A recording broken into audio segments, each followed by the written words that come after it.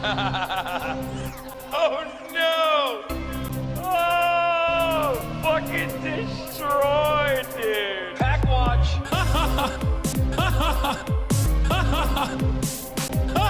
Yes. Pack watch.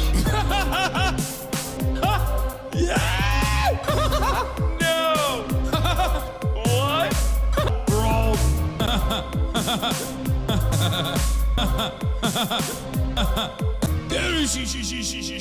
What's going on, everybody? I hope everyone's having a fantastic evening, fantastic afternoon, fantastic pre-noon, no matter where you are in the world. I'm Hassan Piker, and this is the HasanAbi broadcast coming to you live from sunny California, Los Angeles, folks. We're live and alive, and I hope all the boys, girls, and MBs are having a fantastic one because today's a beautiful day. Today's a wonderful day. Today is Tuesday. It's 51 degrees, and it's still sunny here in California, Los Angeles. It's a bit cold, but sunny in Los Angeles, California, folks. From live and alive, and I hope all the boys, all the girls, and all the MBs are having a fantastic one because today's a beautiful day. Today's a wonderful day. Today is Newsday Tuesday, December 17th, 2024. And this is the part of the broadcast where I tell you about my personal news. Last night I ended the broadcast after playing some Marvel Rivals. It was actually fantastic. It was actually an incredible time.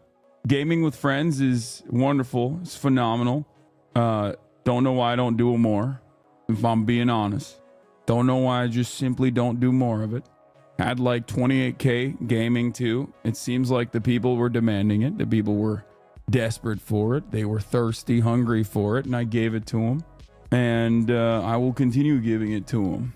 No joke, whoever missed that gaming stream really missed out. You play really well and getting better with each game. Let's go. Yeah, did you like Rivals? I did. I did like it. And actually I got like fairly decent.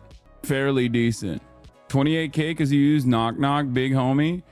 No, if you were actually aware and not oblivious, you would know that no, I had 28K alone and the total was at 36K. Big homie. Anyway, Iron Fist Cheese. I am sorry that Iron Fist is an incredibly difficult, incredibly technical character to play, and yet I was still able to do a very good job with this tremendously difficult character. Why people gotta be nasty? You have fun? It was good? Yeah, it was. Are you doing Chad Vice this year? Yeah, I do want to do Chad Vice. I'm hitting some people up, don't worry. You need to stick to tank. DPS is not for you. Chill. I had a fun time playing both. But yeah, personal news wise, after Marvel, I went back to Dungeon Meshi, Delicious in Dungeon, and it was incredible. It was incredible. Dungeon Meshi is really interesting. It started off as like the coziest Zelda cooking simulator. It's like it has all of the workings of like an RPG, Dungeon Raider, but it's also very cozy. And then somewhere along the plot line, it gets incredibly dark and turns into Berserk, and it's shocking. I did not expect it at all. I'm almost done with the first season. I'm like, I think 14, 15, 16 episodes in. Not entirely sure. But Last Fear End is popping off. I know. It's popping off for good reason because it is, I think, our best episode. It's one of our funniest episodes, I will say. It's one of our funniest episodes. It is wall-to-wall hilarious. Like the autism stuff, the autism reveal is funny. Also the gift.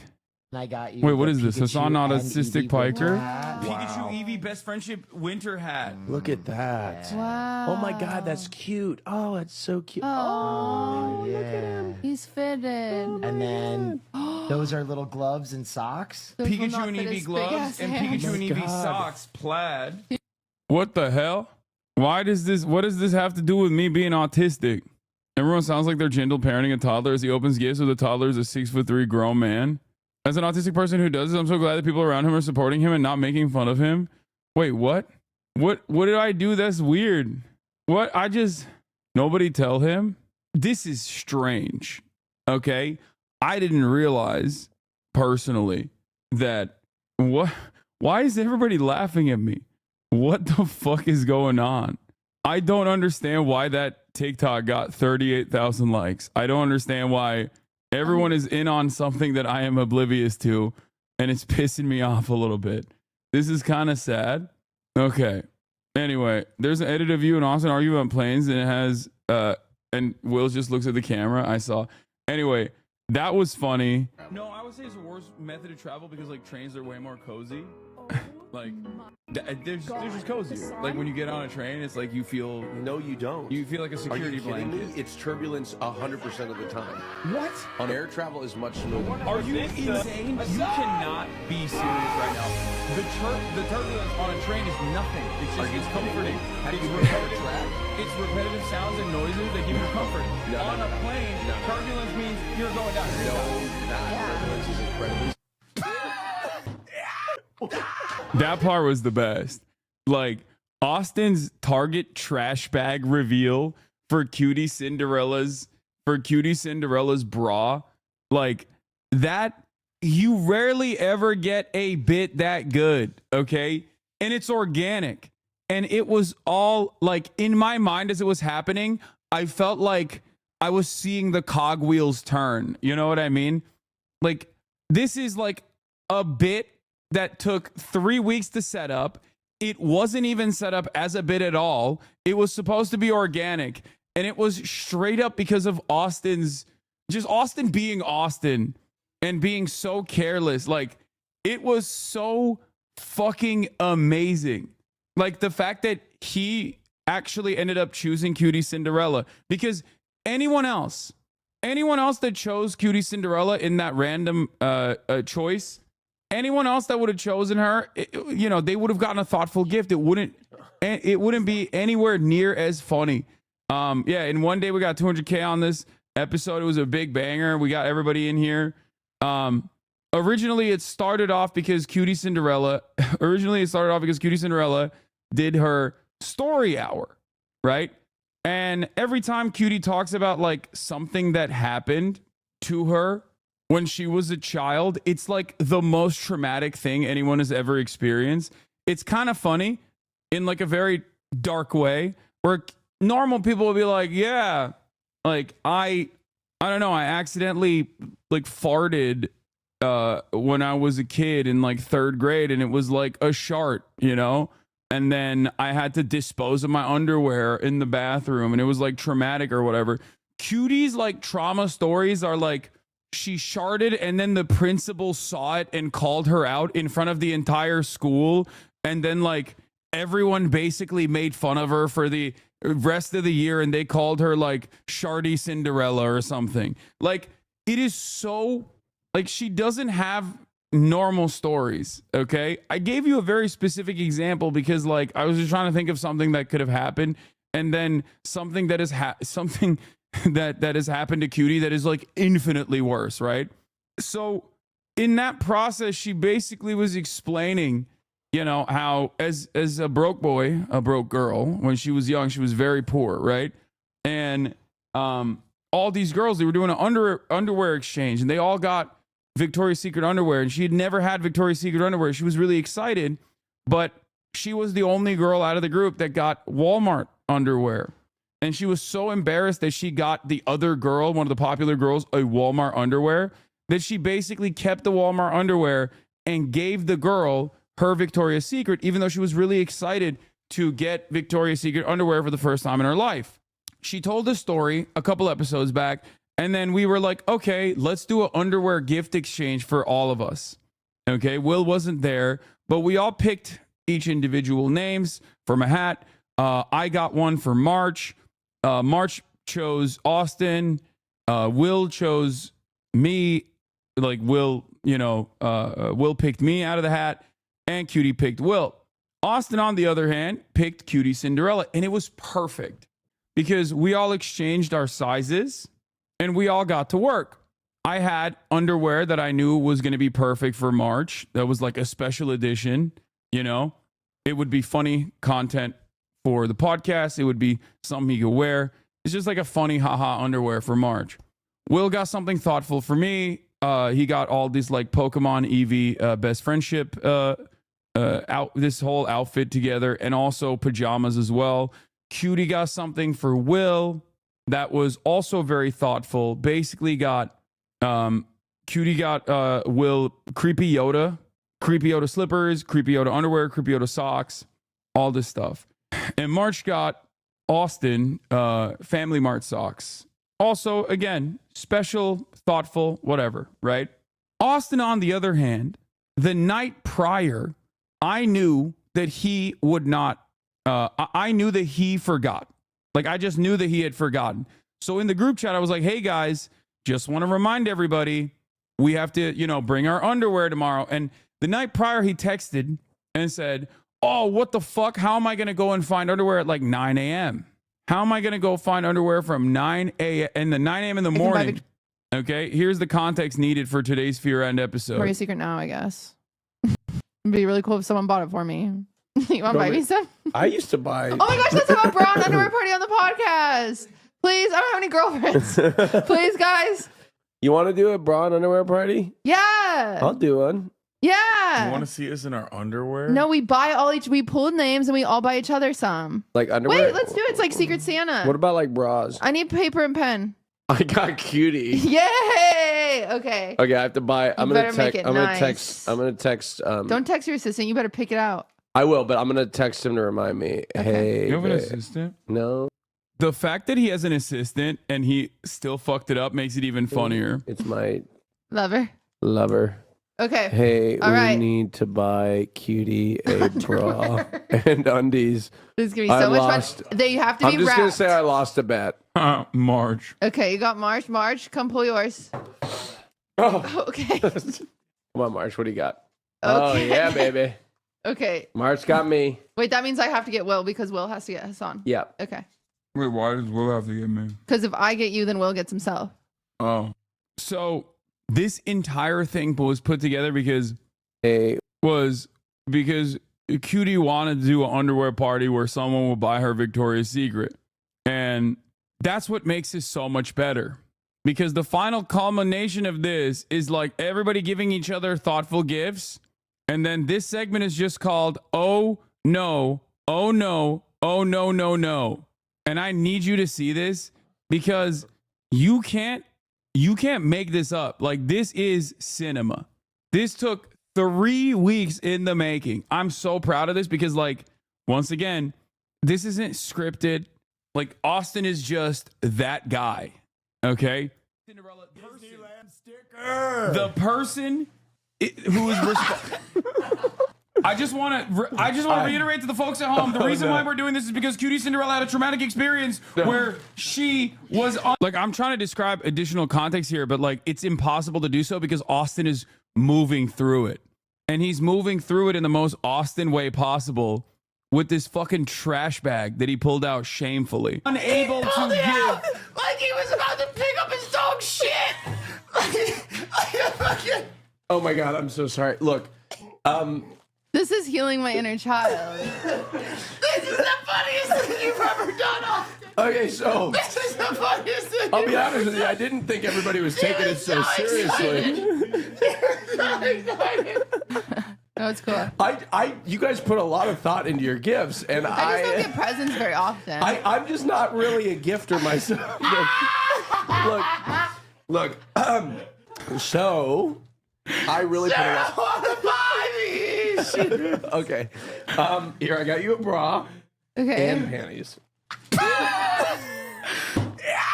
No, they're cramping. I'm gonna go. It's my Ew.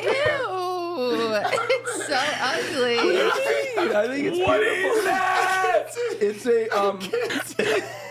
beautiful. It's a wire-free bra, all-day comfort and smooth underclothes, and it's got adjustable straps. Hold on. It's so ugly. It's so ugly. Hold on, it's so pretty. Look at this. Look. It's so Put that pretty. theory. Also, He got her granny panties. Oh my god, my abs are cramping. no. Okay, I got you those. Wrong size. Oh, it's the wrong. That We too. did. Everyone got everyone's sizes. Wait, you did? You shared me? Yes. Oh my God. Remember when I was reiterating like Marsh wanted a large? Doesn't even fit. Oh, okay. It's a right. 36C. Okay, we can make it work. It's adjustable. It's not. The cup size isn't adjustable. Everyone knows I'm not a C. What's a C? Are those big? Yes. I think you have big boobs. I think you have. No one has said that ever. Complimenting it. He's like, he said it's adjustable. And then she went, no, it's not. And he said, well, I think you can fill them in. He's so, oh, it's just so perfect, man. It's so perfect. It's just keynote. Anyway, I just wanted to show this because I'm so proud of this. Because I think this is an Always Sunny in Philadelphia bit that happened because so many things hit like back to back to back. Austin picking Cutie, us constantly pushing it back week after week. Just incredible. The very fact that all of this is happening in the backdrop of Cutie Cinderella's desperate attempts at like relitigating and reliving her traumatic moments, like Cutie Cinderella's trauma from her past, thinking that she will be able to overcome it now, and then having to relive that trauma but in a different way. It's perfect. It's also additionally hilarious because Austin has done this already. For those of you who haven't been watching the Fearan podcast, this is a part of the Fearan lore. We all went to Japan and we all got very thoughtful gifts for Cutie Cinderella. We got very thoughtful gifts for Cutie Cinderella because she can't fly, right? And Austin, on the other hand, like I give her like this otter, this toy, this this and that. Will gives her something very thoughtful as well. And then Austin just kind of dives into his pocket and finds a sticker from Disneyland Tokyo. And he's like, I guess this is my gift for you. It was incredible. Like all of that buildup is just so perfect. Yeah, the sticker incident, which Austin carried around with him everywhere, and he bought himself a nice Disney Tokyo backpack. Oh yeah, of course. He got himself nice shit from Disney Tokyo, but of course he got himself nice shit from Disney Tokyo, but not Cutie. Oh, I saw this. Dr. Disrespect came after our girl. Who's the stupid little host? Dr. Disrespect slammed Cutie Cinderella, calling her uncreative after she rose him at the Streamer Awards. Who's this stupid little host? Cinna says, even his insult sounds like you're talking to Kid Lamau. Talking to Kids Lamau. Fucking got him. Did you see this article mention you? Yeah, a friend of mine sent it to me. I heard. Anyway, cosplay stream lined up. They built like her. Yeah, I guess that's part of the reason. Dude, it's weird. A malnourished fuck. It's weird how good it is. She A looks skinny like drowned this is rat. a 1-to-1. She was born as an anime cosplay. Yeah, anime character. Yeah. You have to do another cosplay stream with her. Yeah, I got to do another cosplay stream with her where she turns me into. People are saying Jace, but no, I think. I was gonna say a girl Warwick before he becomes the Beast. Oh, What that was would his be. name? I could do Vander. that. Dude, Vander is the goat. Yeah, I love Vander. Arcane makeup You said stream. No spoilers. That's not a spoiler. This is a older one, but I was down to do Jace too. I'm down to do Jace. I said that yesterday. There's a lot of cosplay opportunities, honestly. I gotta go back to Texas when I have some time, because I think I would do Jace for sure. Or there's a shit ton of Marvel Rivals cosplay opportunities out there.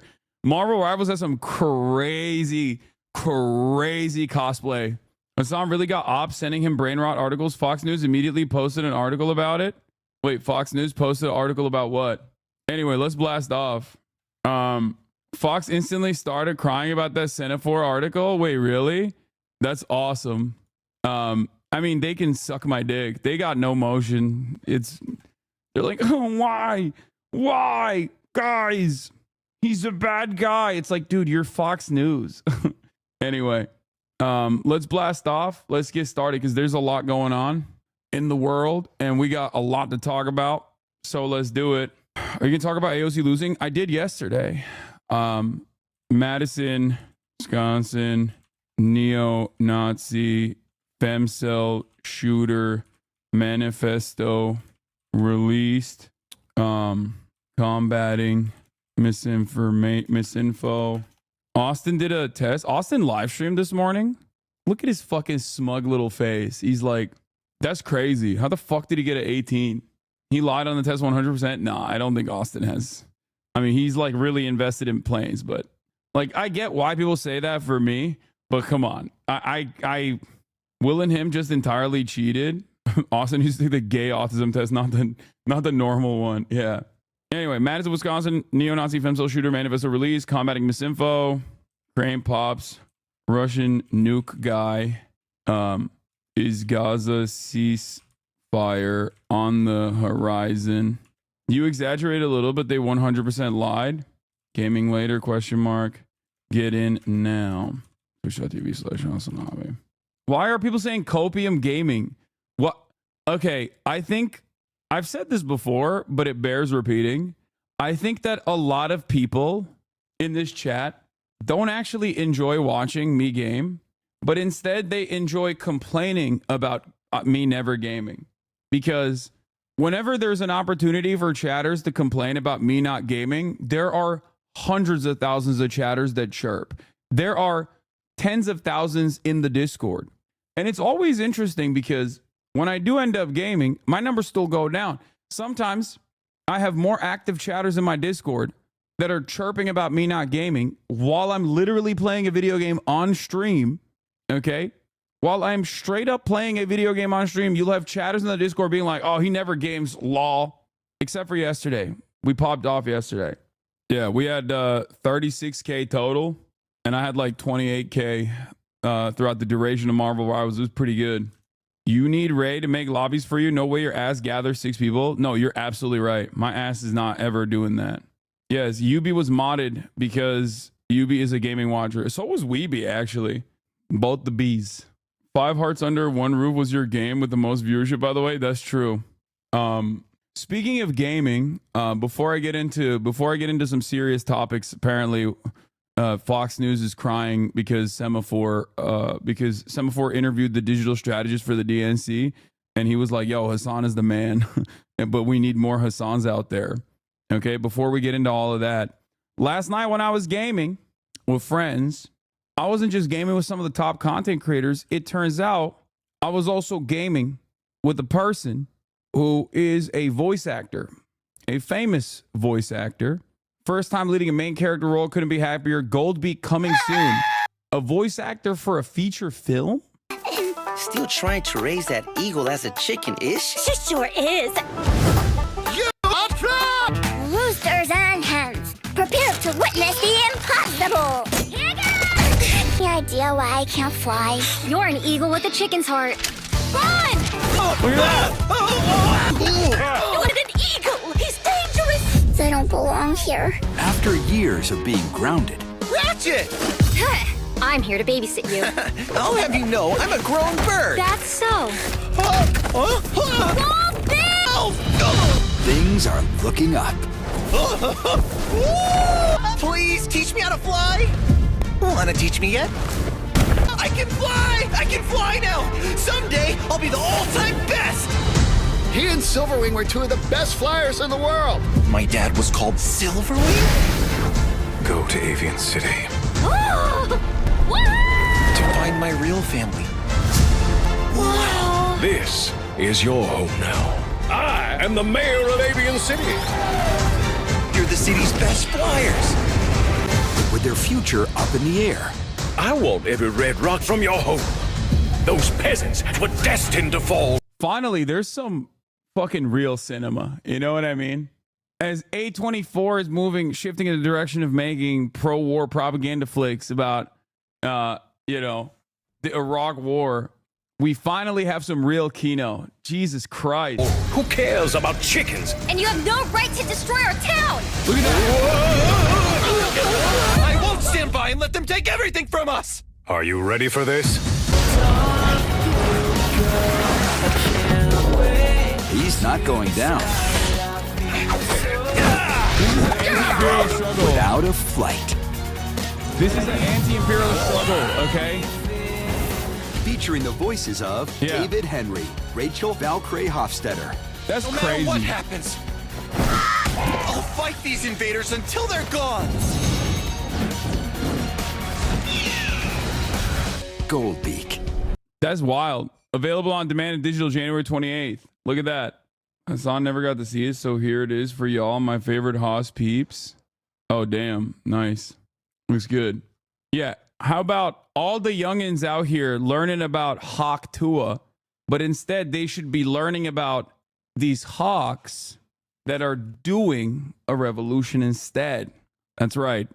It'd be amazing for you to do something like this. I've done unmod me. No, I will not be unmodding anybody. Okay. Everybody calm down. Everybody calm down. I know that was good. Okay. That was good. That was a banger. You should be a voice actor. I've actually done auditions and stuff for voice acting, but it just like didn't go anywhere. But I did. I'm just not very good at it, I don't think. That's it. Pokemon is just like you. I'm addicted to Marvel Rivals. Me too. It's a lot of fun. I will say. I had a great time. You're too monotone. There's a time and place for that. Okay, calm down. Is a Chinese movie that came out in 2021, lol? Yeah, and then now it's being released in America. Did you do your accents in the audition? No, I didn't. I was joking. What the fuck? You have the most old man aim I've ever seen from a 33-year-old. Yeah, I mean, I'm rusty. I haven't done it in a while. That's probably what it is. It's that plays a big role in it for sure. Anyway, so apparently Semaphore interviewed Kamala Harris's digital chief on Democrats losing hold of the culture. And in this, he dropped my name. Okay. The campaign needed to introduce Harris quickly to people who aren't obsessed with politics. Sports is perhaps America's last remaining monoculture, and Flaherty and the Harris team decided to book her on sports shows and podcasts. But one by one, the biggest personalities in shows politely turned them down. Sports and culture have sort of merged together. And as sports and culture become more publicly and sort of natively associated with this Trump conservative set of values, it got more complicated for athletes to come out in favor of us. Flaherty, 33, told me in an interview last week, it got more complicated for sports personalities to take us on their shows because they didn't want to do politics. That's not to say Steph Curry and Steve Kerr and LeBron James and all of them coming out wasn't impactful or important, he said. It was more impactful because it had gotten so much harder. But certainly the culture has been associated with heavy sports watching, has become associated with right-wing culture in a way that makes it hard for us to reach people. First of all, L. Second of all, skill issue. But last but not least, I mean, I wouldn't necessarily say that sports watching across the board is just like dominated by right-wing sentiment, even though virtually everything online is incredibly right-wing. I don't think that that's the case. I just don't. Stephen Curry's burner. Thank you for the 5 gifted subs. Maybe you should gift the biggest gift of all. Not friendship, but instead socialize housing in your neighborhood. That's what you should be doing instead of being an additional hurdle to homeless shelters being built in your neighborhood because you think it's going to ruin the culture. Your haters have been having a meltdown over this article. Is this who you meant when you said the Harris campaign wanted you at the DNC? This is the deputy campaign manager. I didn't know that the deputy campaign manager was HasanAbi head. I did not know that. I wish he would have listened to my advice a little bit, but. Anyway, Faraday declined to say who turned Harris down, but she didn't appear on key shows hosted by sports figures sympathetic to Democrats like Colin Cowherd, Bill Simmons, or the Kelsey brothers. As Semaphore first reported at the time, Harris did appear on All the Smoke, a popular but more niche basketball podcast, and NFL Hall of Famer Shannon Sharp's Club Shay Shay podcast. The campaign's failure to completely crack the sports sphere was, to Flaherty, ominous, and a part of a larger trend in which some influencers who had felt comfortable engaging with the Biden White House demurred when asked to help Harris make her case to her followers. When it's not cool to talk about politics, he said, you're kind of afraid of the audience. You don't even have to talk about politics. The problem is Kamala Harris. I think the environment for politics is changing a little bit as well. Like political communication is changing as well, where you can't just be a political personality who is like uptight and constantly on note. You can't have a Pete Buttigieg style person, right? You have to be more of a real person. If you want to live in the post-Trump universe, you have to kind of play ball. You have to be a personable human being. It's a very weird thing to demand from politicians.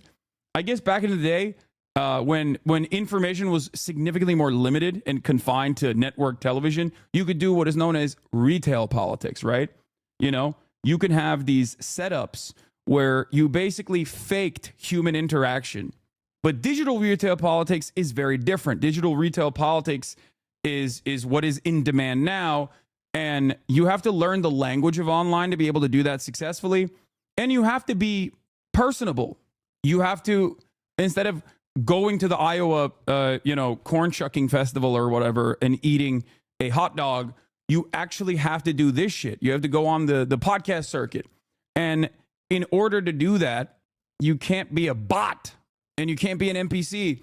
And unfortunately for Kamala Harris, like, there were definitely podcasts where she shined, right?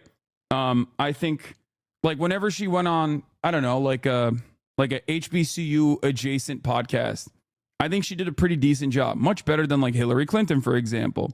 Having said that, however, there's like a massive marketplace where she did not have her own, she did not have this opportunity at all. She was not able to have this opportunity at all because, like, she's kind of a bot, you know? She's kind of an NPC. She's like too scared to have a personality. That could be because she is a black woman in politics, and you don't have the leeway of a white man in politics, a rich white man in politics. I'm sure that that's part of it, right? But I think that it's not even about having charisma. It's more so just being honest. Like, it's not like Bernie Sanders is a tremendously charismatic individual, okay? He's not. He's a fucking old-ass nerd. But Bernie Sanders is earnest, okay? And that's the reason why when he does those, like, Theo Von appearances and whatnot, they blow up and people like it. Tim Walz would have done a pretty good job in the podcast circuit, something that I brought forth time and time again. But, like, the age of technocratic neoliberalism is over. It just doesn't sell. I don't even know if it ever really sold, but since it was the only game in town, a lot of people were like, all right, whatever, I'll vote for this, right? I mean, here, look at the way that Timothy Chalamet is talking about Bernie Sanders. Yeah, we had Bernie Sanders on, and he was saying that he said Pete Seeger was one of his favorite musicians. Scoot McNairy could play Bernie Sanders in a biopic. Oh, he could. Right? Yeah. Totally could. Bernie hasn't aged. Nah, Bernie still looks the same. He's the best, dude. He's looked the same in the last... Yeah. He's like a real folk hero. It's a great point. Yeah, Bernie is... He is a folk hero. Yeah, he's folk. Yeah, no wonder he loves Pete Seeger. Of course he does. So, but that's it. Like, look. Music. Yeah. That's it. This is the way that, like, normal people respond to Bernie Sanders. He isn't like the most charismatic person on the planet. Far from it. But he's honest. He's earnest. He cares about these things that, like, you know, will genuinely improve people's lives, and he advocates for them viciously, right? And I think that is what matters. I think that is important. And I don't think a Kamala Harris type person is going to be able to do that. I think Tim Walz could do that. Tim Walz has a little bit of that dog in him. But for that to happen, the Democratic Party also has to change its messaging. The Democratic Party has to change its establishment Democrat, third way neoliberalism as a policy, win or lose attitude. You know? In July 2023, a year before Harris became the nominee as the Republican primary campaign was underway, I spoke with Flaherty, who was then running a digital strategy for the White House. There, he had helped shape the White House alternative media strategy, working to help support their own network of diehard supporters and dishing out exclusives to alternative liberal media.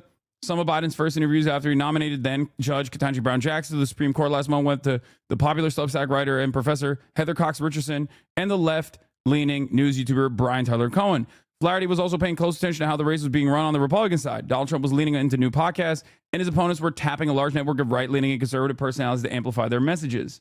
The reality of the matter is, he didn't just tap in to right-wing ecosystem. He didn't just tap into the right-wing ecosystem. He went in to as many outlets as possible that would have him. That's the thing that people don't comprehend. Like, I wouldn't say Theo Von is right-wing. I don't think he is. Joe Rogan is, but he's unique. And Joe Rogan wasn't right-wing for the longest part. You know? Democrats, Harris 2028 presidential run. Yeah, no, this is bullshit. I don't believe that this will happen. They're writing these articles. They're writing these articles specifically because Kamala's going to sell a book eventually, and that's it.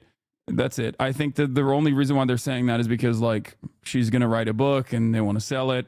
That's it. There's no one's gonna read your book if you're not gonna run again. Yeah, it's bullshit. I don't think she's gonna run again. All right. Anyway, let's continue. Then he acknowledged that the Republican Party had done a better job building up its alternative digital media ecosystem with podcasters, YouTube streamers, and friendly pundits. But he argued that the then Biden campaign would overcome those obstacles by better navigating the personalized internet, which by which sophisticated algorithms feed America's highly specific information tailored to their taste and online behavior. Speaking with me again last week, Flaherty said that remained their theory of the case the entire time. The campaign knew from the beginning that the race was going to come down to voters who do not pay attention to politics or mainstream news and instead get their information from people on YouTube, their friends, Instagram stories, or links or memes dropped into a group chat. This firstly meant a shift in paid advertising from the previous campaign. Instead of just blanketing the airwaves of battleground states, the campaign also invested heavily in ads on YouTube, recognized the rapid growth in streaming. That's where the campaign's data showed many Harris key voters were spending their time. More importantly, this meant building out a strategy focused more on podcast appearances and interviews with influencers than on traditional media. But they failed on that. Tim Walz is not as truthful as JD Vance. Just letting you know. Yeah, I think you're on crack cocaine if you think that. JD Vance is a literal rat. The people do not respond positively to JD Vance. The people respond positively to Tim Walz. Okay? One is a real American from the heartland. The other one is a fucking carpetbagger who basically sold out his own people in an effort to get to elevate his presence by liberals for years, only to turn around and then brown nose the Republican right, which he once called correctly a bunch of fascists. He changed his entire worldview at the age of 35, acted like he got groomed by mainstream media to think that Trump was a Nazi. That's not a real person at all. JD Vance is Republican Pete Buttigieg. La rata. Anyway, let's continue. Thanks for letting me know, though, chatter. So, Harris extremely limited time. There's just no value with respect to my colleagues in the mainstream press in a general election to speaking to the New York Times or speaking to the Washington Post because those readers are already with us, Flaherty said. Flaherty isn't dismissive of television and other legacy media. One of the most important moments of the campaign was her interview with Brett Baer. That was a huge fundraising moment. It was a huge social moment. When Trump did the McDonald's thing, it was smart because it was a thing that obviously drove television coverage, but it also drove social media engagement too. And those things often happen in tandem, but they don't always. And so it was the sweet spot. It drove traditional coverage and non-traditional media. I don't think TV is dead. It's still probably the most important thing, but it's the literal TV. But it's the literal TV and what's on it that matters. As the campaign wore on, though, Flaherty said he realized the failure to gain traction in certain corners of the media reflected a deeper problem, one that wasn't solved when Harris replaced Biden on the ticket. The Harris campaign, representing what many voters saw as an embodiment of the status quo, was running contrary to not just ideological distrust of establishment figures, but to media trends. The media successes of 2024 were independent, non-traditional online personalities who themselves were avatars of the rewards of going up against the establishment. The reason folks are seeking alternative sources of media and are turning away from political news is because they don't trust their institutions. They don't trust elites. They don't trust the media. They don't trust all this stuff. So the party of elites and institutions is going to have a hard time selling to people in those places, Flaherty said. Now, I want to point out something here, because a lot of people will say, Hasan, the only appeal that you have is because you're anti-establishment, right? And to them, I say, you are not paying attention, because as much as I rail against mainstream media, I still rely on mainstream journalism. As much as I rail against mainstream media, I still interview New York Times journalists. I interview CNN journalists. I interview and give interviews to mainstream media, because I understand that there is an importance within these institutions, okay? As much as I rail against establishment Democrats, I had Lena Khan, the commissioner of the Federal Trade Commission. That is as institutional as it gets. As much as I rail against the establishment Democrats, I still champion the NLRB. I still champion the many wins even of the Biden administration, especially as it pertains to the regulatory agencies. I understand the importance of these agencies. That's the difference. I am not a contrarian for the sake of being a contrarian. I do not actually yell about the establishment Democrats in an effort to gain clout. Okay? And I think that's a silly way to approach it. And I think that's a silly way to operate in general. I've never been an advocate for destroying institutions just because they work in a corrupt manner. That's the difference between someone like myself and someone like RFK Jr. RFK Jr. looks at the EPA and says, or looks at the FDA and says, there's a lot that's wrong with the FDA. We must blow it up. I look to it and I say, abolish corruption rather than destroy and deregulate this regulatory body. That's the difference. I have a purpose. I understand that the government must exist. I understand that that it can exist. Okay? So I just want to point that out for people that don't fully understand where I'm coming from in a lot of these instances. When it was said that people like you and Chapo were also the biggest cheers of Biden's W's than mainstream, it was mind-blowing because it's true. Yeah. When Biden exhibited the courage, demonstrated the courage, and expended political and social capital to pull our troops out of Afghanistan, I was there defending that action. So was Chapo. Mainstream media was not defending that action. They were railing against them because they are deeply aligned with the interests of the defense industry. Okay? That's the difference. It's not as simple as go to Joe Rogan and talk about how great democracy is and the importance of preserving the independence of the DOJ or whatever. You've got to speak their language. And I think there are plenty of cultural touch points. I mean, Joe Rogan was at least recently for Medicare for All. Theo Vaughn is really against money in politics in the way that pharma has flooded our communities with opioids. Those are all things that Democrats have something to say on. But as long as we seem like the party of the system, the people who are anti-system and looking for anti-systemic media, we're going to have a hard time connecting with them. Now, nowhere was this more clear than within the manosphere of podcasts and content creators like Rogan and Vaughn. To them, Trump had become less toxic and more based, and he rewarded his supporters with access. Flaherty said the Trump campaign successfully used new media to reshape culture, while Democrats found that the mass media institutions that had long largely supported them were weaker than these new cultural drivers. It's more than just young men. It's a broader ecosystem, he said. Democrats have historically had these really close relationships with institutional media, institutional culture, Hollywood, and the traditional press. There's this entire cultural ecosystem that Trump campaign did a really good job cultivating over a long period of time. We should get Jennifer Abruzzo, General Counsel to NLRB, next. She's responsible for reenacting the Joy Silk Doctrine and numerous other labor W's. You're right. I'm down to do that as well. Flaherty also acknowledged that Elon Musk's purchase of X, Twitter, played a major role in the campaign, further tilting the scale of online culture and information towards Trump. Its importance was twofold. One, it was where you reach elites and high information people. But two, it was also the kind of place where politics could sort of careen into culture. And so it was really important. It was a really important central node, even if it wasn't the farthest reaching platform, he said. Having that node be fundamentally controlled by effectively an arm of the Trump campaign was not good, really a problem. And so Elon obviously sort of achieved his ends there. It was obvious that center left and left content was being throttled compared to right content. But while the campaign came to believe it was fighting an uphill battle against culture, moving in the opposite direction, it also made some strategic errors of its own based on faulty assumptions. Flaherty said that one place he understated the Trump campaign was a central part of the former president's digital strategy. The Harris campaign thought that Trump's team decision to continue talking to the manosphere meant he would simply be reaching the same audiences over and over again. But the incredible frequency of those appearances helped build the former president's credibility with that audience, which seeped out. He also said Harris's campaign never quite figured out one of its earlier strategies, which was to get its messaging organically into family group chats and private media, partially because they couldn't nail what kind of content would spread that way.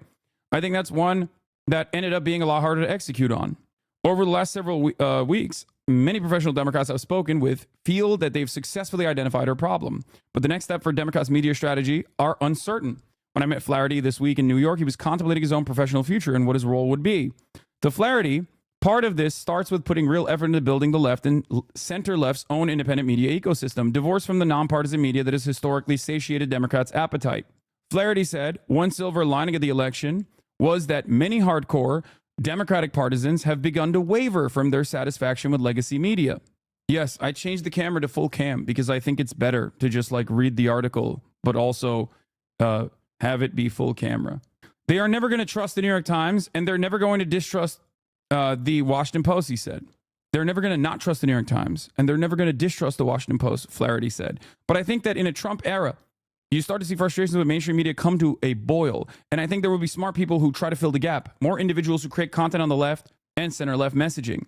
Flaherty said that Democrats need to invest boosting independent partisan friends online, as well as content creators or media figures who haven't been explicitly political but could reflect liberal and progressive values to counter the surging online pro-Trump right. Flaherty does not understand a fundamental part of this.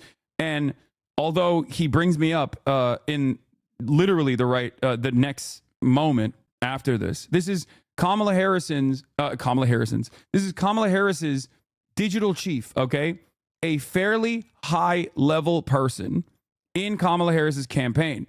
And yet I think, and I don't know if he's watching this right now, I don't know if he can hear me speak on this matter. I have spoken on this extensively to CNN and numerous other outlets at this point, but I think this fundamentally misses a very important point. Okay, Trump did not boost and offer money to these center-right podcasts. Trump was able to go there, meet them where they're at, and communicate with them in a way that was somewhat apolitical. Okay? Part of that is because there are a lot of, I guess, social issues that they aligned on to a certain degree. But more importantly, it's because Trump is a famous TV personality and he's carried that attitude throughout the first 4 years. And certainly to this day, he still carries that attitude. That's it. This is not something that Kamala Harris can recreate. There is also a lot more leeway, creative liberties that you can take on when you are a right winger. Like, you can just kind of get away with saying whatever the fuck you want. You can get away with saying you can get away with being a dumbass. But Trump's charisma certainly carried him across the finish line. It wasn't that like he had fantastic policies or whatever, but he could tell a story real well. And that goes a long way. He was able to, in spite of being a billionaire born with a silver spoon, a real estate tycoon with numerous failed businesses under his belt, he was able to present himself as a real guy, as opposed to all of these other fake, phony guys, the Democrats, and even Republicans that stood against him. So you have to have, for me, I've been covering politics for quite a while at this point. I have 3 general elections under my belt at this point, at this moment. Okay? And what I have seen in that experience as a professional political commentator, you need one of 2 things, and if you can have both, it's fantastic. You either have to have good policy that truly addresses the issues that people are experiencing, or you have to have good charisma to be able to come across as authentic and earnest. Okay? If you have both, that's a killer combination. No one in my lifetime, I think, has had both. Trump doesn't have good policies, but he has an incredible way of reading the room and recognizing the resentment and anger that people feel, and then channeling that resentment and anger to vectors of hatred that are inoffensive to the pre-existing hierarchies. Trump is also very charismatic. He's very telegenic. Kamala Harris, unfortunately, was not charismatic enough, and her policies were awful. Bernie Sanders, on the other hand, not exactly charismatic, but is an earnest communicator and has the policies. Do you understand? The keys is on the keys. I am not making keys, okay? I'm not doing some Alan Lichtman style shit. And I'm not even saying this is a perfect scientific formula to win elections. I'm not saying that at all. That would be idiotic. I'm sorry, but why do we have to dumb it down for chat? No offense. Wait, what? I always dumb everything down for every single person. Trump is not charismatic. He's gross. He's charismatic to bigoted people. Okay, well, you can keep saying that, but it doesn't matter. He was a very famous television star. Yeah, I wonder who represents the average American better in an election. Someone who consistently gets banned from this chat over and over again for being fucking annoying, or the guy who won the goddamn election. I apologize to my well-intentioned chatters who are, maybe hypersensitive to microaggressions or whatever the fuck. But the reality of the matter is, okay, if I were to even listen to your whims, I would be a very different content creator. I would be a much less successful content creator. That's just the truth of the matter. Okay? Torres is DDG's strongest soldier. Piker's Twitch streams regularly hit more than 1 million views and often has many of 30,000 viewers at any given time. Certain people who are openly happy with the death of Republicans are so happy with Fox News right now. Oh, you mean Destiny's community? I know. Yeah, none of this shit matters. You know what my positions are. This is more fucking lame-ass Fox News noise. I like that Richie Torres is defending Tom Cotton here, though. That's funny. He's like, it's so unacceptable. And as far as like the Hasan has laughed about date rape on college campuses, that is quite literally not the point I was making at all. I was saying that if these Republicans want to send their children to an anti-woke college, okay, because they're so worried about, Title IX and date rape in other colleges being prosecuted because it's an anti-woke college that they're sending it to, it's better to at least contain the worst people in those anti-woke colleges. It is a utilitarian It serves a utilitarian purpose. Don't repeat it, Lamau. No, I don't give a fuck. The fuck? I think stripping that of its context is so fucking insane. Like, I don't know about this, Hasan. You don't know about what? Oh, you got a real hit piece. You must be so proud. I mean, it's like taking my Florida project seriously and being like, wow, Hasan wants to put every cryptocurrency loving pedophile he wants to exile them to Florida and then build walls around the state of Florida and then inevitably sink it. Yeah, I know, dude. I know. That's what I want. That's real. That's a valid thing that I'm saying. Like, shut the fuck up. I need you all to be serious for a brief moment. I need you all to please, for the love of Christ and all things holy. Oh, fuck. There is no availability for this either. God damn it. Hold on. I'm going to try it one more time. Why can't I do this?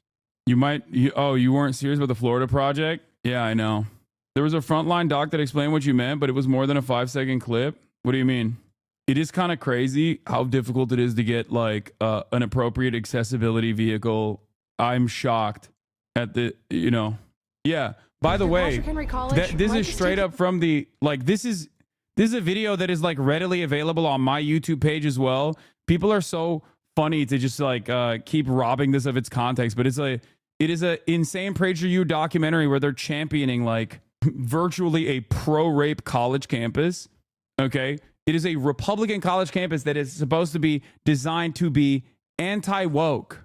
This community is 90% drama perverts who persistently get what they want. Yeah, I know. Don't be. Accessibility is a farce in this country. I know. It is kind of crazy. Kamala's brother-in-law is responsible for both the election loss and your mom not getting the transport she deserves. I agree. Chad did push back, though, at the time, and I personally didn't like the joke either, but to pretend that you were calling for rape is insane. Yeah, I know. But it's okay. Here's the other thing, though. Here's the other thing that people need to understand, okay? A lot of people on the left have this proclivity to very easily get duped by shit like this, okay? People have this tendency where they will see something out of context, especially on the left. People on the right never do this. People on the right could quite literally be like, we have to kill all trans people, okay? And not a single person will be like, that doesn't sound normal. Like, that sounds great. Like, no right-wing audience will ever look at a CNN article, a CNN hit piece, or even a Fox News article and go, I agree with the Fox News article's framing on this. People on the left, on the other hand, will be like, whoa, hold on. I am going to take this false framing at face value and I'm going to make a big deal about it. Okay? I'm actually going to make a big deal about it. I mean, you can keep doing it. You can keep doing it all day, every day if you want. But I think the smartest thing to do in this process is to go, does this make sense with all that I know about this person? Does this actually make sense at all? Does this contradict the values that I know Hasan holds? Or does it not? That's all you need to do. Because every single time you come in here and you look at like malicious framing, yes, T. Blasian is right. It's like as a liberal or as a liberal or as a leftist or as a progressive, when you go into the malicious framing, you basically come in and you say, I believe the malicious framing, please address my stupidity. That's all it is. And I think that also certainly creates this New York City and the entire country. It certainly breeds hostility towards progressive positions in general as well. Problem worse. Last year, over 80 ghost guns and ghost gun parts were recovered in Manhattan alone. The NYPD and the Manhattan DA's office have been leading in the interdiction of these ghost guns. And one thing I want to make clear, they're unserialized, they can be printed out, but as this case tragically makes clear, they are just as deadly as traditional firearms. Murder in the second degree is a crime of terrorism. Priority for us here. That's crazy. Finally, I know there have been questions about the extradition process. The latest that I can offer you is that 41% of young voters find the killing of United CEO acceptable. In court in Pennsylvania on Thursday morning, first for a preliminary hearing on his Pennsylvania charges, Immediately to follow that will be an extradition hearing. We have indications that the defendant may waive that hearing, in which case he'd be brought to New York forthwith. In any event, we have been preparing on parallel paths, and before the hearing, we'll send to the governor of the state of New York the paperwork that would be necessary if he does not waive during that hearing. I now want to turn over to our great commissioner, and when I do so, I wanted to thank her for her partnership, not only on this matter, but on all we do every day together. Thank you. Good afternoon, everyone. The unsealing of today's indictment brings us one step closer to securing justice for Brian Thompson and his family and affirming the primacy of the rule of law in the city of New York. NYPD detectives worked tirelessly to piece this case together. And along the way, the Manhattan DA's office made sure we had every legal tool available to us. Boo. Whether quickly providing subpoenas to assist with our evidence collection, or traveling with us to Altoona, Pennsylvania last week after the apprehension, our partnership made this a successful investigation. So I'd like to thank District Attorney Bragg and his team for their work in bringing this case forward. Part of that work included the relentless collection and analysis of surveillance video by our detectives, which ultimately produced a clear image of our suspect. That image was shared far and wide through the media, and thanks to an observant McDonald's customer and the employee who alerted the police, Mr. Mangione was quickly brought into custody. What the This fuck? outcome is why we always emphasize the critical role of the public in our public safety mission. So again, I want to thank everyone who saw something, said something, and did something. That is why we have a suspect in custody today. Bro, someone should have told you something not to wear this fucking jacket. God damn, that shit is ugly. And indicted for murder. And let me be perfectly clear. In the nearly 2 weeks since Mr. Thompson's killing, If you see we have something, seen say a something. shocking Girl, that jacket and is not it. appalling celebration of cold-blooded murder. Social media has erupted with praise for this cowardly attack. Oh, they're coming after all of us. People ghoulishly plastered posters threatening the CEOs, other CEOs, with an X over Mr. Thompson's picture, as though he was some sort of a sick trophy. And yesterday,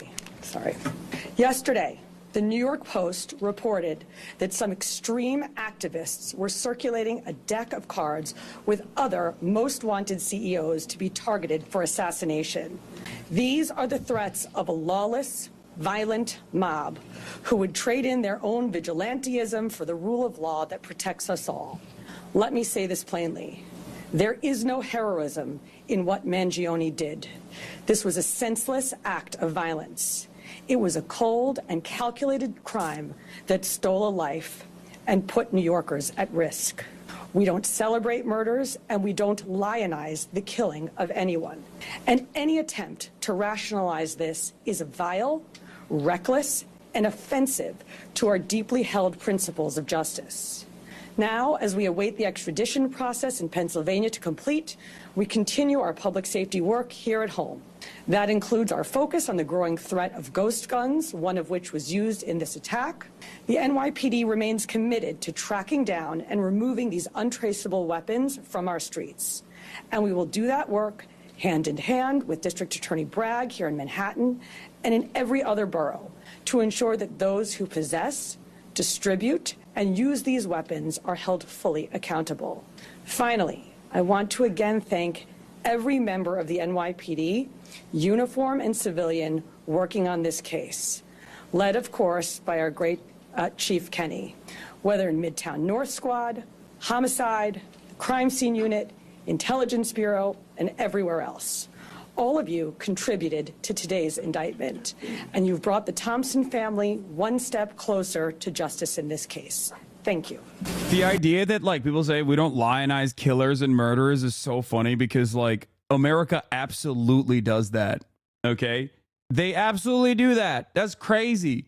The mainstream press have celebrated and justified the deaths of hundreds of thousands at this point over the course of the past year. When it's dead children in Gaza, it's perfectly valid. Republicans have lionized, literally in this very moment, they're lionizing the likes of Daniel Penny, openly in the same breath. They're like, how could someone kill a healthcare CEO and not a unhoused, mentally ill black person? Like, what? You should kill them. You should kill them instead. What are you talking about? Like, that's it. Of course, every single person is like desensitized to all of this violence. There's a fucking school shooting that happened yesterday. Clipped. Okay. It's crazy. It's crazy that they act like this, as though all of the justification for the endless, unfettered violence is not inevitably going to change the collective psychology of the Americans in general. It's going to leave them desensitized to violence. So the original missing report took place back in November 18th in San Francisco. The sergeant that was involved in that case reached out to the San Francisco field office and said, hey, basically, I'm working on a missing case. I saw the photograph that was distributed by the NYPD. There bears a resemblance. That tip was forwarded to us close to 45 hours after the incident took place. It showed up to a TFO, which is a task force officer. We have NYPD officers embedded with the FBI. They received that tip. It was one of 4 tips that they had received that day, and they were vetting it. Part of that vetting process was that they reached out to Mangione's mother in San Francisco very late on the 7th. They had a conversation where she didn't indicate that it was her son in the photograph, but she said it might be something that she could see him doing. So that information was going to be passed along to the detectives the next morning, but fortunately we apprehended him before we could act on that. The commissioner has talked about how the defendant's been lionized and celebrated. I'm wondering how concerned you are about. Yeah, how are we gonna start punishing the people who are upset about healthcare? Can we just kill them too? Can we start arresting people who are upset about their healthcare? Concerns, which I think were put forth beautifully. I mean, we see a lot in these jobs. I meet with the families of homicide victims, and I just can't wrap my head around the notion that someone is celebrating this. To your specific question, you know, we're at the beginning of a litigation now with our charge. We have a phenomenal trial team in place, led by ADA Joel Seidman, who has been in this office for more than 40 years and handled some very challenging matters. We have a wide-year process in place. I have faith in our jury system to select 12 people who can be fair and impartial, but we'll move forward, and that's something well down the road, but we'll be ready when that time comes.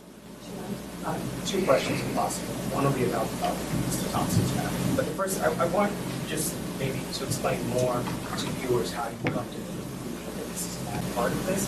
And so I'm hoping maybe you can explain that a little more, to sort of define maybe the statute here. Sure, and my point, I mean, the statute talks about attempts to influence or coerce a civilian population. The statute talks about intending to influence a policy of government, and it talks about seeking to put forth things sort of similar to that by murder. So the statute, the plain language of the statute is clear. Obviously, we've charged it, the grand jury has voted on it, and we intend to go forward and prove it. But I think it does help to take a step back and think about the proof in the case, some of the writings. I'm not going to get into too much of that, but in the actual reaction. In the middle of Midtown, the beginning of a busy day, tourists, commuters, business people, the intent was to sow terror. And if I could just I don't know about all that, man. Sadly, as you say, not a lot of focus has been given to Mr. Thompson or his family. I'm wondering if the services folks, any of the folks in your office, have been talking to them about what that's been like. Is anything you can say about that? I'm not going to talk about communications with the family other than to say that revenge killing of any sort is not considered terror until the revenge killing is conducted against a CEO, a person that is of notoriety and worth in society. Like you're saying, okay, so much focus on it's terrorism. Suspect. Quite different. I echo what the commissioner said, and I the sentiment of your question, my heart goes out to it. I mean, this is a significant piece of what we do here, is we center the trauma of survivors and victims and their families. As the CEO of my own small business Pokemon card reselling company, I am terrified. When appropriate, if they want to, offer a hug. And we have...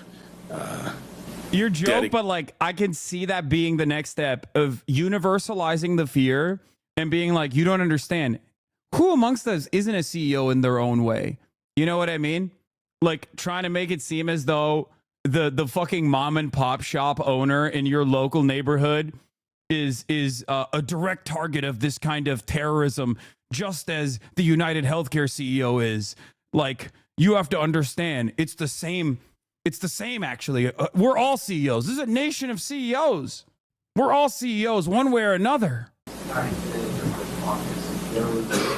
Yes, absolutely. And we've seen a real increase, sustained increase since December 4th in concern, not just from CEOs, but from corporations broadly. And so going back to the DA's point, you know, the intent to intimidate or coerce a civilian population, which is, of course, at the root of our state terrorism statute. Even if I wasn't convinced by the killing itself, the narratives in response to it would have been pretty fucking radicalizing to me, seeing that the entire governments are jumping into action to protect CEOs when no such protection has ever been afforded to anyone else. Wow. Yeah, but I think you have to remember, the average American, in my opinion, is like fairly servile. So when they see these instruments of justice and all of these institutions like come out and defend the pecking order that exists, like they are, I think they're infinitely more open-minded to that sort of thing, like reinforcing the pre-existing constructs. Like they'll be like, oh no, I agree. Actually, you're right. It is kind of fucked up. You know, the my lord attitude. My lord must be protected. All the work that we do together every day, we're quite confident that concerns and threats are going to be appropriately directed our way. Could you describe just how rare it is for your office to charge with first-degree murder? There has been some talk about certain very specific cases in Manhattan. And also, if you could speak to the statements made on the record by the suspect that informed this timeline in particular, because needed statements that happened. So I'll address the first piece. The first-degree murder statute has a number of subsections. They're sort of clearly delineated, and they are reserved for, the most abhorrent conduct, killing a police officer, serial killing, and the terrorism is one subsection of that. And so I would say, fortunately, that's not happening a lot. Taking a step back, I can't think of another office that is more equipped to handle a terrorism charge. We have a great terrorism unit. He's like at the forefront of getting the statute passed. Within the last 2 years, we've tried 2 very significant terrorism cases, one involving an English-speaking operative based in Jamaica, and another involving someone who was here and funding overseas terrorism by cryptocurrency. So we have the expertise, and as I mentioned, the expertise on this team, and so we're prepared to go forward. Yeah, I'm not going to go beyond what's in the filing. All right, last question, Laura. Are you able to just say now, I will tell the statements, but that you will be seeking the maximum sentence? So as a matter of practice, I don't talk about sentencing outside of court as a first matter, and certainly not at the initial stages of a matter. But I think you can tell the seriousness with which we take this matter by the way in which it's charged. The murder in the second degree actually has a mandatory life without parole sentence, no discretion for the judge at all. So that's the maximum there. But I'm not going to go beyond that. We will first get the defendant to New York. Audio is shit in these meetings because they have to open up the boom mic so that they can hear the random journalist and then go back to the individual mic. That's why it's bad. Equipped to do that, and then we will proceed to sentencing, at which point we'll make our arguments in court. Thank you all so much. Thank you, sir. I was taking your book. Someone in the chat brought forward a really interesting point, but yeah, Manhattan District Attorney Alvin Bragg hates Luigi seemingly more than he hates Donald Trump, and his prosecution of Donald Trump got him an endless sea of death threats. That should tell you everything you need to know about those in positions of power under liberal capitalist democracy. Okay?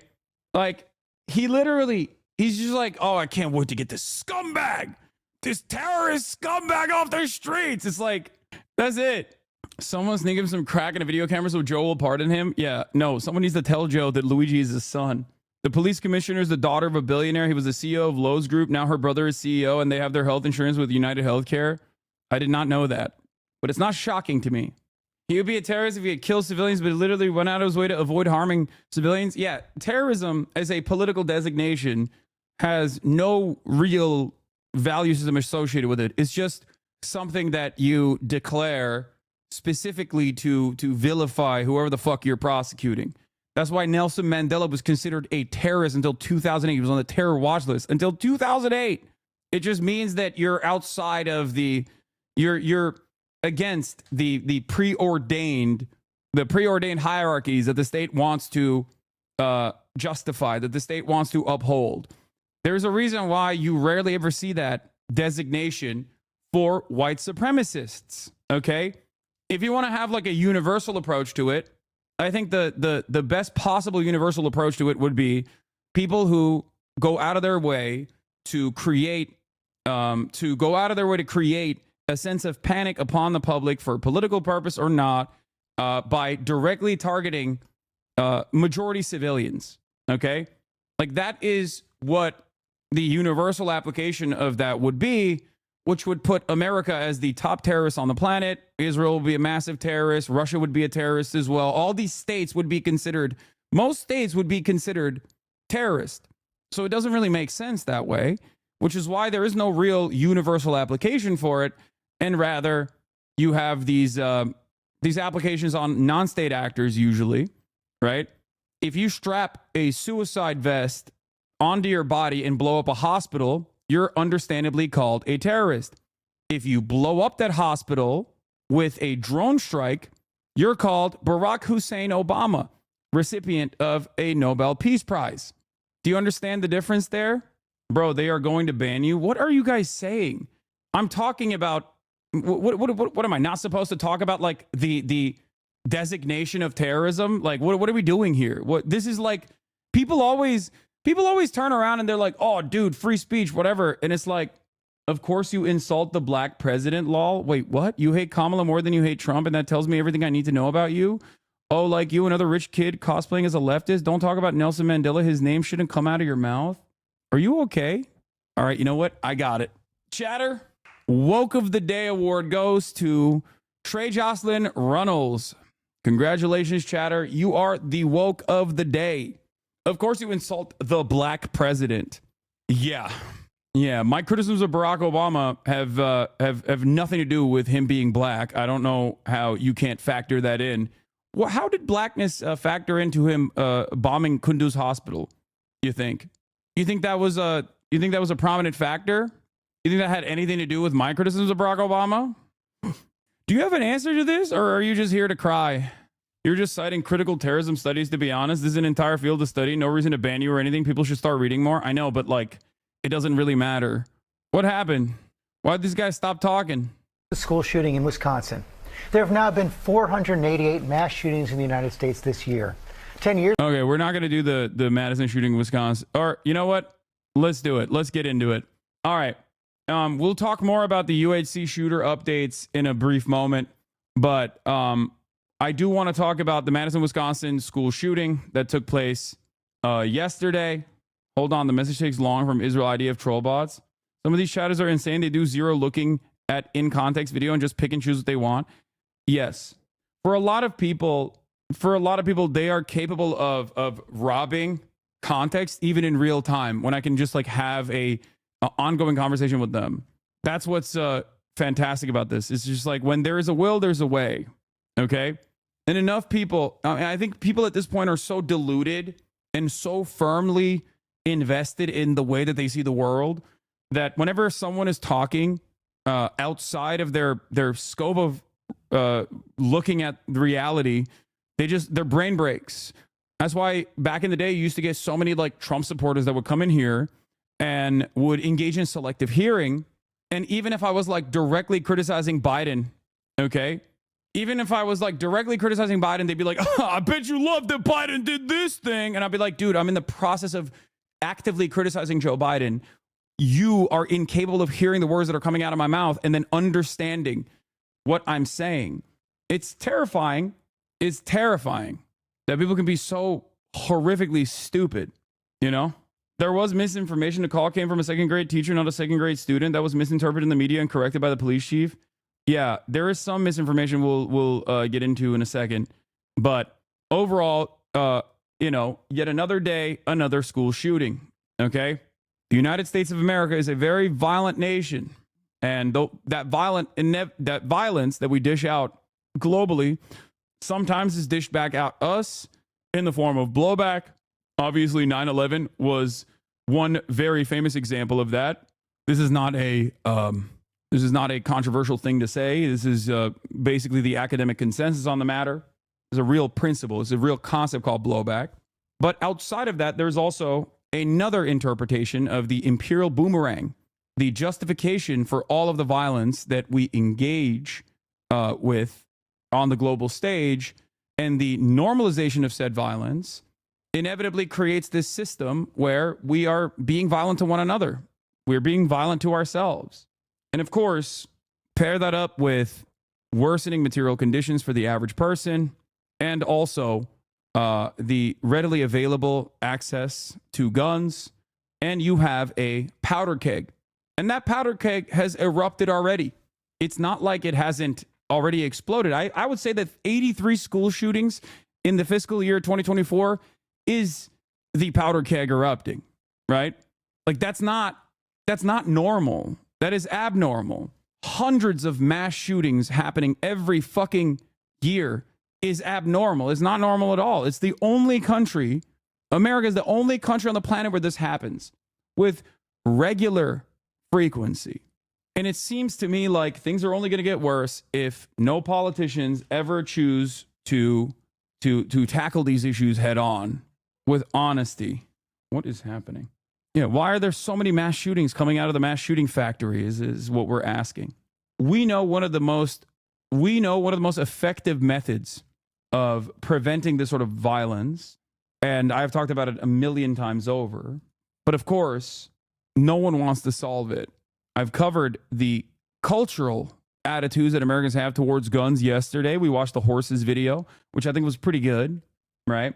And when you have nothing, you hold on to the small things that you do have harder than you normally would. And guns are that thing for many Americans. So there is a very real popular attitude towards having the maximalist position on gun ownership in this country, for sure. It's a lot worse than other OECD nations that don't have this kind of cultural attitude towards gun ownership. But here we are, another day, another mass shooting in Madison, Wisconsin. There have now been 488 mass shootings in the United States this year. 10 years ago, 2014, 272 mass shootings. By 2021, the number peaked at 689. Another student and teacher have now been killed. 6 other people were wounded, 2 with life-threatening injuries. Parents waited hours to be reunited with their children, and overnight, authorities identified the shooter who killed herself. Alex Perez is on the scene at the K-12 school in Madison with the latest on the investigation. Not our Alex and community Perez. Grieving. Good morning, Alex. A different Alex Perez, an imposter. Hey, good morning, George. Just a terrifying ordeal for this community. Monday was supposed to mark the start of Spirit Week for this school. Instead, students were running for their lives. Maybe 6 people injured, at least 2 shot. This morning, a community devastated. Authorities in Wisconsin working to figure out what led a 15-year-old student investigators have identified as Natalie Samantha Rupnow to open fire, killing a teacher and a fellow student in a study hall classroom with students from different grades. There have been at least 50 cops. The suspected shooter using a handgun, police say, injuring at least 6 others, dying of a self-inflicted gunshot wound. We heard them, and then some people started crying, and then we just waited till the police came. This is sad. We always hear it on the news all over the place, but we didn't think one day that can happen to us here at ALCS. The chaos unfolding just before 11 a.m. Monday. Authorities from across the state responding to Abundant Life Christian, a private K-12 school, after a second grader called 911. Don't let that soak in for a minute. A second grade student called 911 at 10:57 a.m. to report a shooting at school. I saw some officers with long guns headed into the school. John Diaz de Leon lives across the street. The older students were running across the parking lot to the church sanctuary. The younger students holding hands were led out to go across the parking lots to the sanctuary. Terrified parents like Britt and Kyle Grange waiting hours to be reunited with their children. I was with my friends and I was like crying with them, and then I heard gunshots upstairs.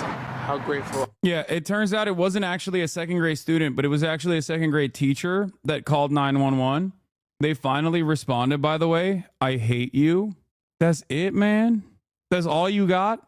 I'm not going to ban this person, but I do hope you one day understand where I'm coming from. I hope that you can be open-minded and listen to what I'm saying rather than get angry at whatever you think, whatever slight you perceive me of committing. All right? Even the haters are paying. I know. Hassan, this seems like a really good troll to me. I mean, maybe. Statistically, 64% of the USA wants some time of medical care publicized, but 55% of Americans are strongly opposed to universal health care. Oh, okay. Never mind. Yeah, no, never mind. It is actually this person is a extreme centrist. He's LARPing. It makes sense. I mean, yeah. Account created, follow date, same day. AOC has never done anything. Just curious, what's significant about the shooting compared to the other 83? Just asking because I don't remember seeing 83 breaking news coverage. Some of the school shootings do actually make it to mainstream. It just depends on like what's going on at the time. But the reason why I think this one is getting a lot of news coverage, like extra news coverage, is also because the shooter is a woman, is a girl. A 15-year-old girl, and that's unique, and the media likes unique narratives like this.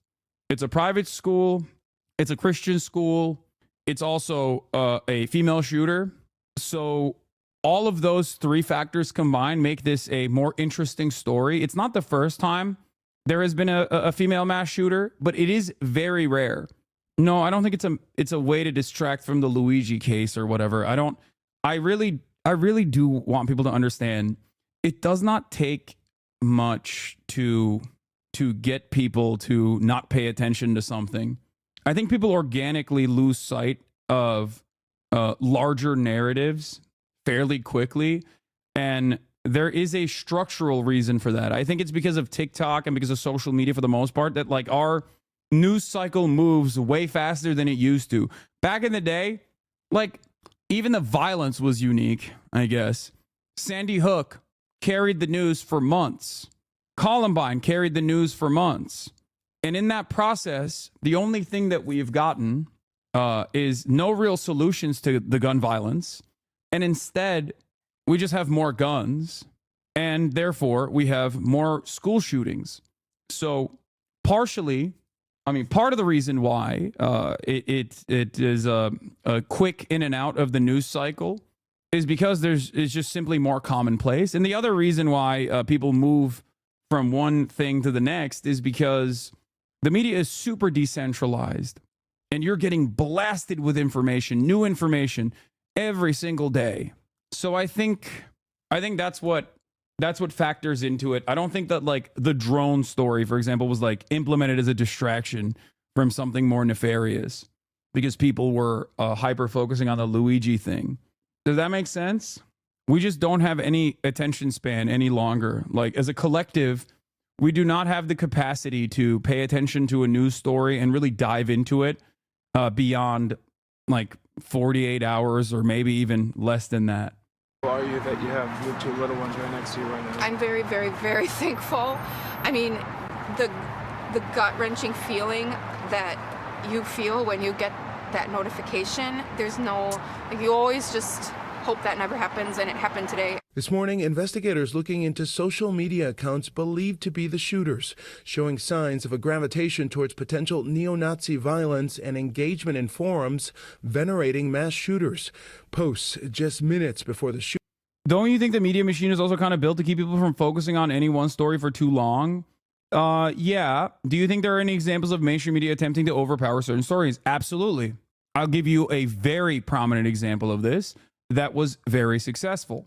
Palestine. Pro-Palestinian demonstrations were insanely widely attended. Okay? There are still active pro-Palestinian movements happening all around. The media rarely ever talks about it. That right there is a perfect demonstration of mainstream media shifting people's attentions away because of their priorities, or the full-throated coverage to the football hooligans in Amsterdam being considered a pogrom.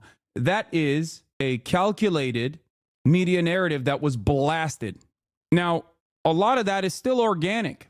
A lot of that is organic in the sense that it's not like people are going, ooh, we just got the new, Mossad line, and it's time for us to put forth a pro-Israel sentiment once again to make, to make Israel appear as the victims or anything like that.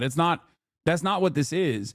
It's more so, and Noam Chomsky, I think, talks about this perfectly, it's more so people that get elevated into these positions of power within mainstream media are elevated because of their ideological zealotry, whether that be a Zionist tendency or whether that be pro-capitalist tendencies, whether that be playing the role of someone who will defend healthcare CEOs openly. Like, it might come across as shocking to you when you hear Michael Smerconish on CNN 2 days in a row decry how there was no vigil created for Brian Thompson on that sidewalk where he was, gunned down, and how devastating this is. But the reason why he's in that position, the reason why he's been elevated to that position is because he will play that role of the loyal servant of those with true power in American society. Okay? Most normal people that have a very different attitude about that sort of thing are not going to get to that level of prominence in mainstream media. It is a self-selecting and organic. It's a self-selecting and organic process. It's not deliberately done. It's not done in a way where it's like a cigar smoke clouded room shrouded in mystery where they come up with the next guy that they're going to elevate to a position of power. It doesn't work that way. Shootings show a photo of a hand making an OK sign in a bathroom stall, sometimes used as a white power sign. Investigators searching the suspect. By the way, the chatters that showed me this girl's account were correct. I saw the PFP originally and I thought it was a guy. So I thought, oh, I'm not going to cover this. And I still stand by that decision of not covering it. I thought it was a dude. I was wrong. It was actually her. Like, I thought the account that they were sending me, I thought the account that the account that you guys were sending me was not the account of the 15-year-old girl that shot up the school, but instead some random dude who was like an opportunist.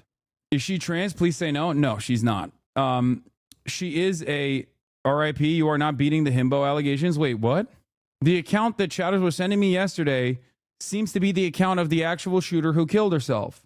It wasn't that I thought a woman could not do a mass shooting. It was obvious that they very quickly said that the mass shooting was carried out by a woman. I thought the account that you guys were sending me was of a dude. That's why I was like, oh, I'm not, I'm going to wait for more information, which I stand by, for the record.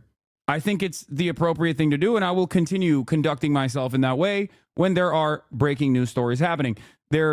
I will always be critical of information that's coming out whenever there is a breaking news story.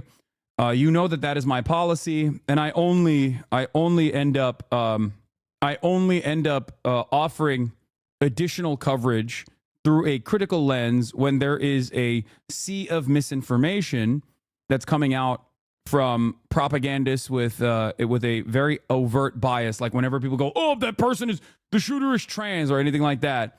When that happens and there is already confirmation that the shooter is not trans, for example, then I will cover it. Yeah, wasn't chat sharing the fake YouTube Luigi account the day of the capture? Exactly.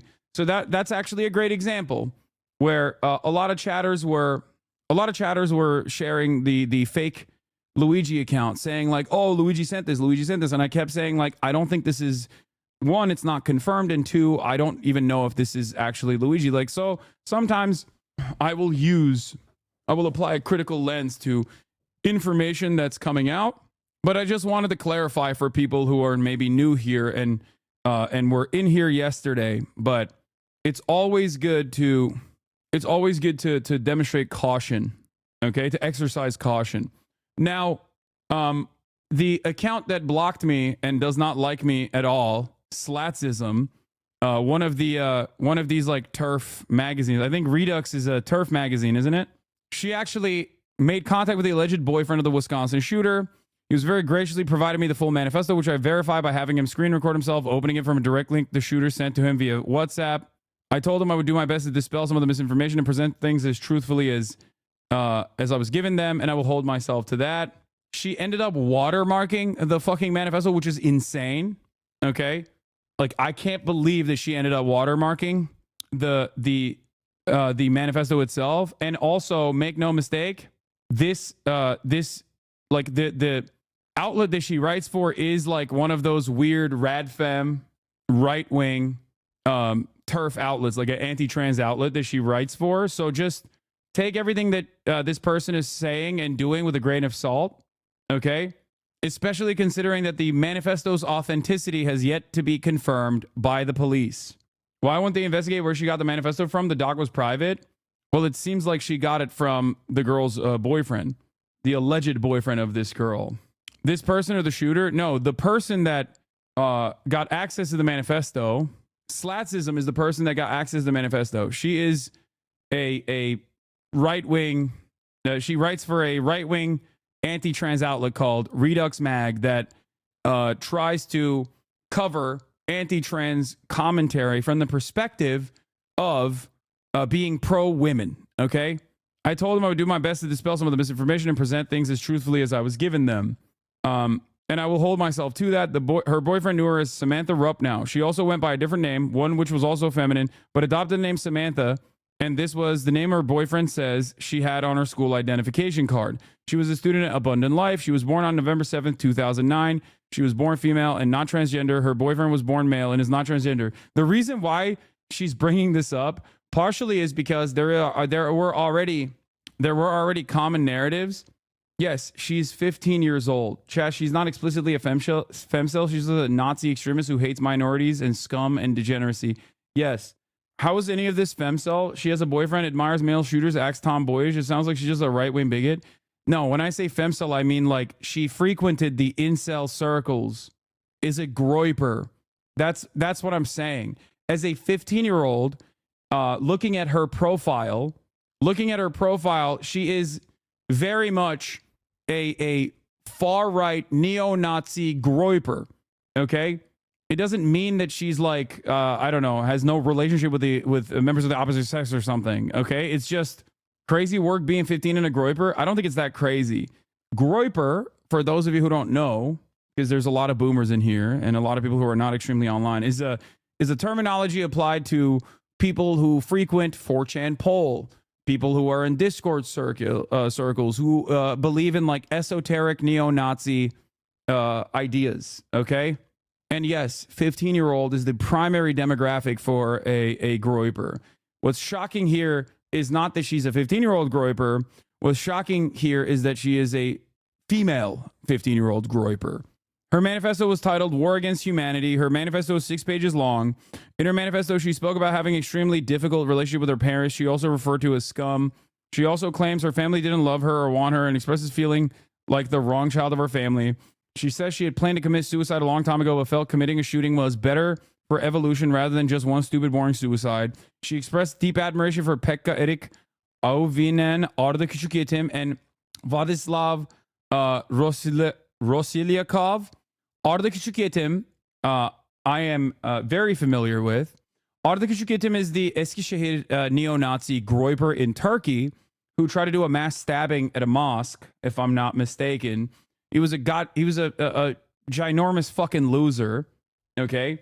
And if you know who he is and you hail him as a hero, that means you are incredibly invested in like white supremacist internet shit. The United States also arrested white supremacists that inspired the Turkish attacker, for the record. U.S. officials said Monday 2 leaders of a white supremacist group who were also the inspiration for a Turkish youth stabbing 5 people in Eskişehir were arrested.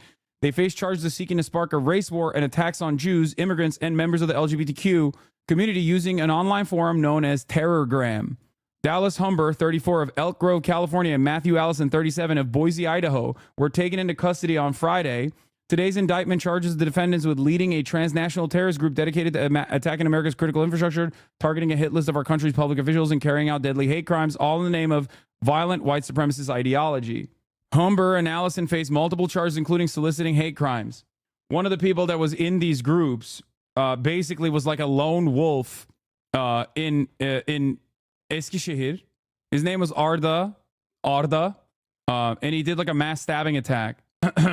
They were, Humber and Allison faced multiple charges, including soliciting hate crime and the murder of federal officials, distributing bomb-making instructions, and conspiring to provide material support to the terrorists. According to the indictment, Humber and Allison used the encrypted Telegram platform to promote their white supremacist ideology and communicated with followers on a forum dubbed the Terrorgram Collective.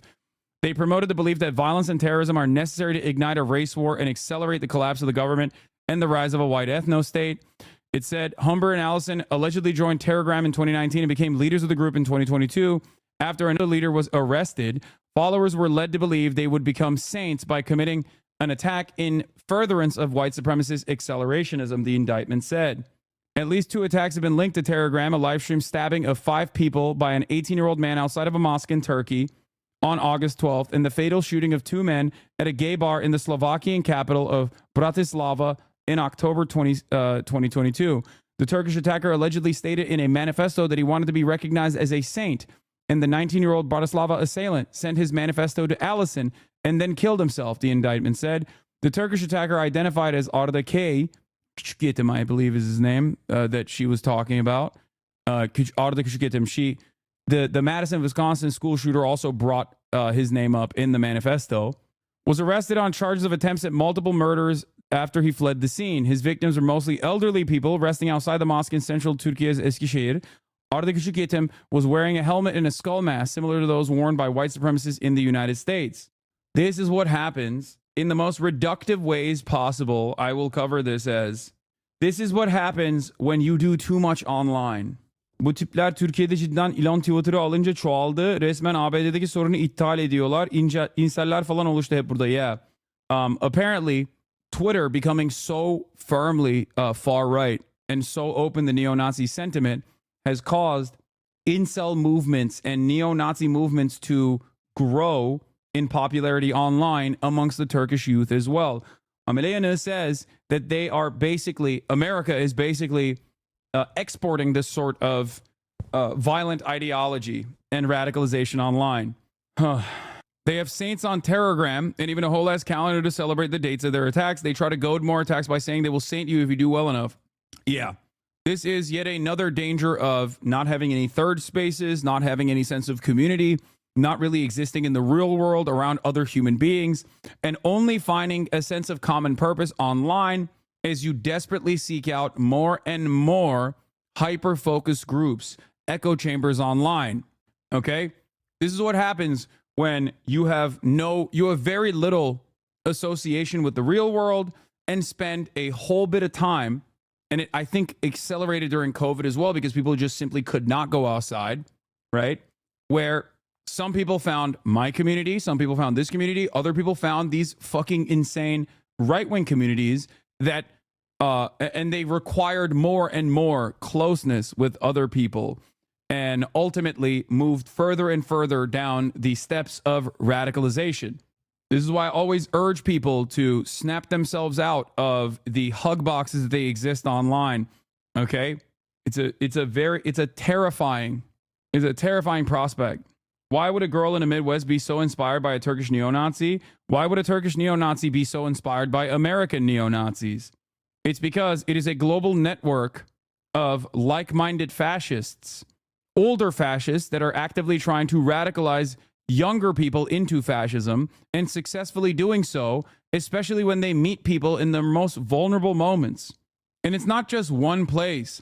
This is just one of the many different Telegram groups that have been taken down or are actively monitored by federal law enforcement agencies. QAnon Anonymous has a really good episode on Telegram, by the way. Yeah, I'm not very familiar with Telegram. This is why I stay away from Discord. Discord has this tendency as well, but what we're back. Hello. Apologies for that brief interruption, but I had to swap over to mobile because my internet pooped in this inopportune moment. And as I work to fix it, at least I have some semblance of a fail-safe, you know? So, as I work to fix my internet, I wanted to continue my commentary. 1 second. It's gone for the moment, but, you know, I'm still here. Where was I? Pay your bills? It's not about my bills. I don't know what's happening, but I can't believe people are complaining. Is the audio and everything good? I hope it is. It seems like this is an appropriate substitute in the interim period as I try to fix my internet. Let me also try to do that right now real quick. I'll restart my adapter and stuff in the time frame. Okay. All right. I'm going to continue with the coverage. Okay, I'm going to continue with the coverage of the shooter that we were talking about. So, as I was saying, there are Telegram groups that exist online that work to try to create lone shooters and lone wolf attacks and inspire mass shooters in general. Like, that's their sole purpose. Okay? Why isn't this working? This is so fucking annoying. Hold on, I gotta fix my goddamn. Oh, there it is. At least one of them is giving juice. All right, they're both working. All right, perfect. Okay.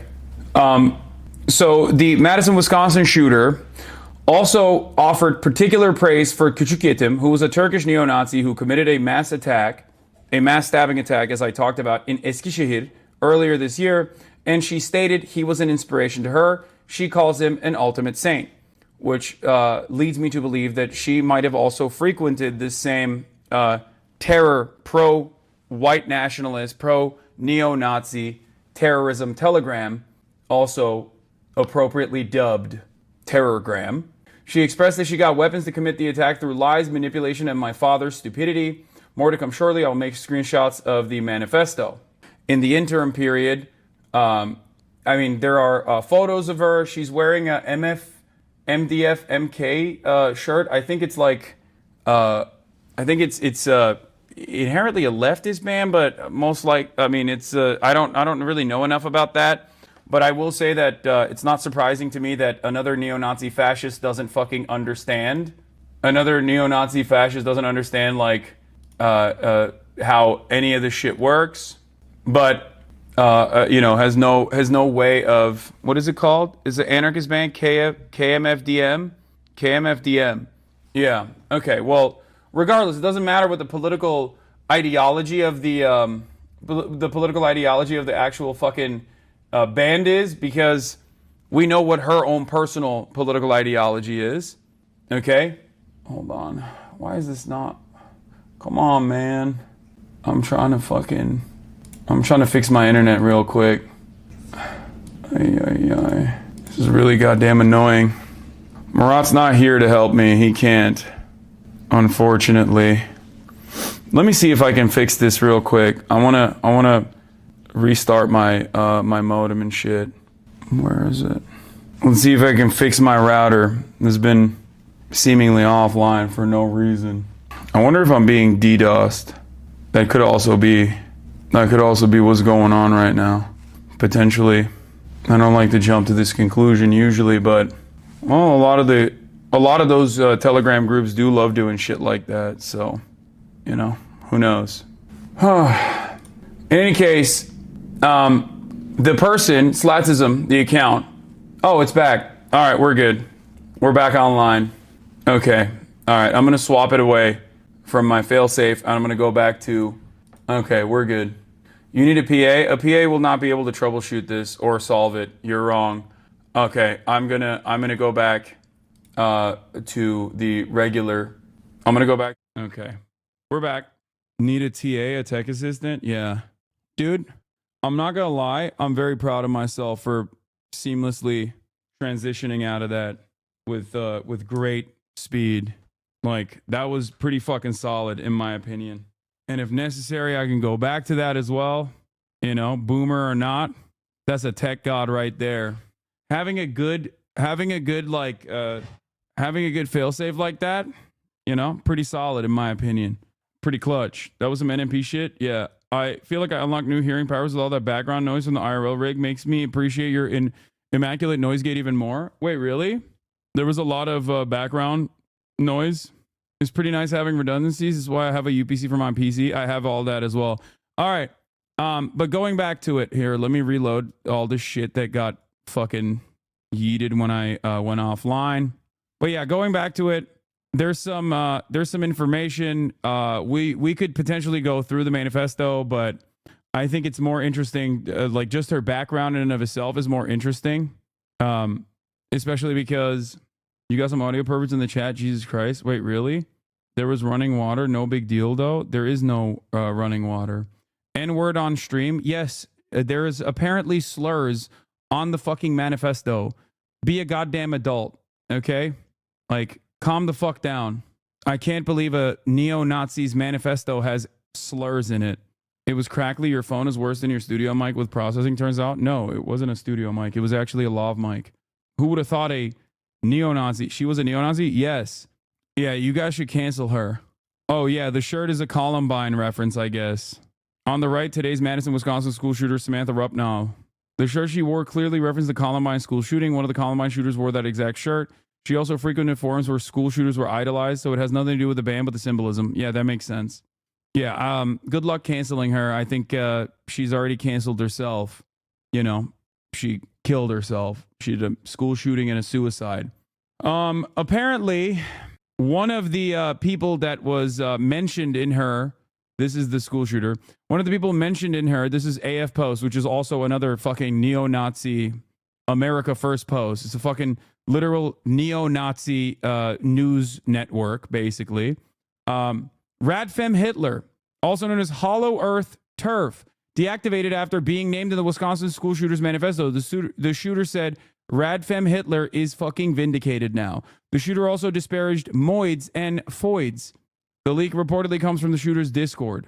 I don't know if that's real or not. And it's a fucking, it's a, what do you call it? It's America First Post. So I'm not going to go along with this, just so you know. I'm just letting you know that these are, there are a bunch of common accounts that end up posting misinformation. And the America First Post, if you see anything from those guys, remember that they have a very specific interest in mind. Chatters are saying they're fake, but yeah, you know, it's just the RFH thing is fake. Okay. So I do want to mention there was a comment on our last tweet that said, I can't wait until she does it. Yeah. One thing to also remember is that not only is like America First or Libs of TikTok and many other outlets are many other common purveyors and disseminators of misinformation will actively use any and every opportunity to basically push their own version of propaganda. But even this, the reason why I mentioned like the biases of the person that investigated these matters, the reason why I mentioned that is because I want you to also look at all of this information with a grain of salt as well, considering that none of this has been officially confirmed yet. However, the reason why I brought this up and the reason why I brought up the misinformation is because Libs of TikTok herself immediately went, the Madison school shooter complained about the patriarchy and wrote that every single male must be wiped out from babies to the elderly. Only then women will be free to create a new world. Leftism really destroys lives. And she got this information from Mr. Andy No. And then it turned out that the shooter actually was a neo-Nazi. Far-right neo-Nazi femcel who followed white supremacist and Groyper accounts. Not a surprise that libs of TikTok is trying to paint her as a leftist. If you think feminism is kill all men, then yeah, you're going to misread everything that's happening. So she tweeted it and then deleted it. These guys have one speed, okay? Immediately blame the left. Immediately blame like what you consider to be the left. No matter what happens. The manifesto was the only document that says she was 15 before law enforcement corrected from 17 to 15. So I think it's likely the manifesto is real. Yeah, there are some reasons as to why I'm still presenting this person's investigation. And the reasons are because Slatsism's information, regardless of putting your own fucking watermark on a manifesto of a neo-Nazi, which is insane to do to begin with. But the reasons as to why I'm saying that this is most likely correct is because a lot of the information that has come out after, a lot of the information that has come out in mainstream media that was verified afterwards actually confirms some of the stuff that she had uncovered already. Police have now corrected the record live and confirmed the shooter was 15 as stated in the manifesto I posted here earlier. Previous mainstream media reports claiming the shooter was 17 were incorrect. Shooter are dead. Ready? Yes. All right, 3 people, including the shooter, are dead. Identified the shooter for you. A teacher and a teenage student were pronounced dead at the scene. 6 other students and a teacher were injured and taken to area hospitals. 2 students remain in critical condition and have life-threatening injuries. A teacher and 3 students were treated for non-life-threatening injuries, and 2 of those have been released or discharged from the area hospital. Mr. Gentleman, it's 2 students in critical condition, and then 4, including a teacher, and 3 students with those non-life-threatening injuries. Thank you. Lucas from the State Journal. How did this 15-year-old get a hold of this gun? You know? Why are they so quick to release a school shooter manifesto? They're not. The media is very protective over stuff like this, and oftentimes will refuse to release the manifesto of any shooter. But they especially are. They're not. Mainstream media usually won't release the manifesto. They'll basically point to it if they have access to it. They'll point to it to ascribe motive. But it's not mainstream media that released the manifesto. It's some fucking random turf person who works for Redux Mag, which is like a anti-trans outlet, a turf outlet. They didn't release Luigi's manifesto. They only made inferences to it. Part of the reason why they don't release manifestos is because they don't want to urge copycats. They don't want to create copycats. How was Slatsism able to get a hold of this privileged info? I mean, she talks about it here. She dug deep and found the alleged boyfriend of the Wisconsin shooter, and he had gotten the full manifesto linked to him in a WhatsApp message. So he was able to send it to her. She didn't release it, just took snippets from it at their leisure. That's the other part of it as well. But yeah, there are 6 pages total, according to Slatsism. And this is some of the screenshots. War against humanity, the creation of a disaster. Why is this so unfair? Hatred, something everyone has gotten in a sense. Some people think it's pure nothing, but because the hate they make, it ends up killing them without knowing it, which go right ahead. I don't mind, but kind of do at the same time. What the fuck? Okay. One thing that I immediately noticed when I was reading this was like the literacy rates are abysmal in this fucking country. Okay. I know that I joked about Luigi Mangione's manifesto having maybe too much brevity. She is 15 years old, so that probably is a part of it. But Jesus Christ, you think the parents will go to jail? Potentially. Idaho anarchist here, and you swayed me on gun control. I was already pro gun control, but not very invested in it. That's probably the most you're going to sway anyone from Idaho. The human scum is color and the way people are raised. I've grown around people who do not care or give one single care in the world and smoke their lungs out with weed and drink as much as they like as they can. Like my own father, I've grown to hate people in society. It's truly not my fault, though it never was. But all of you in the world have done to me is pick and tease me. You've pushed me into a corner with no help whatsoever. Yeah, it almost reads like it's fucking... It almost reads like it was like written in a different language and then translated through like a shitty AI translator. Humanity is filth. I don't like filth, nor I want to live in it. nor should anyone else. I know it follows me and how it was followed me, and I will follow everyone because of how the world is rumored. There were so many things I wanted to do as a kid, yet I can admit I was afraid of other kids and also even with my own parents, but I don't even trust them. And at the age as well, I never will. My parents are scum. There's nothing that will save me. It's like an angsty fucking teenager, except many people go through that phase in their lives. They don't end up on fucking pro-terror telegrams and also live in the United States of America so they can go out and get a gun or get their parents to get them a gun and then, you know, shoot people with that gun. That's the problem, okay? You can't fix all of these issues, but if you want to tackle at least some of the common denominators here, you know, any number of different things will do. This is, as is the case of every other fucking school shooting, as is the case with every other mass shooting in general, virtually all gun violence has one singular common denominator, and that is absolutely the readily available nature of guns in the United States of America. I don't know, not everyone has abused Hasan. Her parents seem extra bad. We don't know anything about her parents. I am not going to make inferences about her parents. I'm not going to make inferences about anything other than tangible things that I can verify.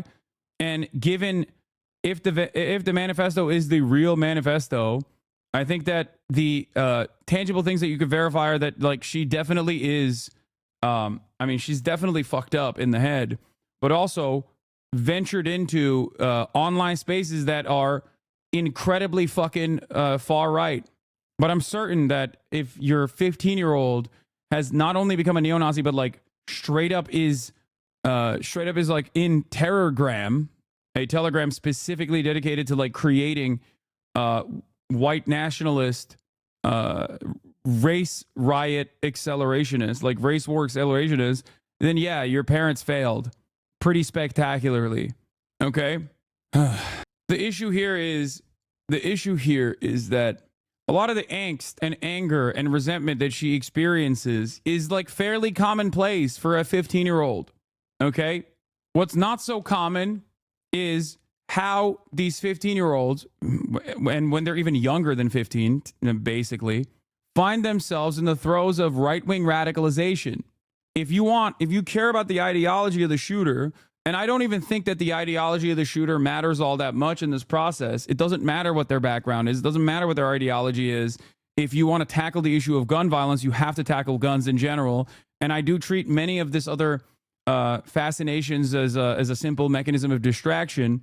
Like ultimately, there are obviously neo-Nazis and whatnot all around the country, all around the planet, as a matter of fact. She even seemingly mentions the Turkish one. And the Turkish neo-Nazi also comes from that same telegram. The difference with the Turkish one was that he had a knife. Now you can say she only was able to kill 6 people or 2 people, herself included, so technically 3.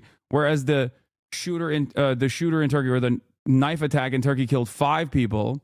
But the targets were different. The situation was different. And there are plenty of other lone wolf white supremacist neo-Nazi terrorists that end up killing far more than 5 people. You never count your own like on posts? Yeah. I don't even trust them, and at that age I didn't well, and my parents are scum. There's nothing that will save them to make me think good of them ever again. No family ever trust and never trust society. There's 2 people and only 2 people I would trust, one partially and one I would never doubt. I can agree that I don't know what I'm doing in my life, but neither my parents or anyone around me. I've changed and I will not go back to that ever again. I'm hard and I'm different. The situation of a lifetime is get the fuck out moment and don't come back. I will never go back and nag my way through life. It's not even my fault, though. It's everyone else's. It has to be theirs and not mine. It's pure idiotic from people to cause this, but it's a good thing that happens, blah, blah, blah, blah, blah. Holy shit. Maybe you'll see me as a weirdo, a freak, just as some of you do now, but I'm not like the others. I would never want to be like them. And then the rest of it has a bunch of N-words peppered into it. Once you know, you'll never be proven guilty on all charges that we should be killed in a good way, in a way that's simple and more painful than anything. Revolution and population. The revolution should be well. The population should be well, but it's not. It never will be. I want to change that, but will I truly? What? I can't. She talks about black people. It's just N-words, though worse. Once you sleep with one, you are one. I don't care who you think you are or what you've done good for this world. 15 years old, man. I want people to understand. 15 fucking years old. Yeah, it's what's shocking is like having this opinion when you're in fucking Madison, Wisconsin.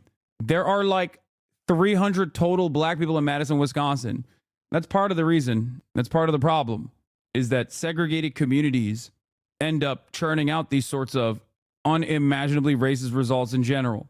Yeah, there's moments in the manifesto where she says she knows her words or whatever, but some more of the Wisconsin shooter info. Third page, her boyfriend had known her for 2 years. They were in a long-distance relationship and never met in person. They met on social media. He says she never previously expressed any desire to commit a shooting, only sent him her manifesto the day of the shooting. Timestamps of their messages shown to me demonstrate she sent it to him via WhatsApp. She posted on Twitter. Shooting occurred on, she posted on Twitter 11:50 a.m. Eastern. The shooting occurred at 11:57 a.m. Eastern. He did not see her message until 1:12 p.m. Eastern, at which point the act had been committed and she was already deceased. He describes her as being kind, generous towards him, and cheerful. He describes her as always making him gifts and never expecting anything in return. Oh, here are some of the mentions. One true ideal is so-called future, the future plan of revenge from its own inspiration and more, leading more. True inspiration of mind of thought passed on from others rather than rotting. Like everyone else, simply a guy who knew what he was doing, not ruining his life instead. Pekka Erik Auvinen was one of her inspirations. The other one was Arda Küçükyetim, the Turkish stabber, puts their deaths down as well, like saints. And then 18-year-old Vladislav Rosilyakov. There's something weird about his boyfriend. He claims to not have known, but also claims that he tried to tell her not to for 2 years. His Twitter is also Nazi coded to the max. He's weird as fuck. Yeah, I think these guys are all in probably Terrorgram. Please look up the black population of Madison, Wisconsin. I did. It's 7%. I'm exaggerating when I say there's only 100 black people in Madison, Wisconsin. I did yesterday. Why are you being so... It's half the rate of the black Wisconsin, Madison, Wisconsin. No, I didn't say 3%. I said there's probably 1,000 or probably 100 black people in Madison, Wisconsin total. I'm exaggerating. I looked it up yesterday and I said it's 75% white, 7% black. I said 300. Sorry, I didn't say 3%. This is the person you guest starred? Oh yeah, this is one of the people that I guest starred. Are you going to say that I'm doing misinformation about Madison, Wisconsin because of the hyperbole that I used? What are we fucking doing, man? I didn't say 3%, you fucking idiot. I said 300 total black people in Madison, Wisconsin, when I know the actual number is 7.3%. Why do you guys hyper focus on this dumbest shit? 7% also is half the rate of the national average. It's just pedantry, dude. I know. Listening in the periphery. Okay, listening in the periphery is a little bit crazier than just doing this, though, don't you think? You literally misheard what I said, got upset about the thing that I was, the hyperbole I was engaging in, and you spammed it 3 times. What the, do you feel like what you did was productive? But if a population is 1 million, 3% is different from 7%. Okay, I'm giving you a week off. Because yesterday I covered Madison, Wisconsin's black population at 7%. It is completely, it is like, I know what the actual population number is. And I didn't even ever say 3%. You imagined it. You hallucinated me saying that. And you're now being incredibly fucking annoying about it. I hope you understand that not a single person in this chat considers you to be a hypercritical intellectual giant, but instead a fucking annoying derailer for purely selfish purposes. You can continue watching, you can continue mishearing me, but you're not going to be able to keep writing in the chat for at least a week. Oh. On page 4 of her manifesto, Samantha says she acquired the weapons to commit the shooting through lies, manipulation, and my father's stupidity. Her boyfriend says he was aware that there was a gun in her gun safe in her house, but does not know how she got access to it. Some news sources, ABC and AP, yeah. So the rest of it is like, now that I've gotten some assurances, I will not be suspended for posting the final pages. Here's the pages 5 and 6, the final 2 pages of the manifesto. Rupp now talks about her extremely difficult relationship with her father, notes that her parents had divorced multiple times, and that her mother struggled with drug addiction. She also implies her father was an alcoholic. She expresses that she had been bullied at school, something her boyfriend emphasized to me as being a big factor in her pessimism about her life and anger towards other people. Court records I have seen show she is telling the truth about the repeat divorces in her family and ongoing legal battles between her mother and her father. As a note, to address the dumbass comments I keep getting, 1, I watermark them so journalists can't steal them. Journalists don't do any of their actual work anymore. What are you going to do, a DMCA on a fucking neo-Nazis manifesto? What kind of freak-ass shit is this? Like your journalism in this instance should stand on its own, you know? And I'm obviously like, I obviously personally am like, I think she did do decent journalism in this story. Okay.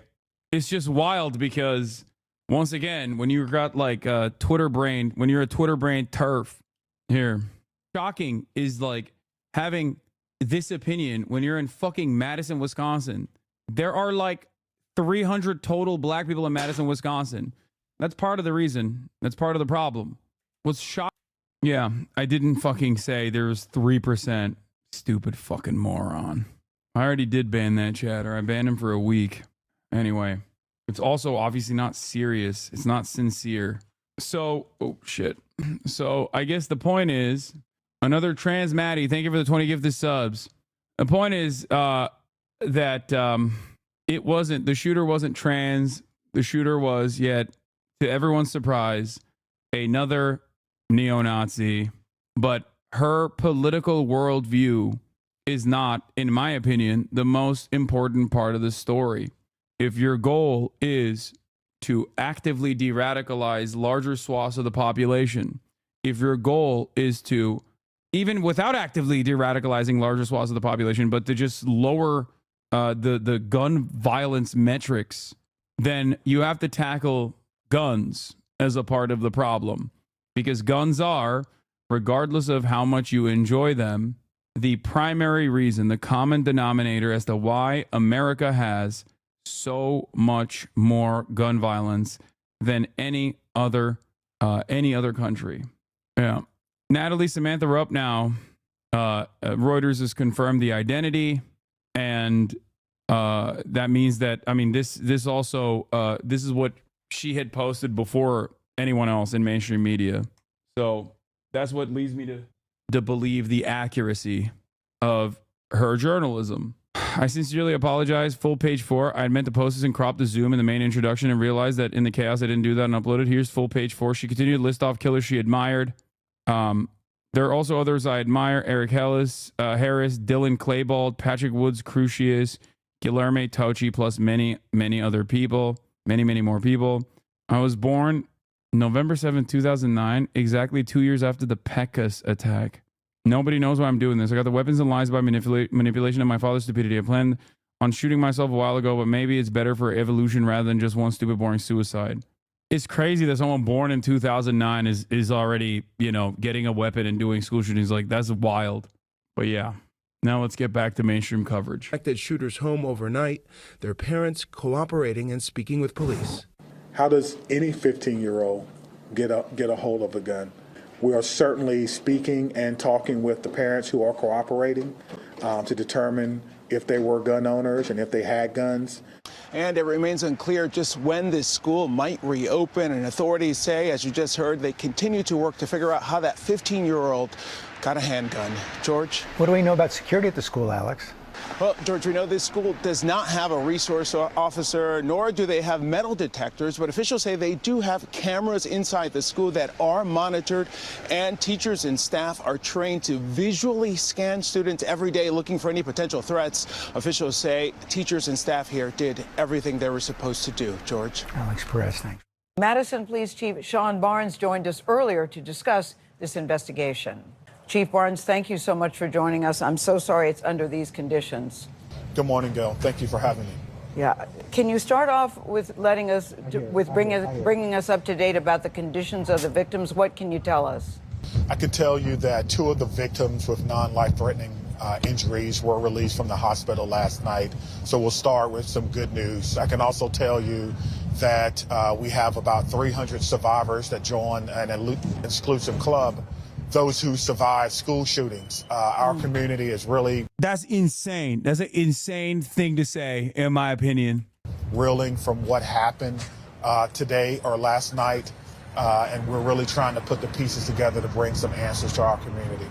You know, unfortunately, this is a story we've heard and told too many times. I always ask myself, what is it going to take for this country to get this right?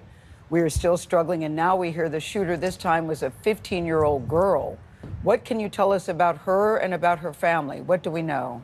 Well, we know that her family is cooperating with all investigation right now. We'll spend a lot of time today going through some items that we took from her house as a result of a search. We'll look through her social media, talk to some of her friends, and really try to piece together how a 15-year-old was able to do something like this in such a short amount of time. Yeah. Do you know where she got the gun, Chief? We do not know where she got the gun. We're working with our partners from the ATF to do what's called an ATF trace form to determine the origins of that weapon. But we hope to have some of those answers today in my noon briefing with my investigators. Do you know anything about a motive at this time? I realize everything is still very early and you all are still processing too. Yeah, there's been a lot on social media posted by people who allege that they're her friends, describing different motives. We're trying to track those people down to talk to them and figure out what happened. But what we do know is. Can you help me understand why a 15-year-old can be on a popular Telegram group called Terragram, but the FBI won't stop the shit despite how much our taxes give them? I know for a fact that the FBI has stopped certain Telegram groups in the past and shuttered them completely and arrested some of the people that operated those Telegram groups. There are many such cases. I suspect that part of the reason why they haven't tackled Terragram is either one, because it's international, or two, because they're actively monitoring it so that at the end of the process of yet another fucking, terror attack or whatever, they can turn around and say, this person was on our radar. Telegram is also a Russian-owned platform. So that makes it a little bit trickier. The CEO actually was arrested, if I'm not mistaken, in France. If you remember, he lived in Dubai specifically so that he wouldn't get into trouble. So they can't rate everyone who says anything concerning online. Yeah, the FBI doesn't have a built-in backdoor access to Telegram like it does to other social media we have as well. That's true. Well, for now. But obviously, it doesn't even matter if they have built-in background or backdoor access to other social media platforms. They still don't fucking do anything about it. It's not like they use it in the apprehension of people who are about to commit acts of terror. The Accelerationist app, how Telegram became the center of gravity for a new breed of domestic terrorists. Like, Telegram being outside of the sphere of American law enforcement agencies also obviously creates a unique space for them as like the primary primary application that people can use to get information out directly. Like, this is what Hamas uses as their official communications for the most part. That's part of the reason. That's like, if there is any sort of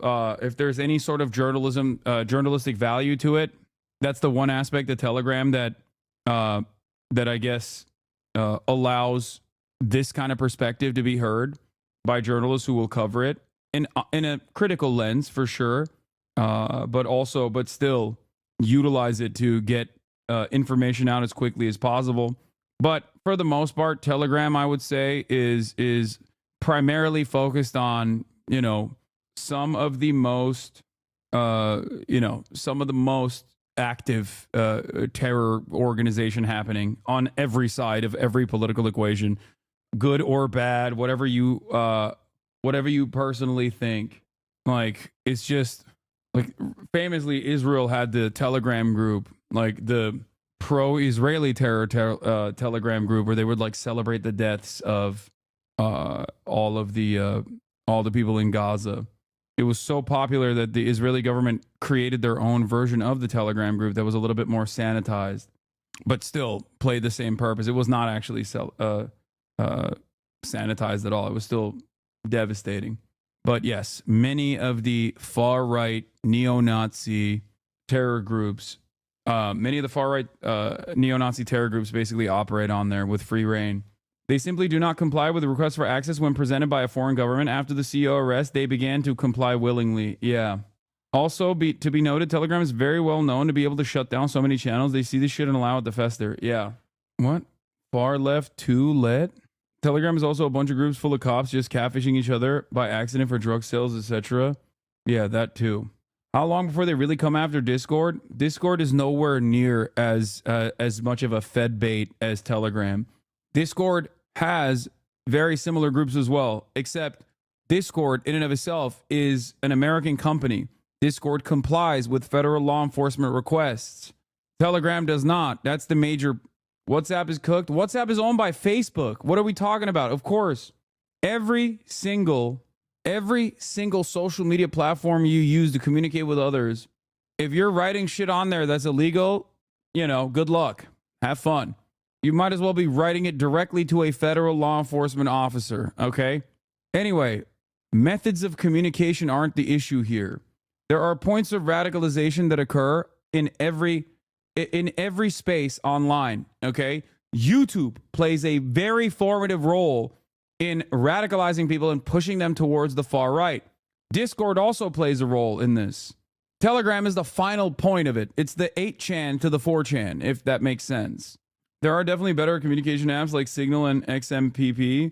Anything that's end-to-end encrypted and open source is a better alternative to Telegram and WhatsApp and the like. I mean, I don't even know if Signal is good, but I'm pretty sure they also cooperate with federal law enforcement when necessary. But the point is, yes, there are a shit ton of groups like this online. They exist.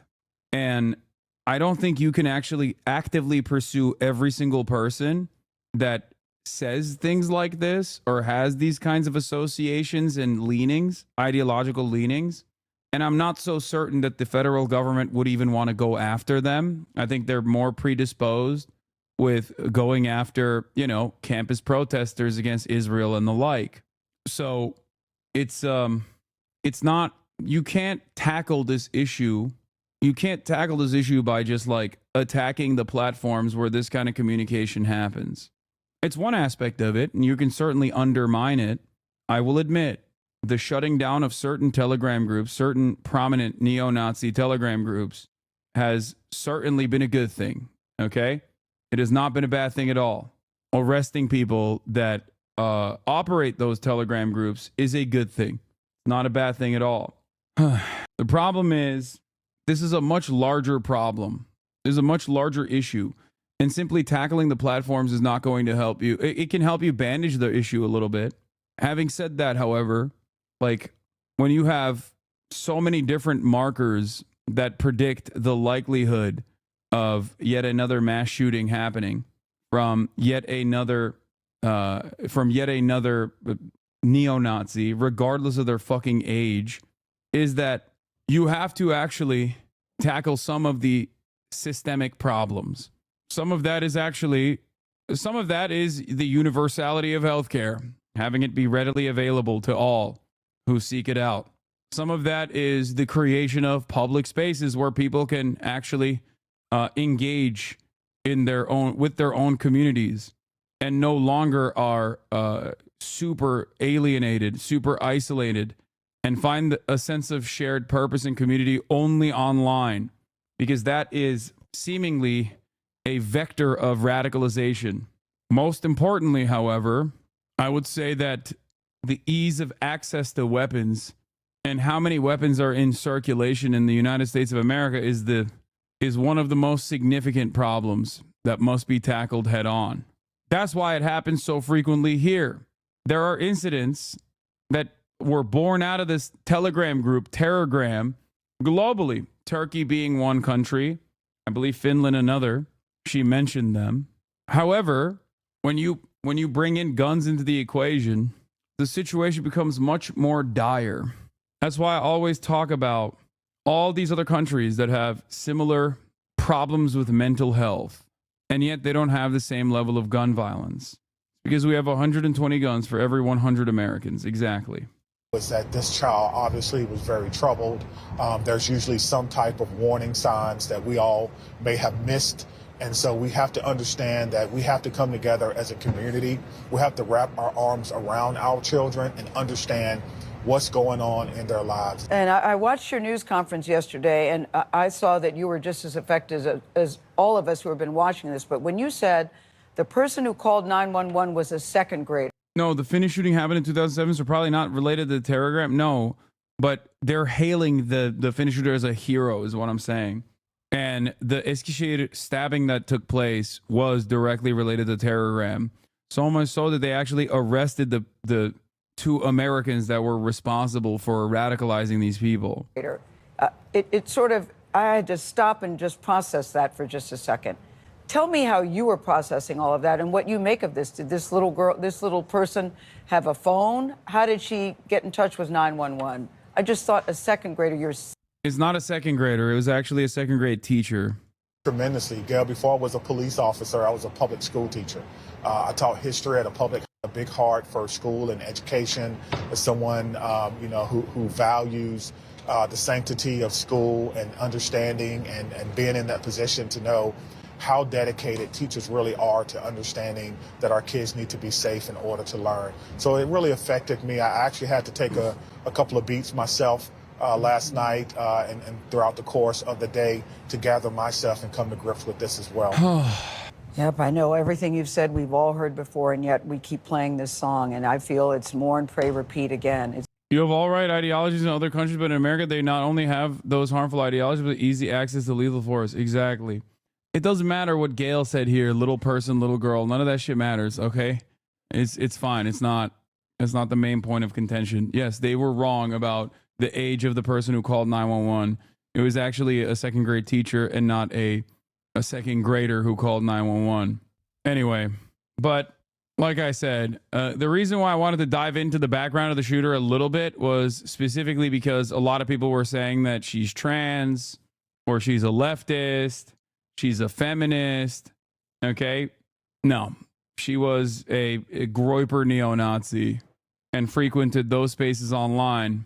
And clearly, on top of that, had a whole bunch of stuff going on in her own personal life. Pair that up with being able to get a gun, and here we are. Have you thought since she's a woman, she's kind of woke though? Yeah. Speaking of the other shooting that took place, which wasn't a mass shooting, but a very targeted, very deliberate shooting. There was a poll conducted after the UHC healthcare shooting. I covered this earlier today, but Luigi Mangione has now been indicted on murder and terror-related charges in the United Healthcare CEO shooting in the state of New York. Manhattan District Attorney Alvin Bragg came out earlier today and charged the 26-year-old Ivy League graduate with murdering United Healthcare CEO Brian Thompson on a Manhattan sidewalk. And he's been indicted by a grand jury in the case. And he stands accused of first-degree murder in furtherance of terrorism, second-degree murder, one count of which is charged as killing as an act of terrorism, and criminal possession of a weapon and other crimes. Alvin Bragg said, "We allege that Luigi Mangione carried out the brazen, targeted, and fatal shooting of United Healthcare CEO Brian Thompson in Midtown Manhattan. This type of premeditated, targeted gun violence cannot and will not be tolerated, and my office has been working day in and day out to bring the defendant to justice. I want to extend my heartfelt prayers to Mr. Thompson's loved ones as they continue to grieve. This ongoing investigation is a product of an incredible partnership at all levels with the NYPD. And I want to thank Commissioner Tisch and the prosecutors and detectives who worked collaboratively to apprehend Mr. Mangione. He is now charged in a New York State Supreme Court indictment with 3 counts of murder and faces a maximum penalty of life in prison without parole. Prosecutors are working to extradite Mangione from Pennsylvania, where he was arrested on an unrelated weapons charge. I guess technically it's not an unrelated weapons charge, but they want to extradite him to New York City to formally face charges in the 50-year-old health executive's death. The hearing on the matter is scheduled for Thursday. A spokesperson for Governor Kathy Hochul said that the governor plans to issue a warrant for extradition to New York as soon as the indictment against Mangione was handed up. His lawyers had said their client would not plead guilty to charges in both Pennsylvania and New York. Mangione faces life in prison without parole if convicted of the New York charges. 3 lawyers visited Mangione in prison on Friday, including a new attorney on the case, Karen Friedman Agnifilio. She's a longtime veteran of the Manhattan DA's office. She will be representing Mangione on charges that come from New York. A spokesperson for the Pennsylvania Department of Corrections on Friday told Newsweek that Mangione was being held in a small cell and not in solitary confinement. Mangione is not interacting with other inmates at this time and has taken every meal in his cell, she said. He has gotten mail, though. A spokesperson says Mangione received 33 emails and 6 pieces of mail as of Tuesday morning.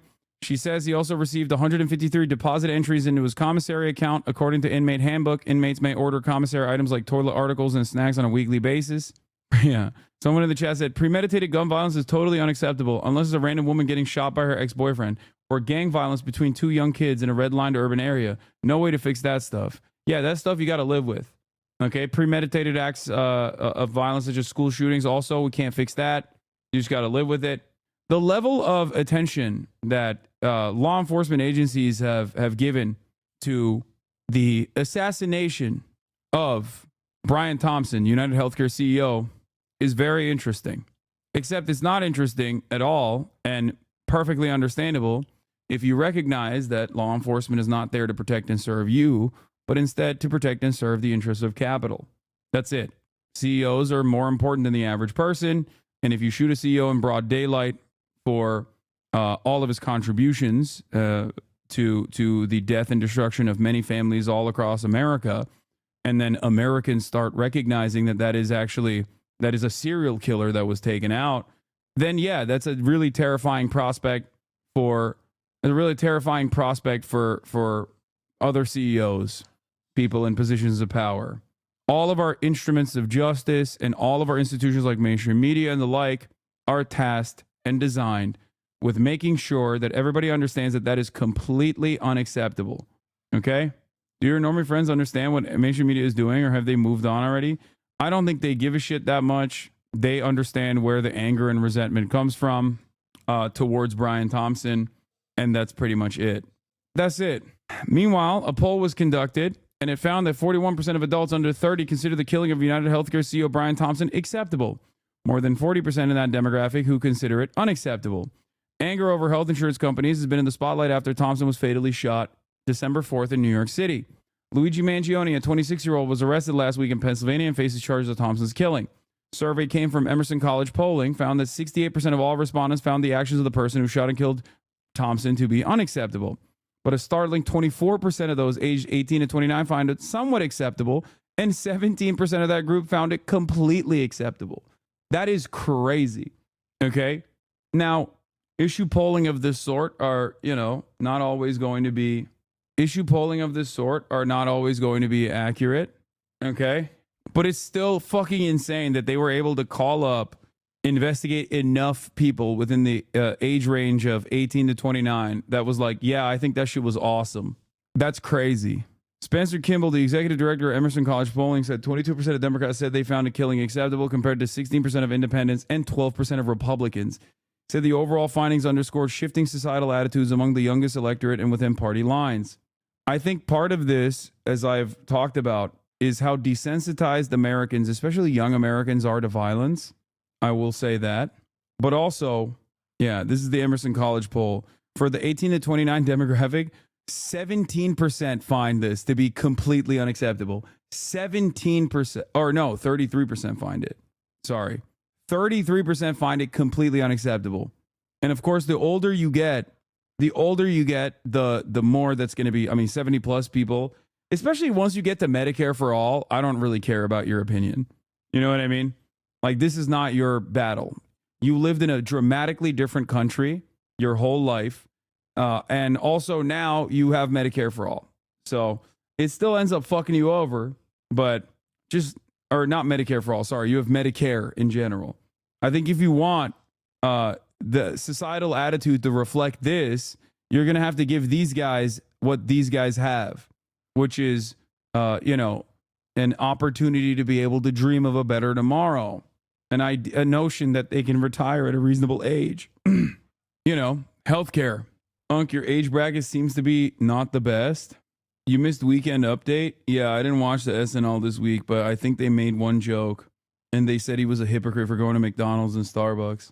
It's UHC's fault that I lost my good med back in March and haven't been the same since. I can barely walk most days compared to no problems before then. There will be more Luigi's because everyone has a reason. Yeah, like 100%. There are far too many people who've been fucked over by healthcare unnecessarily. So much so that you literally have people who are, coming from wealthier backgrounds that are also engaging in this act of violence. I don't think that the solution to it is just like attacking random fucking healthcare CEOs. You know what I mean? I don't think that is going to solve this issue. But if no one actually is tasked with solving this problem, this systemic problem then yeah, there's going to be more. And it seems like the powers that control our lives, all these institutions, are predisposed with not trying to tackle the systemic harms, but instead engaging in new methods of apprehension for those who speak out of turn, you know? Because it's far too difficult to solve the healthcare crisis in this country. It's much easier to keep pressuring people. It's much easier to just say, it's much easier to make an example of some Barbaras and Deborahs, you know? Prosecute people for being upset at their healthcare. That's it.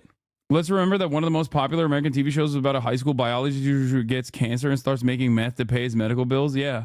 So like Breaking Bad doesn't exist in other countries. You understand? There is no underlying premise like that. There's no UK Breaking Bad. He was a chemistry teacher, not a biology teacher. You're right. Sorry. I read that in the chat. They said it wrong. It's fine. You were on Philly D today? Bastards, welcome back to the Philip DeFranco Show, you daily I didn't even cover the Assad thing. Reaction. But then, unfortunately, we need to talk about how a teen shooter killed 2 people at the pre-K through 12 Abundant Life Christian School in Madison, Wisconsin yesterday. With reports initially claiming that at around 11 a.m., a second grader at Abundant Life called 911 to report a shooting, with officers then dispatched. But you had police clarifying today that that wasn't entirely correct. It was actually a second grade teacher. But anyway, within minutes, the first officers rolled up, and by 11:05, they reported that the shooter was down and a gun had been recovered. With then later reported that the evidence suggests that the shooter took their own life. Then by 11:30, you had officers and bomb-sniffing dogs clearing the building, and the injured had been taken off to the hospital, which on that note, 6 were injured, 2 of which were students that, as of this morning, are in critical condition. And outside of the shooter, 2 people have died, with one being a teacher and the other a student. And all of this as we still do not know the identities of the victims while the police inform their families. But with that said, we've slowly been getting a clearer picture of what happened thanks to updates from the local police chief, Sean Barnes. Right, yesterday, we learned that the shooter was a 15-year-old girl and a student at Abundant Life, and that the shooting was confined to a study hall with a mix of students from different grades. Also, reportedly, the gun used was a 9mm handgun, and the ATF is currently trying to figure out exactly where it came from. And this is the Madison police are investigating the shooter's parents, who are reportedly cooperating, with the police specifically looking at whether the parents owned the gun that was used in the shooting. And Barnes saying, we also want to look at if the parents may have been negligent. And that's a question that we'll have to answer with our district attorney's office. But saying, at this time, that does not appear to be the case. Now, as far as the motive, that still is officially unclear, though the shooting was reportedly planned in advance. With, for example, CNN saying that a source told them that the shooter had been struggling, which she expressed in writings that the police are currently reviewing, which was also confirmed by Barnes this morning, who said, we have been made aware of a manifesto, if you want to call it that, or some type of letter that's been posted by someone who alleged to be her friend. We haven't been able to locate that person yet, but that's something we're going to work on today. Now with this, the community there has obviously been hit very hard, right? They've planned a candlelight vigil for tonight. A memorial has started to take shape outside the school. We've also seen news outlets interviewing members of the community, with one mother saying, it's sad, you know, to be home and then somebody call you and say your kids schooling like down and shooting and you didn't know where they are. And thank God they were safe. But the trauma, it's a lot, because I'm sure they lost friends and teachers, which is not okay. And I don't think they will be okay for a long time. And I'm not. Also, with all this, we've seen kind of the general aftermath that we normally see with a situation like this. Many politicians pointing to Madison today and their calls for gun control. With, for example, Wisconsin Representative Mark Pocan saying, I've sat through so many moments of silence on the floors of Congress that are followed by 0 moments of action. But then also adding that he even had a media appearance get canceled because the number of deaths was corrected and dropped to 2. With him saying, if that is a societal response, we are screwed. We have to do more as a society. We have to be more outraged that you drop your kid off to a school and you're not sure they're going to be safe. That's completely unacceptable, and we all need to speak out much louder. Right? And there has been a lot of conversation surrounding both the media coverage of the school shootings and the overall response to them. Right? Like with CNN specifically, they got some heat for interviewing students who were in the building at the time of the shooting, with a number of people responding by saying things like, just seen an 8-year-old girl getting interviewed about the school shooting in Madison, clearly traumatized after seeing her teacher shot. Why are you shoving a mic and camera into these babies' faces? And as a journalist, y'all need to draw the line and stop interviewing children. They don't need to relive the trauma. L for every journalist involved. With also big online commentators in the space like Hassan Piker chiming in, reacting to the CNN clip. 1 week before Christmas, a young student has been killed, a teacher has been killed. How will Madison, Wisconsin even begin to deal with this horrific day? An area leader will join us next.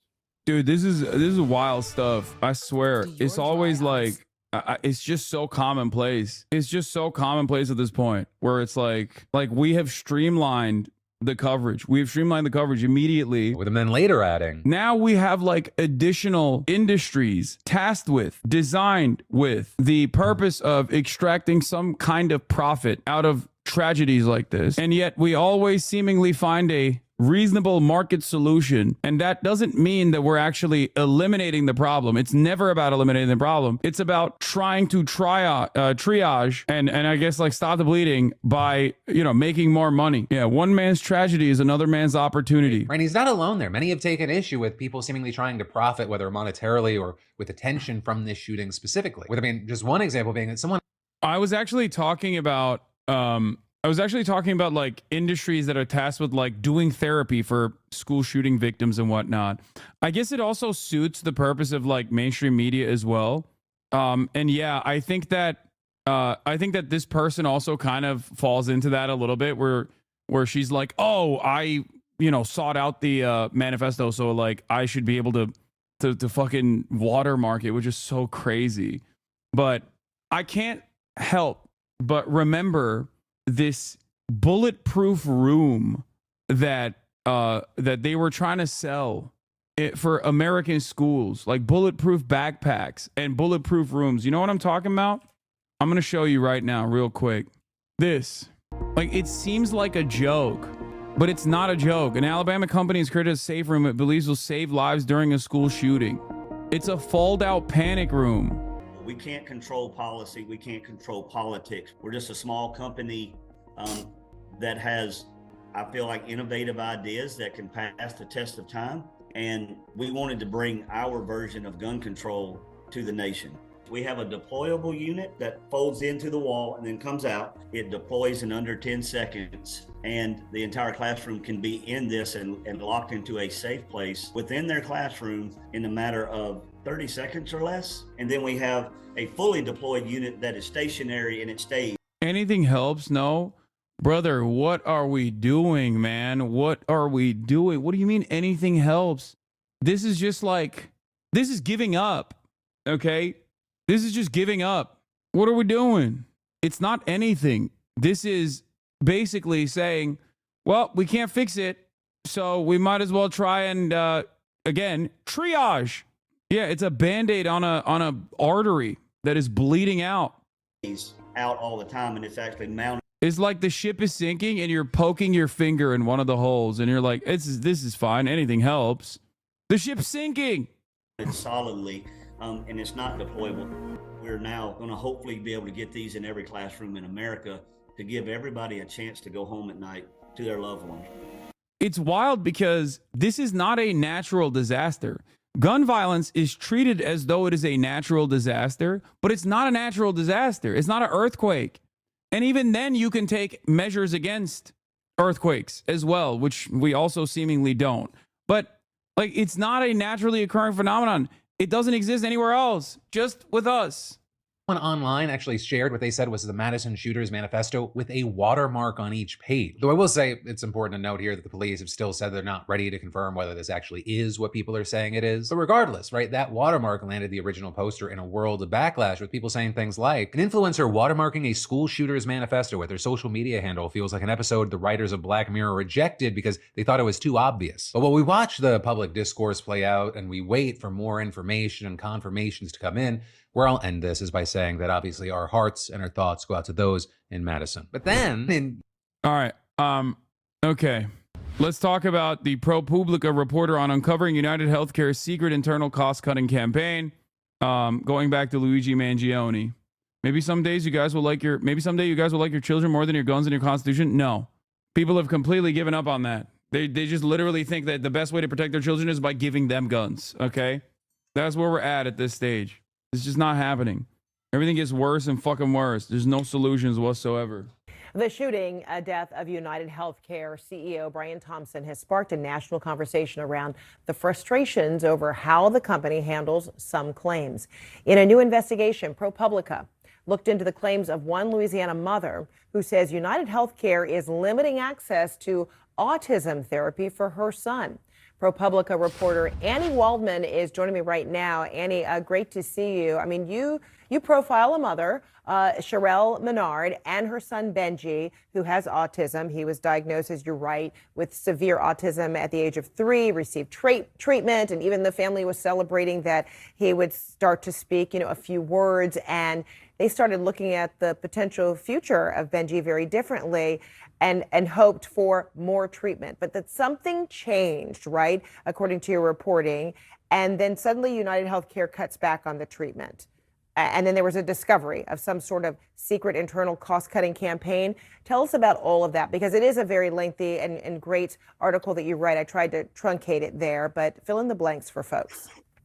Yeah, so this year we have done a lot of mental health and behavioral health care reporting, trying to understand how do insurance companies work when they determine what is medically necessary and what's not. And over the course of our reporting, we obtained leaked documents from inside United Health Group by way of their subsidiary Optum, which manages their mental health benefits, that have revealed what is effectively the company's internal playbook for limiting mental health coverage. And in these documents, we uncovered a secret internal cost-cutting campaign that essentially is targeting a growing financial burden for the company, the treatment of thousands of children with autism around the country. And so that playbook that you talk about that was developed by Optum, it was a pursuing market-specific action plans, and among those things to limit children's access to treatment, as specifically autism or particularly challenging conditions. What was the vernacular? Yeah, so they specifically are targeting children with a diagnosis of autism spectrum disorder, and specifically they're targeting their Medicaid plan. So about 10,000 children are impacted by this. And even though in their documents, they acknowledge that some areas across the country have very long wait lists for a specialized therapy to help these kids, the company says that they are actually preventing new providers from joining their networks and terminating existing ones who are already in the network. And what happens is that once these networks become smaller, it is very difficult for families to find, clinicians who can provide this therapy for their children, or they have to pay tens of thousands of dollars a year out of pocket for this type of therapy. So you report Optum, whose parent company, United Health Group, earned $22 billion in net profits last year, is heavily investing in its plan to save millions by limiting access to such care. That's how you reported it. It's pretty alarming. And even in a Washington Post report, someone who worked. If she says, do you feel like you're heightening the tensions in this tumultuous time? I will fucking be nuked out of orbit. Do you feel like reporting on healthcare profits in this tumultuous time after an egregious act of terror was committed is the appropriate time and place? I will fucking lose it. I don't think she'll do it, but oh my God. Worked with United's CEO Brian Thompson, who was gunned down, was aware of public frustration with some of the company's actions, and that came before his killing. So what's been the response now from Optum or United about God your reporting? She didn't do that. Yeah, so, United and Optum declined a request that we had and that we made more than a month ago for an on-the-record conversation about their coverage of behavioral and mental health care. We also sent them questions 11 days before our story came out, and they did not respond to them, citing the December 4th killing of United Healthcare CEO Brian Thompson as the reason. And an email is... That's amazing, bro. Companies are so soulless. They literally used the execution of Brian Thompson as they tried to do it. They were like, oh, you're baiting us. You're baiting us in this inopportune time. God damn, that's bloodless, dude. That's fucking bloodless. That's crazy. Never let a crisis go to waste. Oh my Lord. Yes, I have heard about the CEO emergency hotline. I've talked about it yesterday. To be fair, that's what Brian would have wanted. To increase shareholder value. You're not wrong. They could turn around and say, we're doing this for Brian, using his death to ensure we protect our shareholders. Spokesperson even told us that they were in mourning and could not engage with what they considered a non-urgent story during this incredibly difficult moment in time. And what has been the response from the Menard family? I mean, how are they now navigating what has become an even more complicated, I guess, health journey for them? Yeah, what the mother told me, Sherelle, is that if her son doesn't get his therapy, she worries that as he ages, he won't develop the skills that he needs to keep himself safe and help him advocate for himself. So his clinical team, which is based in Lafayette, Louisiana, they are fighting this denial. In fact, they have to go to an administrative law hearing in January to try to get this denial overturned. If it's not overturned, like many families, they may not be able to afford this therapy out of pocket, and Benji will have to scale back the hours that he needs. And this is not just Benji and Sherelle. There are likely hundreds, if not thousands, of families who are dealing with issues with insurance companies trying to get coverage of this type of care. Annie Waldman, glad you could be with us. Of course, folks, if you want to read the ProPublica story reported by Annie, it is on CNN.com, and you can see it there. And obviously, you just underscored, you believe it's a microcosm of what a lot of American families are experiencing right now. Thank you so much, Annie. Thanks for having me. More than $135,000 has been raised for Luigi Mangioni's legal defense fund. It's a crowdfunding effort started by a group called the December 4th Legal Committee. Their total fundraising goal as of now, $500,000, and they just might get there. The organizers, alluding to the date United Healthcare CEO Brian Thompson was gunned down on the streets of Manhattan. But they say it's not about the violence from that day. They write, this is a preemptive legal fundraiser for the suspect allegedly involved in the shooting of United Healthcare CEO. We are not here to celebrate violence, but we do believe in the constitutional right of fair legal representation, unquote. But as for the people donating, well, some of them are full on celebrating Mangioni's actions, and the donations are coming in at all sorts of amounts, from the highest at $1,300, some as low as $5. One person writes under their $10 donation, I'm quoting here, "The shot heard around the nation. We cannot let it be in vain. You made the first stand. Thank you." Another person donated $500 writing this, "I hope this entire event leads to a They're gonna arrest your moms and dads, dude. I'm not even kidding. They're gonna literally investigate every single person that donates this shit and then try to go after people for donating, which shouldn't stop you from donating, for the record. But this never happened when Rittenhouse killed that guy. I wonder what's the difference. Yeah, I don't recall people, especially because that one is political, right? That one is political. There was a very obvious political motivation behind it. What's interesting about this one is this seemingly transcends politics, regardless of how hard the media is trying to reframe this as a partisan issue. I don't think the Debras and the Barbaras that are fucking angry at United Healthcare or their own private healthcare are yeah, I'm a card-carrying leftist, I shouldn't have said political. I should have said partisan from the jump. It's interesting because I think there are probably plenty of people who liked Kyle Rittenhouse and donated to Kyle Rittenhouse's defense fund, ironically also are fond of Luigi Mangione, or at the very least don't give a shit about what Luigi Mangione did. So no, I don't think this is a partisan issue.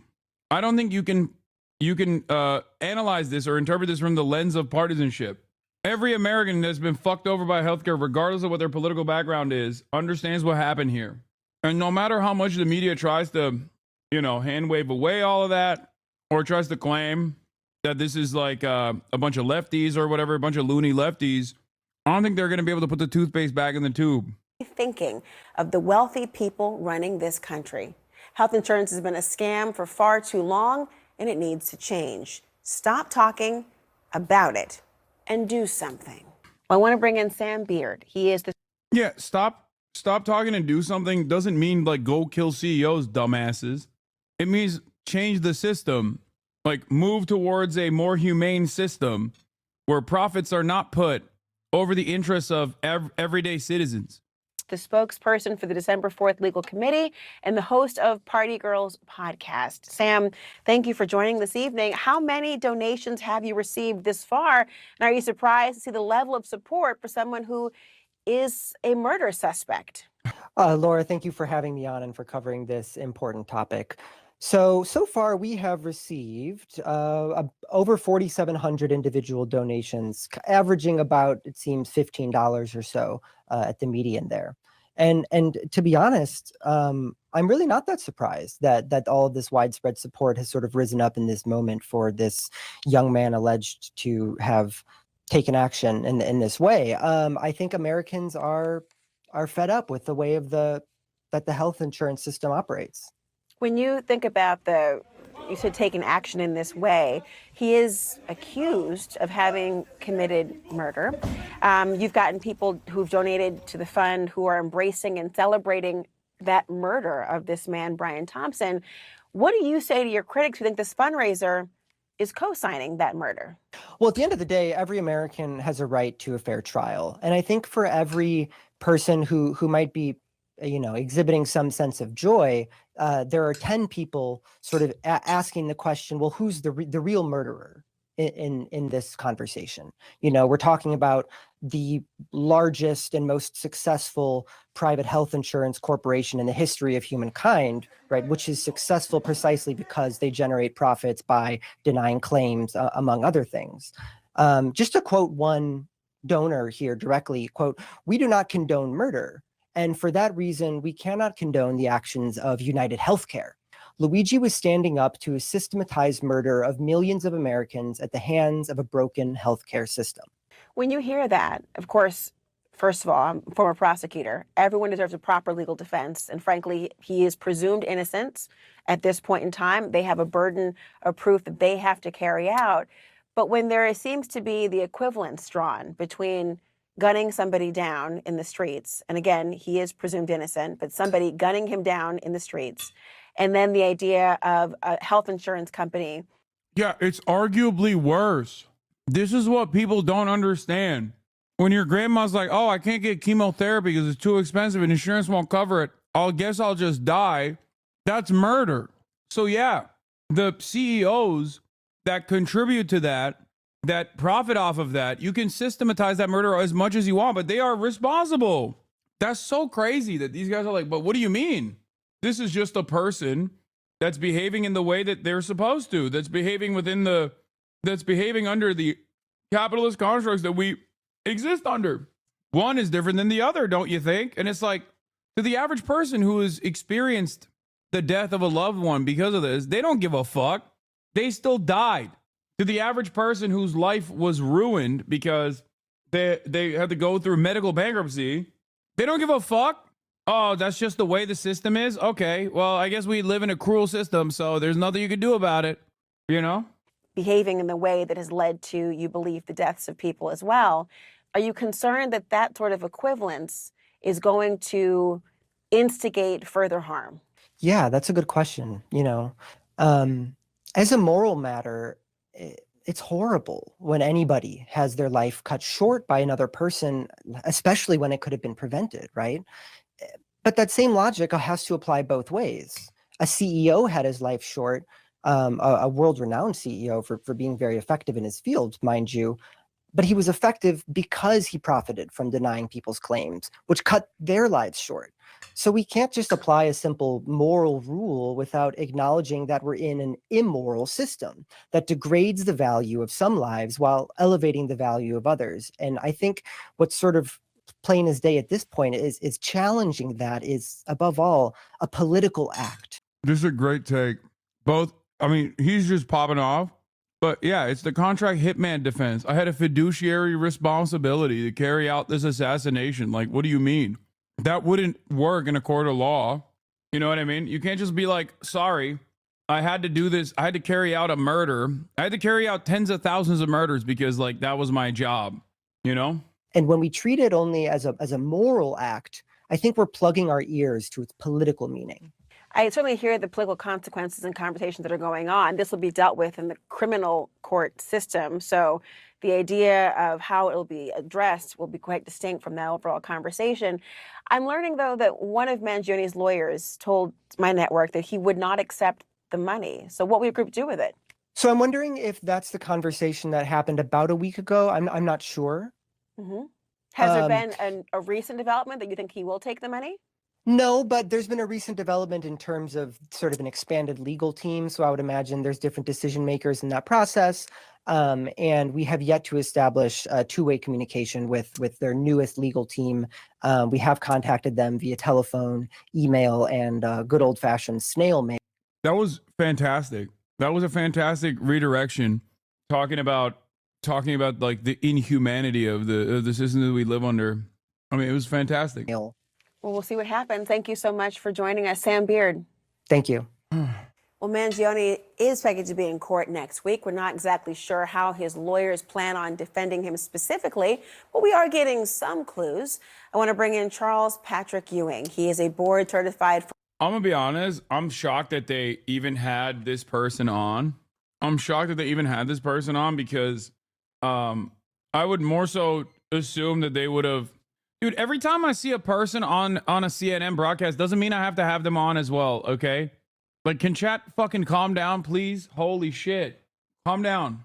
Do you think the jury will convict them? I think that they will find the best possible jury to convict them. It'll be tough, but they'll do it. Forensic psychologist and a distinguished service professor and professor of law emeritus at SUNY Buffalo.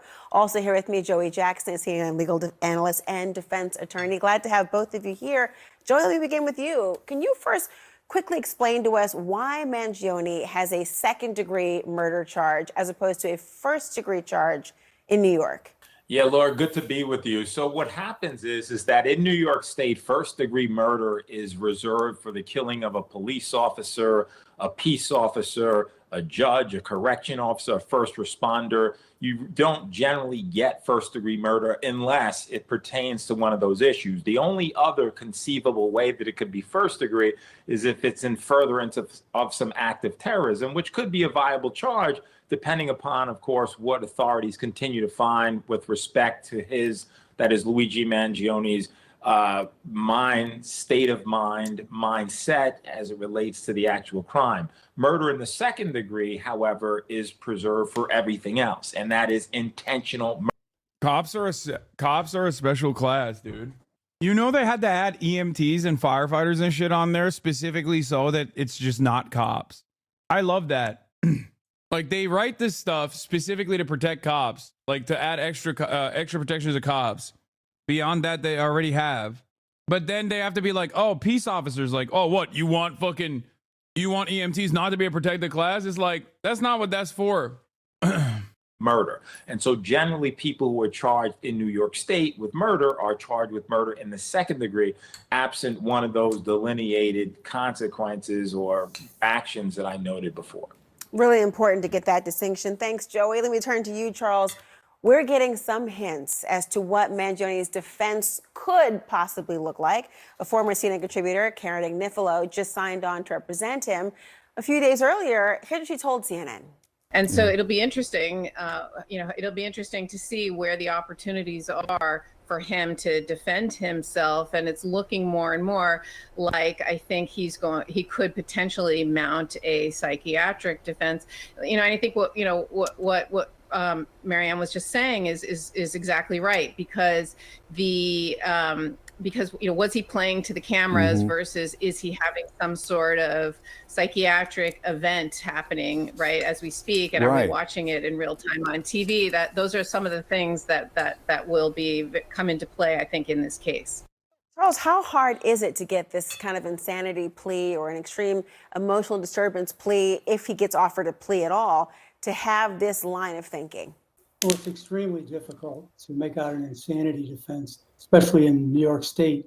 In New York State, the burden of proof is on the defendant to prove, first of all, that he was suffering from a mental illness or from a mental defect, as the law says, which would be the equivalent of an intellectual disability. That's just the beginning. Once you have that, then you have to establish to the jury's satisfaction that you either did not know the nature and consequences of your acts, or you did not know that your acts were wrong. That's a tough sell. About maybe somewhere less than 1% of all criminal cases that go to trial with an insanity plea. And among those cases, I want to hear that point. Go ahead, Charles. Excuse me. Yeah, they almost never result in a finding of insanity. It's so difficult to get that finding from a jury. And, without speaking to the merits of this case in particular, because I don't want to do that, but I will say that it's a virtual certainty that his lawyer will consider an insanity defense and will have him examined by a forensic psychologist or psychiatrist, maybe even more. But given what we know from what is currently in the public domain, it will be an extremely difficult case to. Yeah, the irony here is that given that it is a manifesto, like chatters are talking about how this guy is free him. Like he was he didn't know what he was doing. He was mentally ill or whatever as a joke. It makes it much more difficult when you have a manifesto that you wrote on your premeditated murder, allegedly, especially if the manifesto itself features like fairly commonplace problems. Like you could have a manifesto allegedly that's like the scramblings of a madman. Even that 15-year-old girl could probably you could make a case that that further proves that this person was not mentally sane. Problem is his manifesto is too sane. It's not only so sane, but also what was written in the manifesto has seemingly captured the attention of many Americans. I don't understand why people are celebrating him being killed, because at the end of the day, like I said yesterday, he's dead. His kids don't got no father. That 26-year-old Luigi or whatever his name is, he's gonna be in jail for the rest of his life. And the healthcare system is still the same today. Nothing changes. The healthcare company's still denying claims and everything today. So what did that accomplish? And why are you happy about him being gunned down like that? Good question. Charlemagne the God there ripping those seen as celebrating the suspect accused of murdering the United Healthcare CEO, Brian Thompson. Some people online casting Luigi Mangione in a positive light as they air their grievances with the industry. Barry Weiss, editor of the Free Press, is here now. Good morning to you. Oh, no. Barry Weiss? Free speech, Barry Weiss? Barry free speech, but not like that, Barry Weiss? Peter Thiel's favorite intellectual, Barry Weiss. I'll tell you what it is. It's not that people celebrate the act of murder. They understand that it's instability. Murder in broad daylight is a symptom of a deeply unstable society. The problem is they also are living in a deeply unstable society where social murder is commonplace. So for them, this is just a pressure valve. For many people, they see this as a moment to be like, oh, well, I don't give a fuck. They fucked me over, so who cares? That's it. It's that simple. Thanks for having me back. Thanks for having me. All right. First of all, here is Bernie Sanders talking about some comments that Elizabeth Warren made about this here. Elizabeth Warren obviously understands killing and murder and shooting somebody in the back is totally unacceptable. But what I think has happened in the last few months is that what you have seen rising up is people's anger at a health insurance industry. It can't be apples to apples in all of this. You guys are right. Political violence happens because we let it. What the 60s and 70s tell us about Luigi Mangione and the UHZ shooting. There's no but. Where's this going?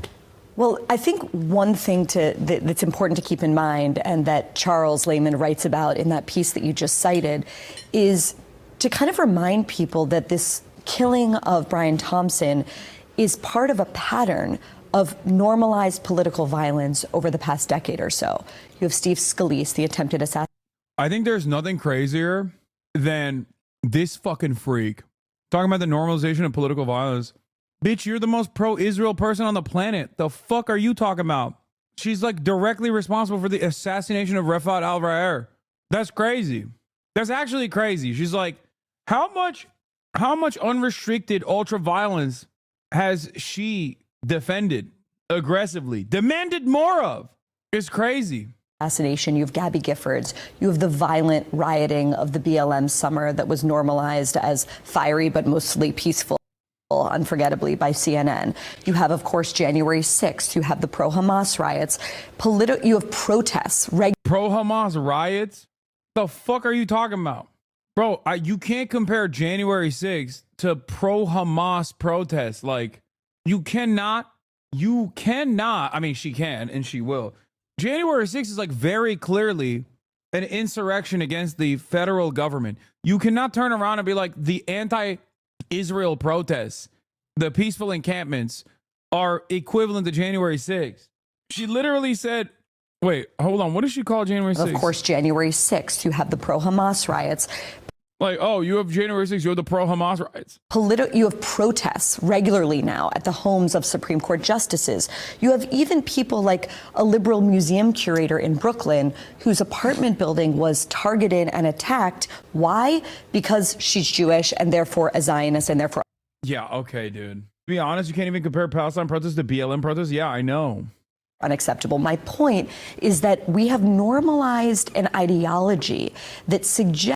I like that she's saying, like, things are either objectively violent or I just disagree with the protests and therefore I will call them riots. Suggests that certain people, because of their identity, because of their jobs, or because of their political outlook, are somehow ripe and, in fact, justifiable targets for violence. The very same group of people, Bill and Dana, who like to tell us that silence is violence, are going out and justifying the cold-blooded murder of a father of two. Mm-hmm. How is that? How do you comport? How does that comport? How do you make sense of that? And the only way you make sense of it is if you understand that they are operating from a... Yeah, the only right-wing violence that she mentioned, none of the fucking mass shootings that have happened where the shooters are like, I love being a right-winger. I'm writing a manifesto about how I love being a white nationalist. I love Donald Trump, and that's why I'm trying to kill as many black and brown people as possible. Like virtually every single mass shooting that has taken place in the United States of America is exactly like the way I'm describing it, where people should be like, I'm a right winger. I love being a right winger. I'm doing this because I'm a right winger. Here are my favorite right wing content creators: Ben Shapiro, Tim Pool, blah, blah, blah. Okay. And it's like crazy that none of that is a prominent fixture in the way that Americans understand political violence. And it's actually one mention of January 6th, not even mentioning Pelosi's fucking husband, Paul Pelosi, getting hammered in the head by the PP. Like, goddamn. LOL. Chicago mass shootings every weekend are right wingers. Is that what I said? I'm sure there are plenty of right wingers that engage in that as well. Yes. We're talking about instances of domestic terror, acts of political violence, not all violence across the board, you fucking dumbass. Yes, I said most political violence. Most political violence. I love how fucking stupid racists are. You know who else agrees with you? Chicago mass shootings every weekend are right wingers? No, dude. They're poor people, okay? Victims of systematic poverty. Victims of systematic racism. Okay. Ironically enough, in spite of all of that, Illinois' gun violence metrics are still far better than most Republican states. Oh, victim, shut the fuck up. Yes, it's true. What do you mean? Oh, victim, shut the fuck up. I grew up in project housing. I am what?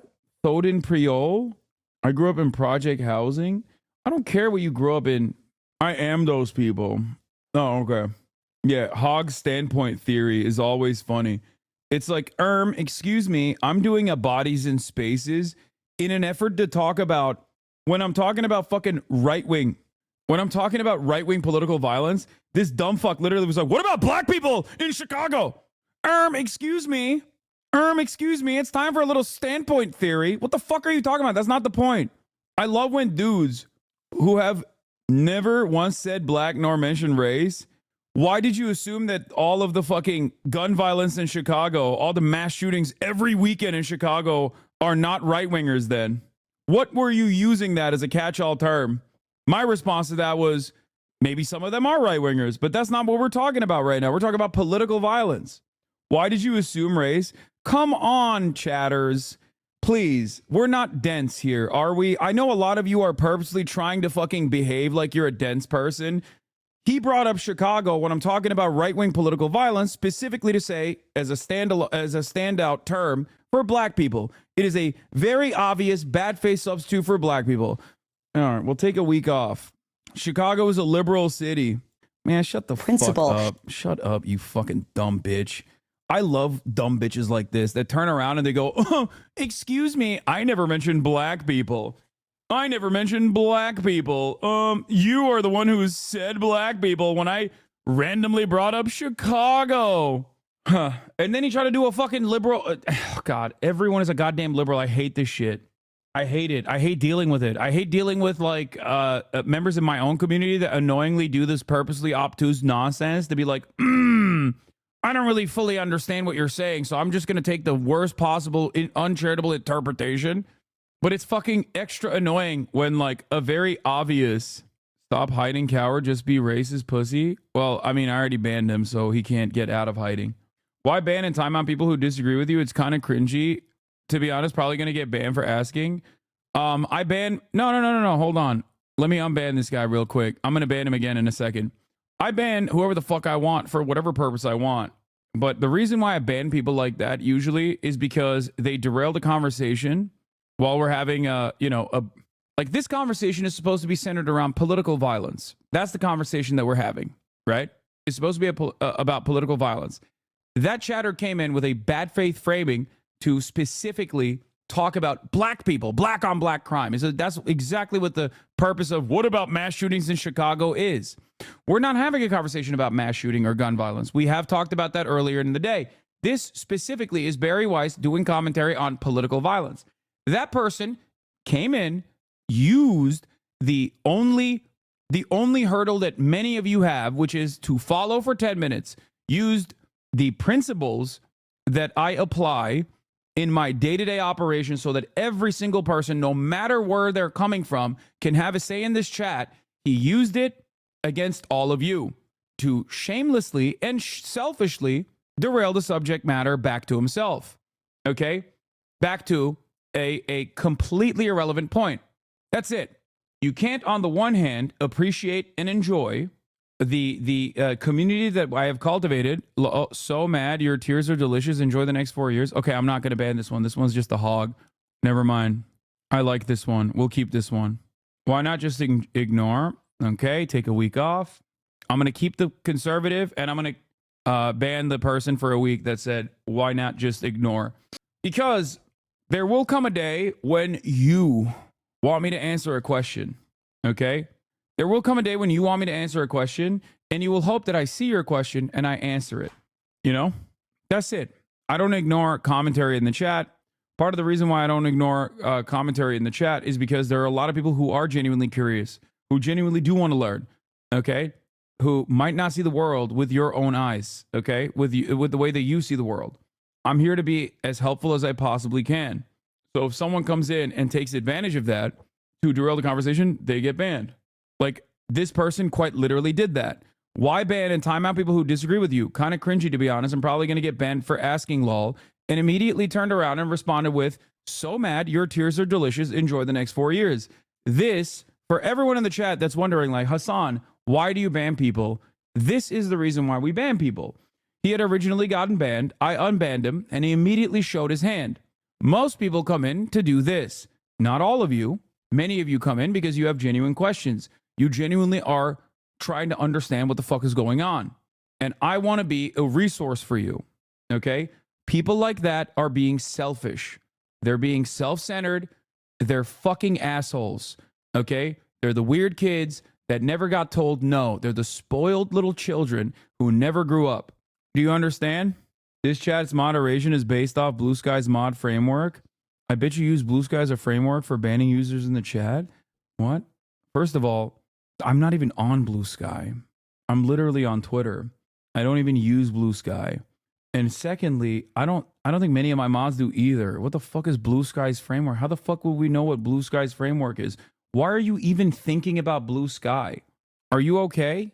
Like, if you're a right-winger and you're mad that you're not allowed to be on a place where there's like a bunch of annoying rad libs, why the fuck are you in my chat complaining about it when I'm not even on it?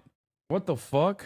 Anyway, This is the original purpose why I banned that person, and also usually will ban derailers in general, because I read one comment and as many people as possible see that as an opportunity to fucking start going, ooh, we got him, we can piss him off. So now, instead of continuing to read the chat, I'm going to go back to Barry Weiss.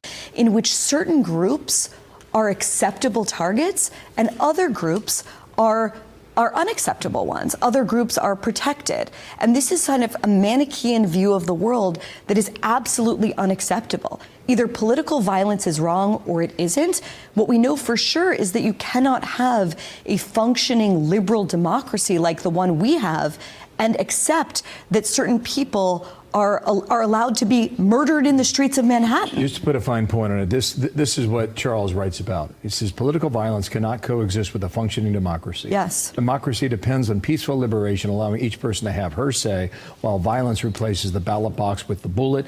If we want the latter, we must be unambiguous in our condemnation of the former, end quote. And also, let's wait a second and just find out, like, what really went on with this man. Right. The suspected killer. He didn't have United Health Insurance. But he hadn't denied a claim. But even if he did, right? The idea, I agree. Right. It's the idea that I saw this unbelievable tweet that was going viral. Maybe you guys saw it. There was some DJ that had it set over the weekend, and there were just giant flashing photos of Luigi Mangione, Terrible. and the crowd is going wild for it. Right. There's something like very, very rotten in a culture where that has become not just acceptable, but somehow like cool and So chic. how do we turn it around? We re-stigmatize political violence, and we shame, frankly, any person that is trying to contextualize. Yeah, Barry Weiss gets to say that while simultaneously championing Israel's genocide, by the way. Because that's not considered political violence. That's just foreign policy. You know, that's just American foreign policy. It's the norm. It has to happen. This is so stupid, dude. You can't expect people to not feel a sense of vengeance and relief. It's not correct. I understand it on principle. Unlike Barry Weiss, I am a humanitarian, okay? But I'm also not shocked by this reality. I'm not shocked that people look to someone like Brian Thompson as a placeholder for the violence that they've experienced in their lives, okay? That's it. Oh, we got to shame this. We got to stigmatize it. Like, you can't. It's not going to work. No one gives a fuck.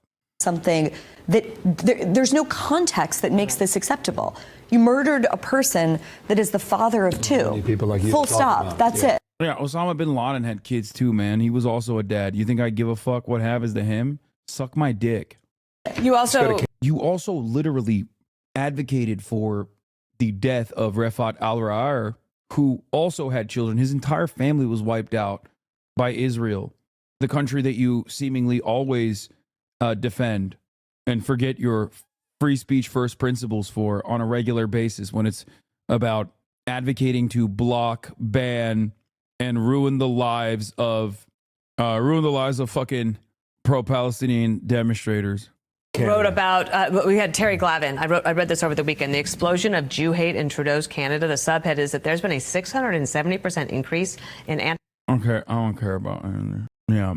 It's like then they go into anti-Semitism. They're just hitting like they're hitting basically everything they can. All right. Okay, here's a very funny thing that happened. I never really covered this, but so CNN. I really want to. Wait, never mind. Okay, CNN actually has a new take on Luigi Mangione. Apparently, attorneys explaining terrorism might have overextended the prosecutor's office. So tell us more, Shimon, about what District Attorney Bragg had to say.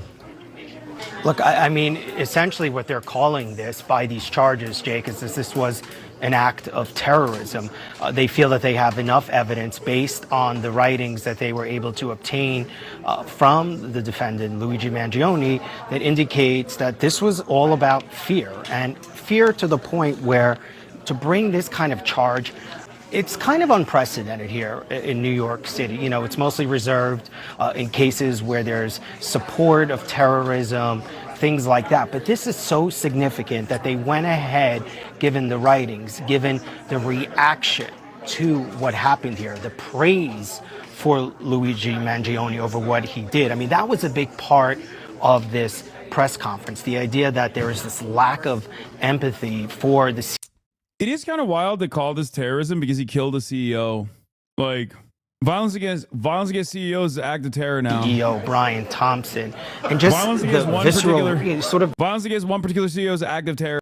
the way people have reacted, and so all of that, the DA says, led them here. They believe that this was now an act of terrorism, that this murder was committed in the furtherance of terrorism as the statute calls for. And specifically, I asked the DA about that statute, and he said quite simply, when you look at what it says, it's intent to intimidate or coerce a civilian population, influence policy, or affect the conduct of a unit of government by murder or assassination. And that is exactly what the DA and the prosecutors here and investigators feel happened. I mean, when you look at the language that the DA used, saying, quote, this was a killing intended to invoke terror, talking about the way in which Mangione went about this murder, the planning, the calculated nature, the vicious nature of what they allege he did here.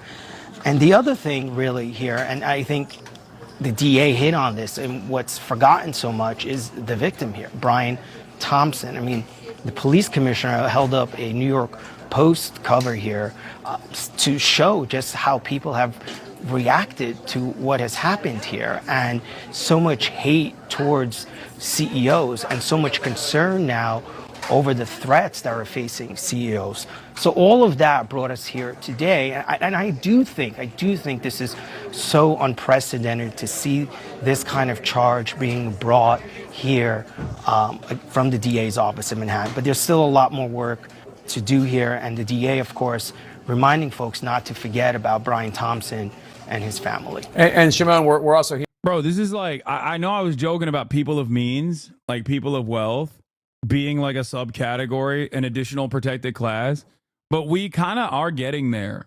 It is kind of wild. Like, they wanted to really punish Luigi Mangione. They wanted to like make an example out of him. So they kind of hit him with the book. And I guess the argument will revolve around terrorism. And maybe the reason why they put terrorism in the forefront of the argument is to maybe goad him into demonstrating that he had a political purpose behind it. Because I'm thinking about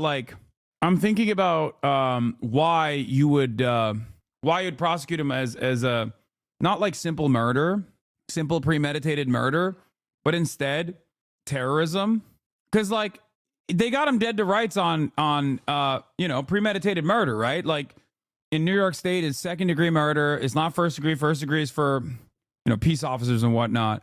But you can escalate it to first-degree murder if a terrorism designation is slapped onto it, as far as I understand.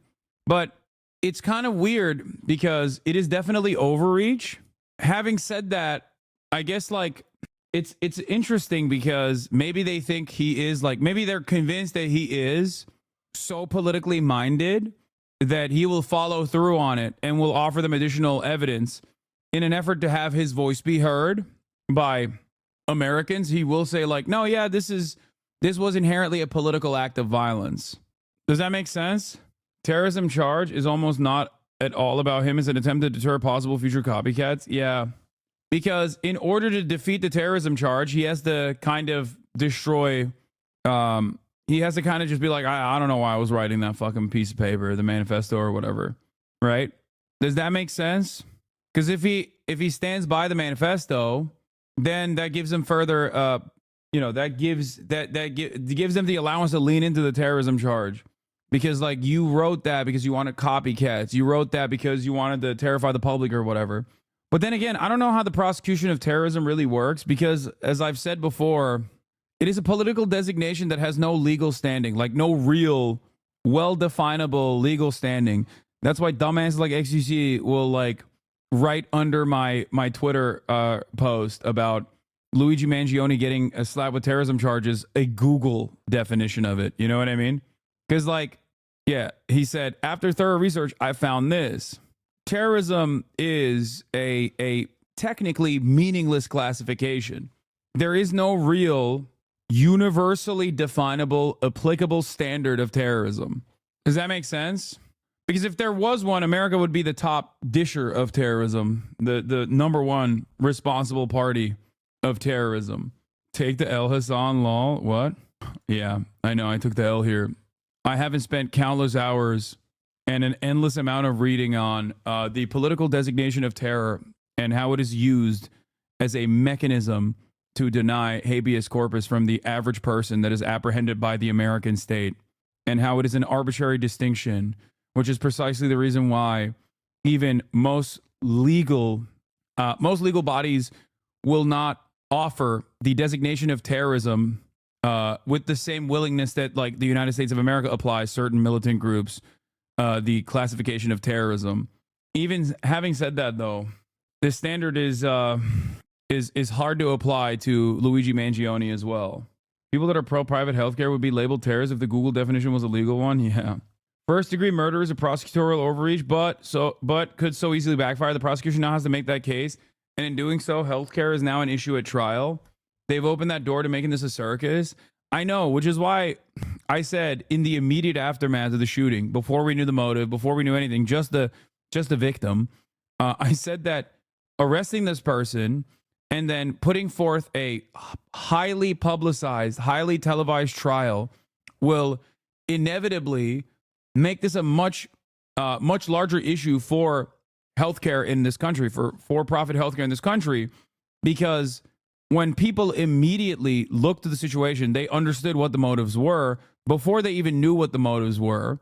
And televising this trial and trying to ridicule Luigi Mangione in the process is only going to give further credence to the manifesto that he wrote, right? Even if he never had a manifesto, which I didn't even know he had one at the time. I said this would give him a universal platform to say, this is what is at stake here. Yeah, bro, even at the PhD level, we do not have a collectively agreed parameter or definition of terrorism. It's one of the most essentially contested concepts. All concepts are essentially contested, but terrorism is the worst I have come across the social sciences. Yes, because there is a purpose for it. That is the reason why America's standards for what constitutes a terror organization is far different than even the global standards or any other international standard. That's it. George Floyd's murderer was just a cop having a rough day. Brian Thompson's murderer is a bloodthirsty terrorist and a sick individual. It is interesting how the media and our lawmakers actually very clearly articulate how much this country is not for the general public. We are not the class they are protecting. Exactly. Maybe they won't televise it. There's no way to not televise it. Like, they won't actually allow cameras in the New York City courts, but it will still be televised because there will be journalists inside of that courtroom every day. Unless they issue like a gag order or something, which then would be a story in and of itself. Yeah, it's a New York State court case. It's up to the judge's discretion, I think, to allow the entire process to be televised or not. Hey, yo, gag order. Pause that, big bro. No, you're gagging on it. Let's continue. Hearing from the suspect's lawyer on the New York extradition. That's right. So his newly hired lawyer here in Manhattan, Karen Friedman Agnifilo, is telling us that he's not going to fight extradition. So it could be, Jake, that on Thursday we expect to see Luigi Mangione in court. Here, if you want to understand, like, the nature of language, the nature of political language, and how sometimes certain designations are used to hide and omit key details. This photo in and of itself is a perfect definition or a perfect demonstration of what I'm talking about.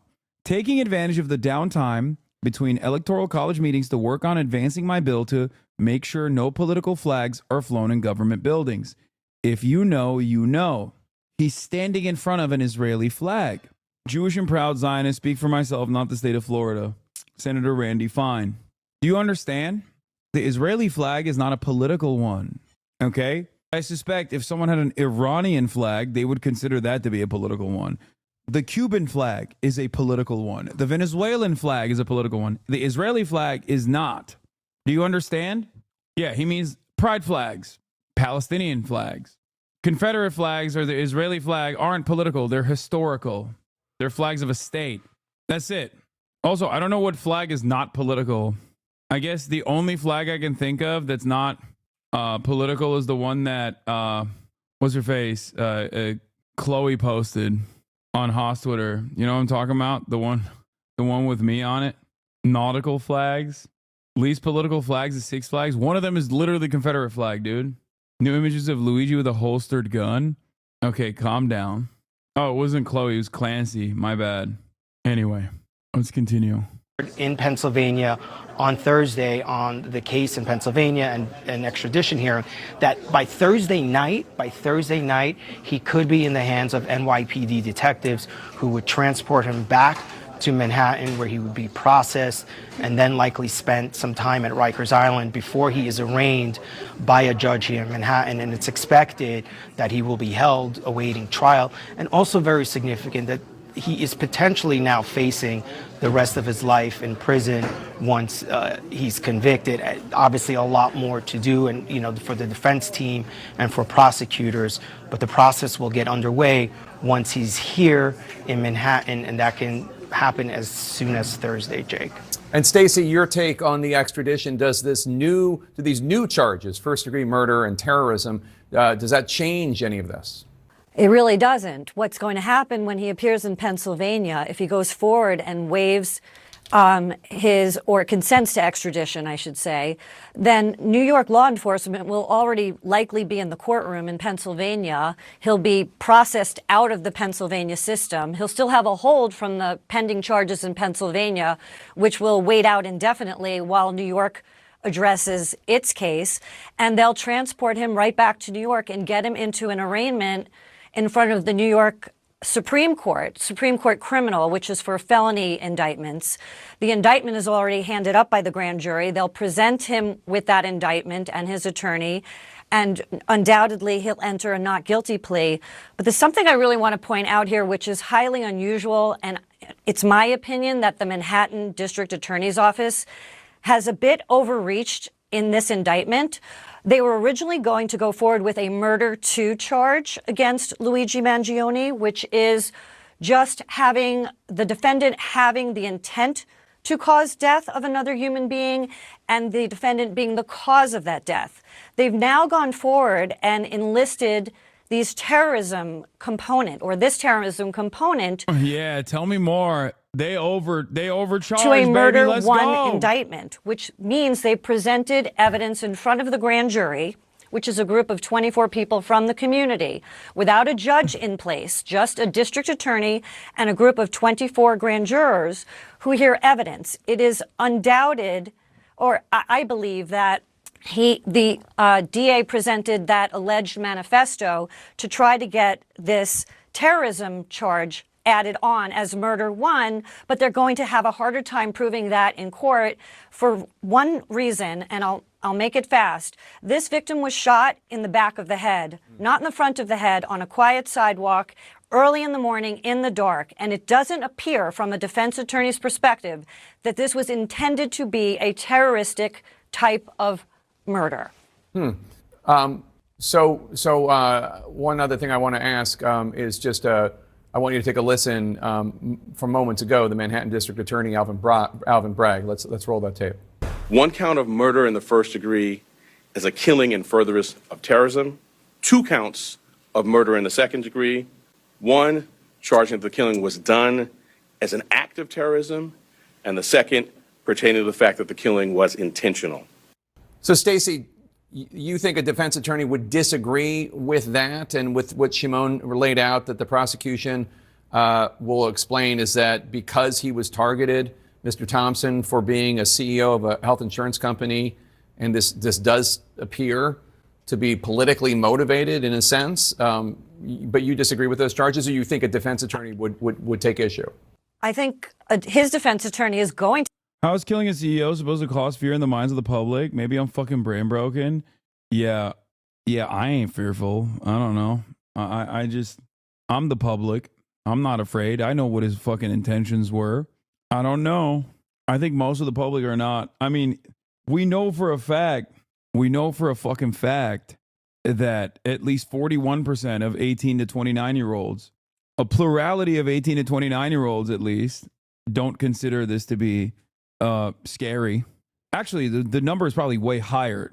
18 to 29-year-olds, a plurality of 18 to 29-year-olds actually say that it's good that this guy killed the CEO.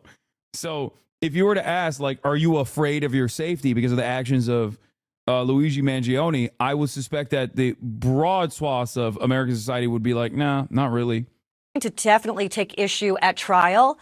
They may even move to. You don't think it's valid that his intent was to cause copycats? I'm not saying that. I would never say that. How dare you? How dare you say that? It's crazy, chatter. Good luck proving that in a court of law to a jury of Luigi Mangione's peers. Seems like you're just making that up.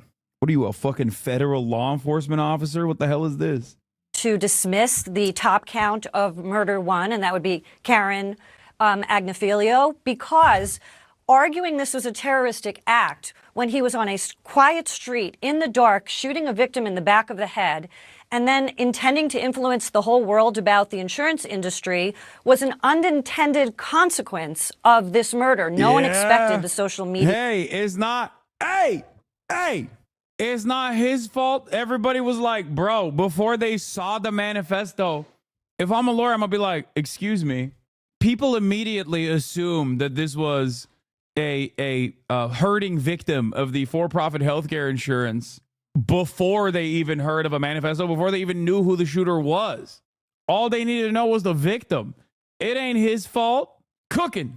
The outpouring, the disturbing social media outpouring from this act, and to have the district attorney and law enforcement from New York mention that there was a social media outcry in relation to a terroristic act is putting the cart before the horse. I mean, the murder happened first, the outcry was second, and totally unpredictable. So I think this might be a case of overreaching on a murder one.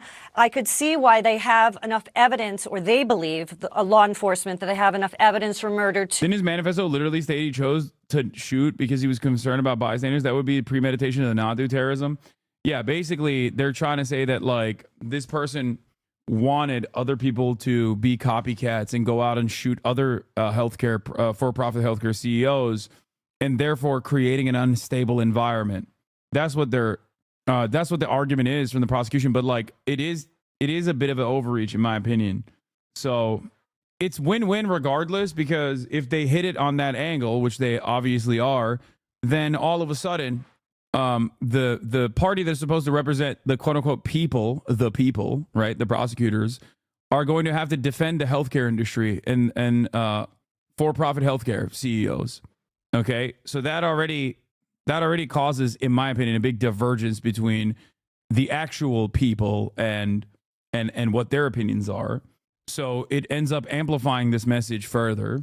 And also, it gives more opportunity to his defense to create reasonable doubt. Too, but this is going to be a very interesting turn. John Miller, I want to play for you. Listen to the NYPD Commissioner Jessica Tisch just moments ago. The New York Post reported that some extreme activists were circulating a deck of cards with other most wanted CEOs to be targeted for assassination. I'm telling you, dude, they want to arrest people that are like, I feel like they want to fucking prosecute people that are just like, yeah, I love Luigi Mangione. It's pretty wild. It's pretty crazy.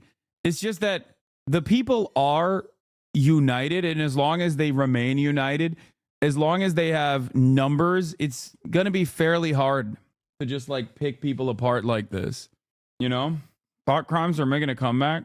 Thought crimes have never gone away. What are you talking about? Look at the last year. If you hurt the feelings of the state of Israel, you deserve the death penalty. These are the threats of a lawless, violent mob who would trade in their own vigilantism for the rule of law. John Miller, what do you... Why is this woman lying in a press conference? That deck of cards isn't in circulation. I should know. I pre-ordered it. Oh, we're all going to fucking jail, dude.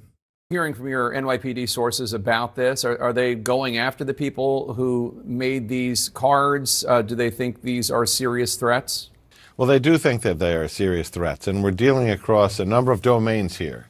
One is the psychological effect and after effect that we see in this. Compare something like this, which is a relatively unique murder of the CEO of an industry because he was the CEO of the biggest company in that industry, in this case, healthcare. in school shootings, we see what they call the contagion effect, which is one of these things happens, it gets a great deal of attention, and the next person who was already thinking of something like that then may accelerate their plans.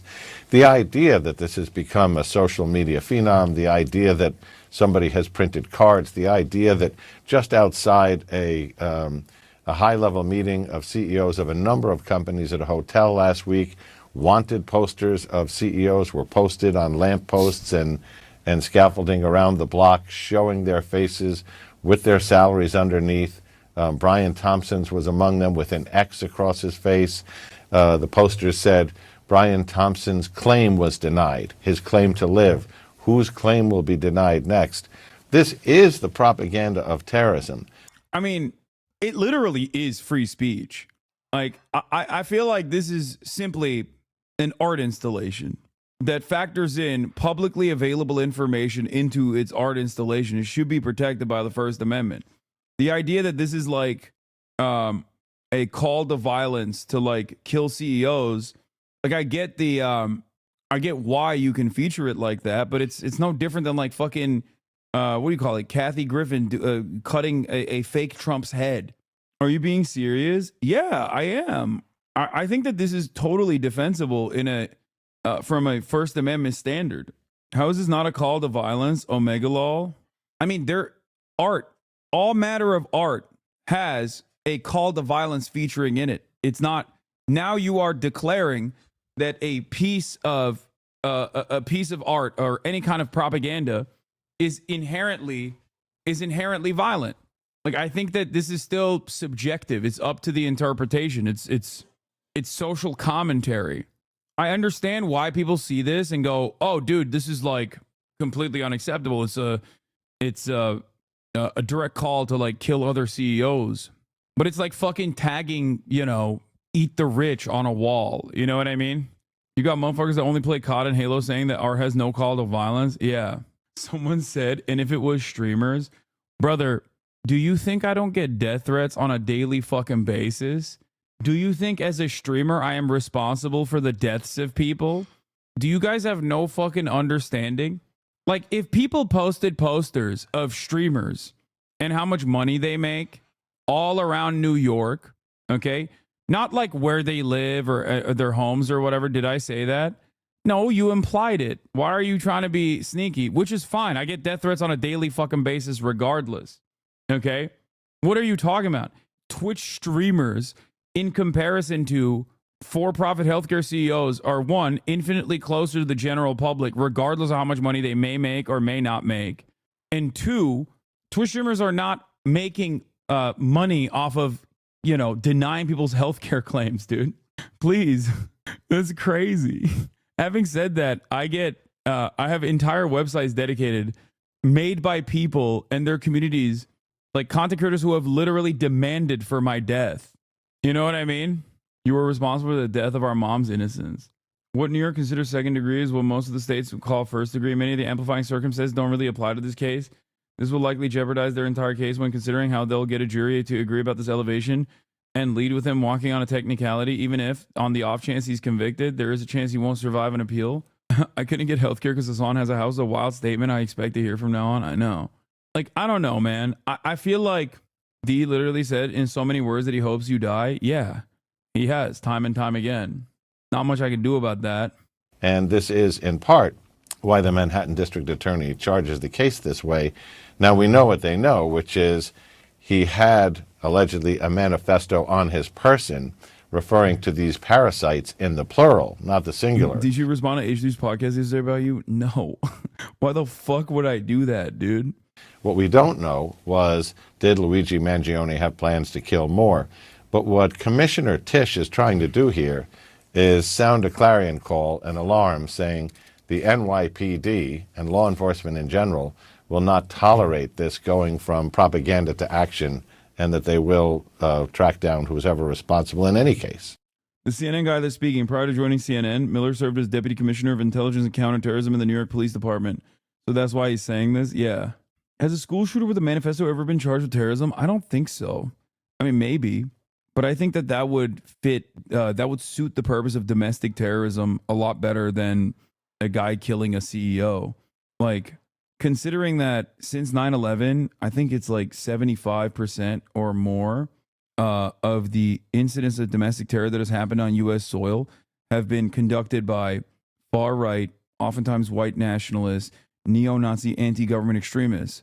So usually when another lone shooter or a mass shooter writes a manifesto that is directly in line with those previous incidents, urging others to basically do the same, that I think fits the already weird standard, the already arbitrary nature of like terrorism as a designation. But that fits that a lot better than a guy doing a hit on one healthcare CEO. He implied he's going to spend his holiday break working on a content nuke on you. Is just very sad at this point. That does make me sad, but there's not really much to do about that. Why are y'all bringing this up? Holy hell. I'm timing out anyone that's talking about it still. Okay. Yeah, I know. I saw he brought up Bro Tips, a satirical show from 13 years ago that was deleted off of the internet 12 years ago, that I have used as a formative experience, talking about how my personal political journey and my personal political ideology has changed. Ironically enough, it's actually what I have pointed to when talking about Ethan's like many different N-word with a hard R compilations. Like, I've literally talked about how I have also changed organically. I've grown, I've reformed, and it instructs my political commentary. And I've even defended Ethan time and time again on numerous occasions whenever people point out his old material, saying this does not demonstrate who he is now. So it's kind of funny that he's like, no, look at his older clips from a time where like it looks like it was like Vaseline on the lens. Anyway, don't let the drama perverts win. Yeah, I know. I think everyone has the capacity to grow. And I hope you guys understand that. This is one of the fundamental principles that I've always applied in my commentary and in my community building in general. There are a shit ton of people in this chat right now that have reformed, that have changed their minds, that have a different perspective, that maybe even feel embarrassed about what they once represented themselves as online or in their, personal experiences. And there's nothing wrong with that. We're all imperfect. That's it. I will always be an advocate for rehabilitation. I will always be an advocate for growth and change. That's a very important part of why I do what I do. Okay? Just so you understand. The only instance where I will, and this is straightforward, this is something that I talk about quite a bit when like talking about Ben Shapiro, for example. The only instance where I will ever use someone's like old commentary is if they have not changed their perspective from that commentary whatsoever. If it's something that a person like iDubbbz is a perfect example of this. Like, I defended iDubbbz organically changing and recognizing the error in his ways, right? I've defended him time and time again. People were hella fucking mad at me. Then stop lying and farming the drama. What? What do you mean? The only instance where like someone's past statements are I think appropriate is if it's like something that you're still advocating for. That's it. So no, I don't think that the Brotiv stuff, especially considering that it was a shitty attempt at satire to mirror the existing like PUA style format, is appropriate. Anyway, I saw this. This is pretty crazy. Chairwoman of the Democratic Party of Virginia tells journalist Ken Klippenstein to kill himself. Delete your account, and Jerry Connolly's going to kick cancer's ass.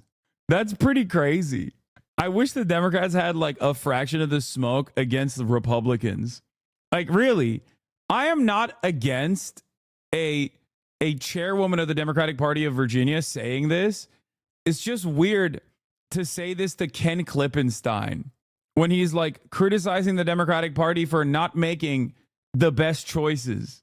Like, this objectively is in the interests of the Democrats as a political movement. When he says it's ridiculous that you guys didn't choose AOC to lead the oversight committee, a person who is vibrant, charismatic, younger, and instead chose 74-year-old congressperson who has throat cancer.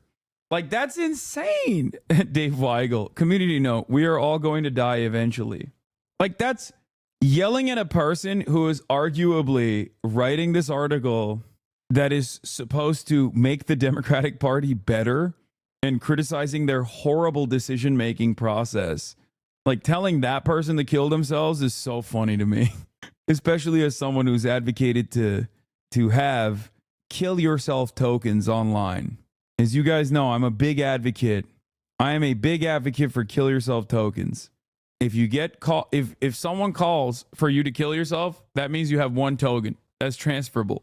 You can now use that against someone else. And then when you actually use that against someone else, now they have the kill yourself token. To your previous point, I was quite pro-Israel before watching your stream. Day by day, my philosophy changed based on your evidence. Really disliked you at first, but kept an open mind about your options or your opinions, and I'm very happy I did. Hell yeah, chatter. We love growth here. We celebrate it, okay? This is not like one of those other fucking communities where I believe that, like, human beings are intrinsically evil and have, like, unchangeable convictions, and that those convictions are coming from a place of being evil in general. I am very understanding of growth. Not only have I demonstrated in my own life, but I also hope that others can in this community every single day. And not only that, but also I understand where that starts, where the starting point is. We are all, at the end of the day, susceptible to social conditioning. And this is something that I criticize the left on quite a bit. I often will find myself criticizing people on the left who have this mindset that, like, no, people are also just evil. They're ontologically evil. There's no redeeming qualities, and there's no hope for change. And I find that really strange because those very same leftists also understand that we live in a white supremacist, patriarchal, misogynistic, anti-queer society, right? Anti-black society. If you understand that, then you have to understand that all orifices of a media and every institution that is supposed to teach you ends up teaching you shit that is in line with that mentality. So, of course, the expectation is that virtually everyone that comes out of that process is oftentimes going to have some resilient, unexamined, bigoted perspectives. Yes, every hole, every orifice. Yeah, you heard me right. This is something that most people don't want to contend with. I don't know why. I do know why, actually. The left also loves to act like a single mistake at any point summarizes a person's entire existence. That, too, I think is silly. And it's also not a standard that people apply. It's not a standard that people evenly apply to others. If you like someone, you are endlessly charitable to them, regardless of their shortcomings. Think of a loved one. Think of your father. Think of your mother. Oftentimes, it takes a lot more for you to write them off than it does for you to write someone else off. You have to always demonstrate charitability and forgiveness and be understanding of where people's starting point is.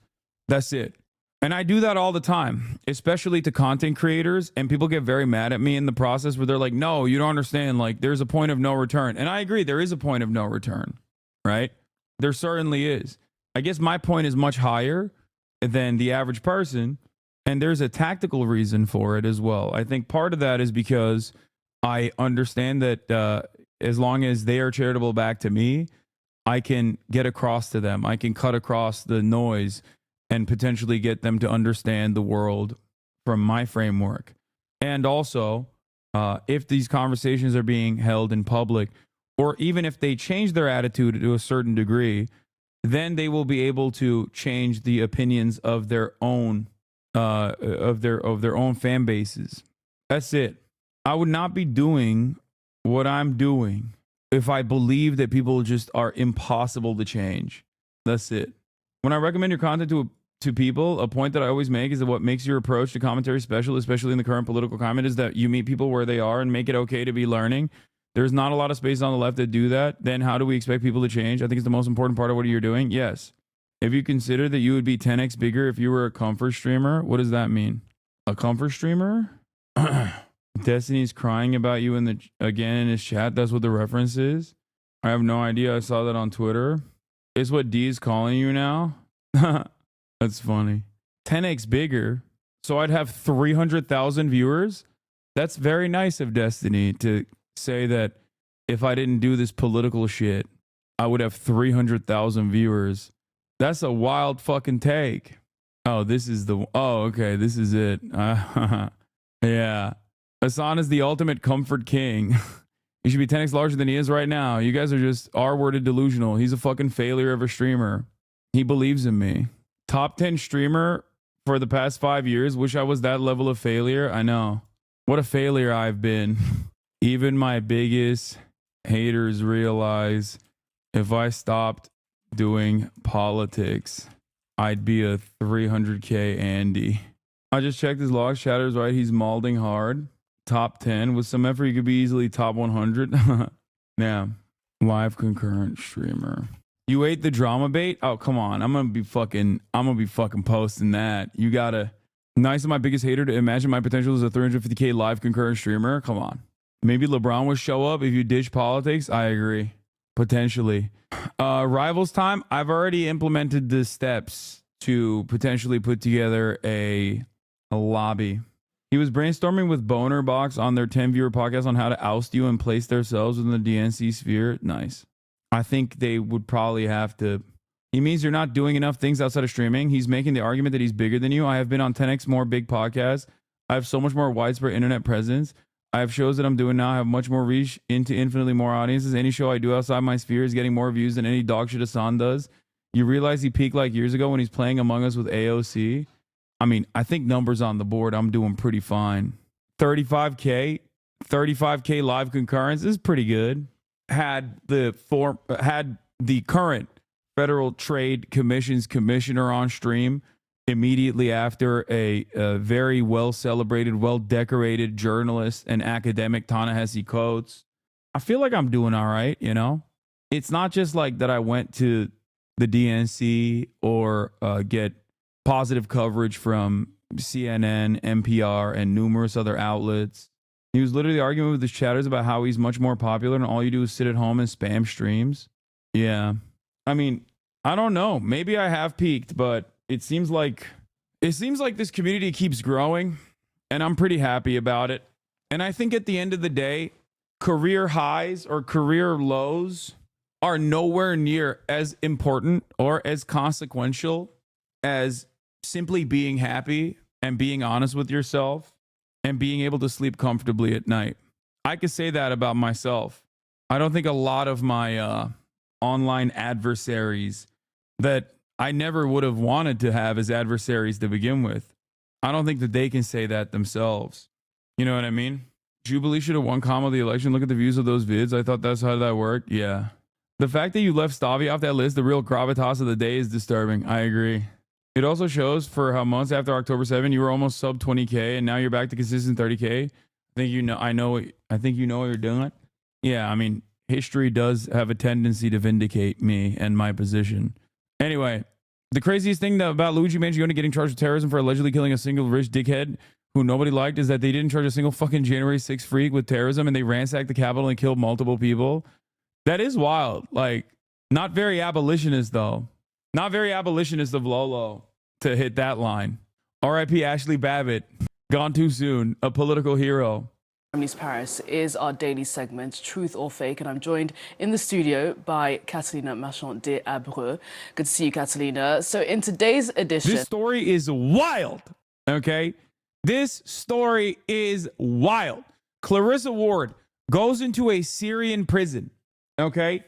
And the situation is odd because I never really covered this, but it was like weird because the prisoner that was supposedly in prison had like clothing that wasn't tattered. He didn't look like he was actually in these horrifying conditions that we've seen Syrian prisoners in, okay? Normally, people are just like taking Syrian prisoners out of prison and like these guys haven't seen fucking daylight for like 10 years, okay? It's crazy. This one, on the other hand, she's walking into the jail, and the dude's got like a groomed beard. Okay. He looked fresh, and everyone was like, this is fucking fake. Like, what the hell's going on? And I thought it was suspicious. I didn't really have time to cover it. I thought it was odd though, because there are a million, like there are thousands, not a million, but there are tens of thousands of real stories of people who have been falsely imprisoned in Syrian prisons for fucking years, right? And I kind of want to show you the OG coverage. I don't think they're going to show the OG coverage, but it was weird. It was like a very weird situation, because like she walks up, the guy that she's with is like, oh, this door is locked. And then the camera pans away, and then the guard shoots the soldier shoots the door. Okay. Oh, here it is. Let's watch. Finally see the sky. After 3 months in a windowless cell, he can finally see the sky. My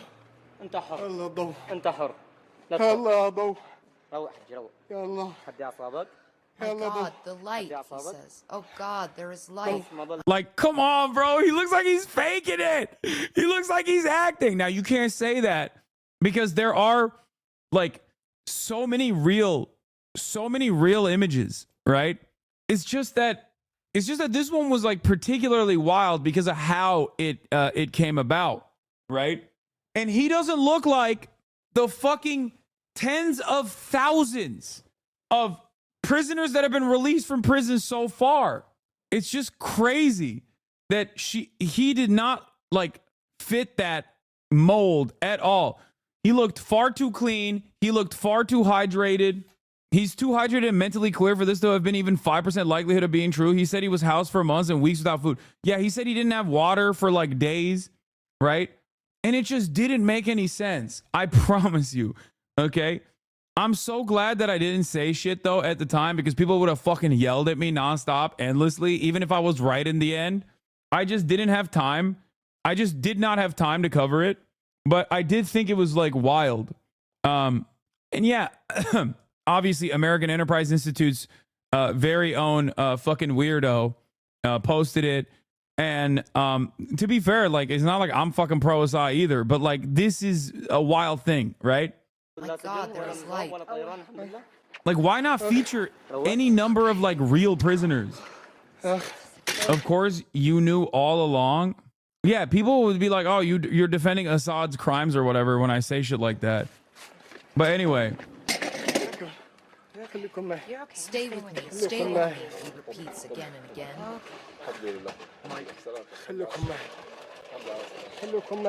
The reveal is fucking dope, though. For 3 months, I what a didn't story. know anything about my family. I didn't hear. Yeah, here's how the real fucking, here's how the story starts. Tell me this is not staged. Tell me Calissa Ward is not a soap actor. Tell me CNN's blah, blah, blah, blah, blah, whatever, right? Wait, where is it? Where's the original? Oh, here is the scene. Here's how it starts. Okay, I wanted to show this. Is he gonna shoot it? The guard makes us turn the camera off while he shoots the lock off the cell door. We go in to get a closer look. It's still not clear if there is something under the blanket. Oh, it moved. Is there someone there? I thought I saw it move. Is someone there? Or is it just a blanket? I don't know. I think it's someone. Hello? Okay,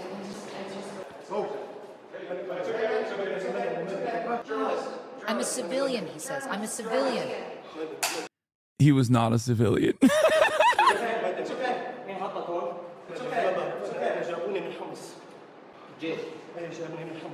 He tells the fighter he's from the city of Homs and has been in the cell for 3 months.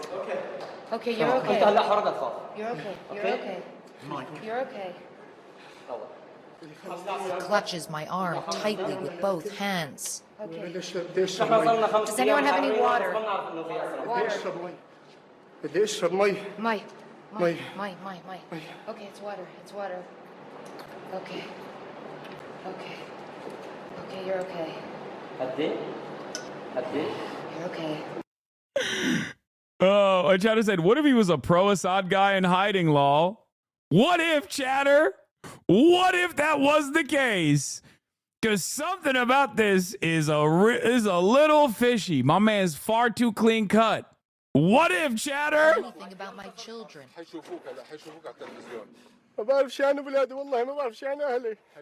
The fighter hands him something to eat. He barely lift it to his mouth. First of all, if he had 3 months of no food and water, one, he wouldn't look that way. And two, he would die from refeeding syndrome. He would die. Look at his fucking nails. He would literally fucking die, bro. Bro's doing a vaccine injury. He's doing a vaccine injury. He's got the shakes. He's like, Ya Allah, I'm Tony Fauci. He vaccinated me. Clarissa, you are my favorite. I did the vaccine. Cause ummak the vaccine. I have the shakes. Okay. But his body can't handle it. Okay, you're okay. His captors fled during the fall of Damascus, leaving him with no food or water. That was at least 4 days ago. I'm shaking. My face is shaking, he says. The rebel tells him there's no more army, no more prisons, no more checkpoints. Are you serious, he says? Surya Harra. Syria is free, he tells him. It's the first time he has heard those words.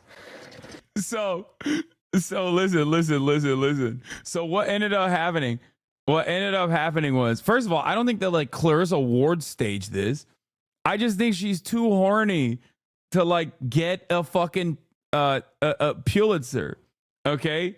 So in that moment, I'm fairly certain that she was just like not exercising normal critical thinking, like any sort of like journalistic due diligence, any sort of process here that would have been like, can we fact check this guy? Can we see what his background is?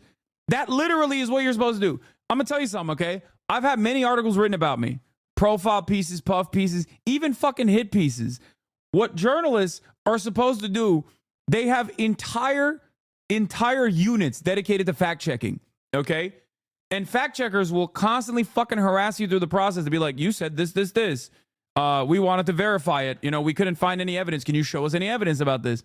The very fact that as far as like foreign policy pieces goes, as long as it's like in line with America's State Department, like whatever their interests are in any particular fucking region, they just don't even, they don't even do any sort of fucking fact check. Like, it's crazy.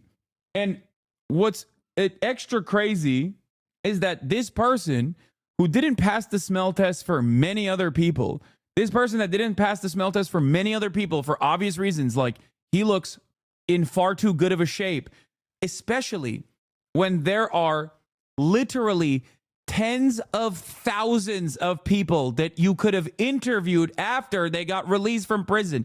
I've seen hundreds of videos where people are being broken out of prison. Assad's notoriously cruel prisons, where they're just like, you see them, their faces, the way that they've been harmed, like it very clearly is different than a guy wearing like a nice fucking leather coat with fur inlining. And when I say the smell test, I mean literally the smell test as well, not figuratively. Like, this dude doesn't look like he hasn't showered in fucking 3 months. He does not look like he hasn't had a haircut in 3 months. He does not look like he hasn't eaten in 3 months. You would straight up be victim to severe malnutrition if his story was correct. Yeah, not one speck of fucking dirt under his manicured nails, man. And a lot of people were yelling about the story because a lot of people hate CNN. So a lot of people were shitting on Clarissa Ward, being like, you staged this, you staged this, you staged this. The fuck's wrong with you? You staged this. And all of those people, all of the people that are not necessarily just like anti-Assad, but also pro-America State Department people. And there's many of them because there's so many anti-Assad people. But then there are a lot of people who are not only anti-Assad, but pro-American empire. Okay. All of those people were yelling at this guy who, yes, you're not wrong, looks cleaner than Osman Gold coming out of Assad's notoriously brutal prisons. Okay? Well, it turns out CNN's in a little bit of a hot water because that guy isn't actually a prisoner of Assad. He's the prison guard. Here is Salama, Mohammed Salama, a former Air Force intelligence officer, strengthening evidence of his past activities after his appearance on a CNN report.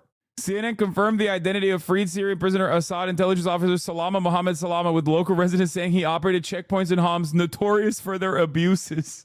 What's crazy is first of all, Osama bin Laden, 6'7", he should have balled. Okay, he was worried about he was worried about the wrong towers. Okay, Osama been balling.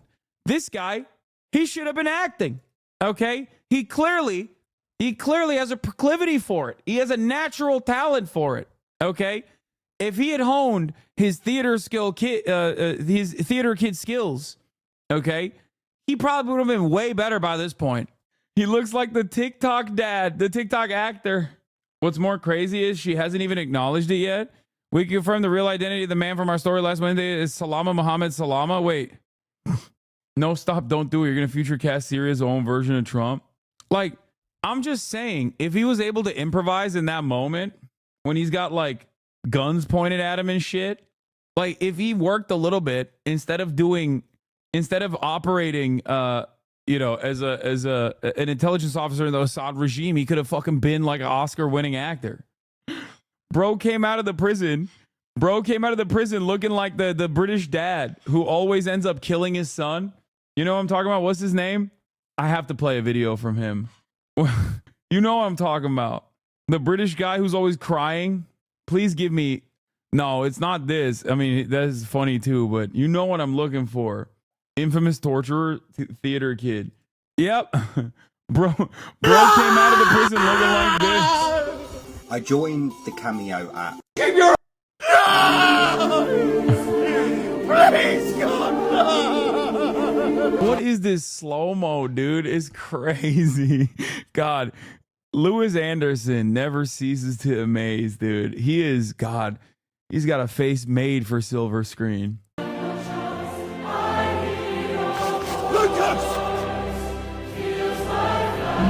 Wait, there ain't no way that the toy still has the tag on it because he wants to return it. Oh my God!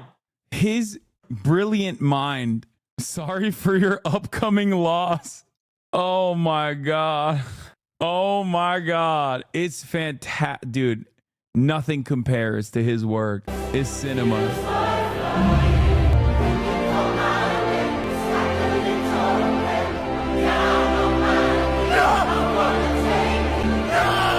Yeah, that's how my man came out of that prison, bro. Look at him.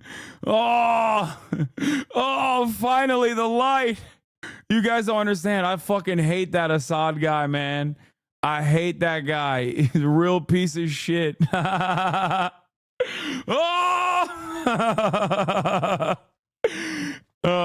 it's so good. Oh, yeah. Kissing foreheads and shit. Like, look at this. Look. Those words. Oh my God. Anyway. Well, turns out all the people that were saying this shit looks fake as fuck, dog. What do you mean? Well, they were right. CNN journalist Clarissa Ward is being accused of staging her most recent reports on Syria. Tell us more. That's right, Yinka. On December 12th, CNN published this report on its platforms. CNN's cameras, they say, caught... Bro, this is literally Tyler Oliveira shit, okay? I'm sorry, but this is straight up like, this is some shit that you do not expect from an award-winning journalist. This is some shit you expect from a fucking YouTuber, man. Like, this is... Like FaZe Ronaldo. She's clip farming. Like she's part of the new FaZe clan. That's insane to me. What has happened? What the fuck has happened to mainstream media? What is going on? She threw up the FaZe after. She's like, Mohammed, can you throw this up for me, please? Yeah, FaZe up. This is worse than claiming your helicopter was shot at, which is why what's his face got fired.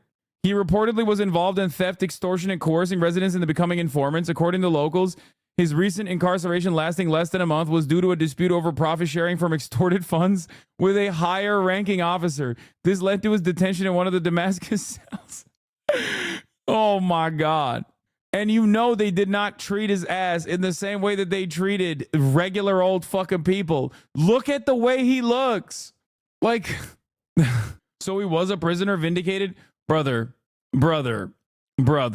Since returning to Homs, he was attempting to gain local sympathies, trying to convince them he was forced to do everything. He has also deactivated social media in an attempt to hide any documentation. He carried weapons and was involved in war crimes. Brother. Yeah. He's the one guy you're supposed to keep in prison. Yeah. His only pick looks like a supervillain. Yeah. CNN reporter Clarissa Ward takes cover. Oh, this was really funny. Amid rocket fire in Israel, and then there's just like people casually walking behind her. Yeah. Is this that one? Yeah. Closer. Down.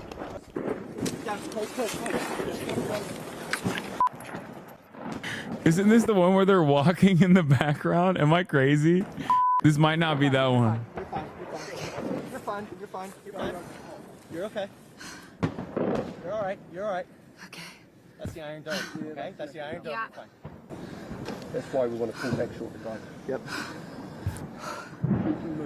Shoot move. Guys. Are you seeing our situation, guys? Yes. Okay. Right, still going. Can you hear the show? Stay down. Stay down. Like, Israelis were clowning on her, dude. Like, oh, God. We have to stay here. We have to stay here. Guys, come to us. YouTube vlog really stepped up the production and acting. So did like CNN know, or did they get fucking played by dudes method acting? No, I think CNN is supposed to do due diligence. Okay? They're supposed to do their due diligence. How are you gonna fucking release a Assad torturer and be like, oh, he's a victim too? Like, you can't do that. You can't fucking do that. That's crazy. Like, look at his outfit. Like, even if he spent any time in that prison, look at his fucking outfit. Look at the way he looks versus the tens of thousands of prisoners that were released in the fucking days prior. Like, those dudes were actually fucking malnourished. This dude is in his own prison cell in a clean fit. Someone also pointed out when this released that they immediately sat the guy down for an interview instead of taking him to a hospital. Yeah, like, anyway. But yeah, CNN has acknowledged it. Free prisoner who said he was a victim of the Assad regime was an intelligence officer, locals say. Oopsie.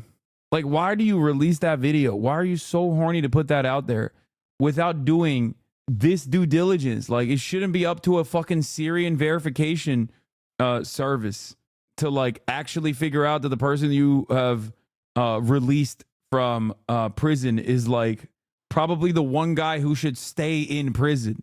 This is like, you know, pretty clear-cut clickbait shit. You know what I mean? You clip it, you ship it, and then you deal with it afterwards.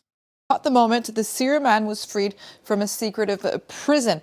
In the footage that we'll take a look at now, we see CNN's chief international correspondent, Clarissa Ward, accompanied by an armed man opening this cell in a secret Bashar al-Assad prison in Damascus. Inside the cell, they find this man who is hiding under a blanket. He finally reacts and he says, I'm a civilian, apparently unaware of Assad's ouster. And more on this man. In the report, they say his name is Abdel Garbal from Homs. He claims he was arrested 3 months earlier for having his phone searched.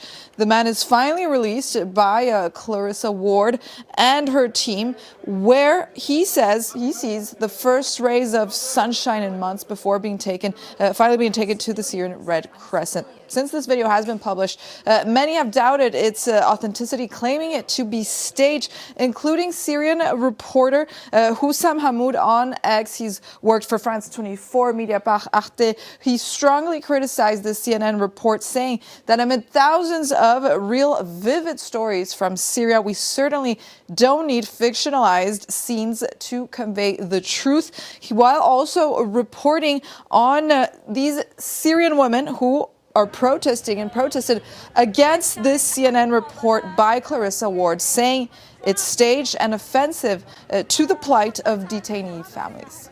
Catalina, tell us what we know about the man in that video.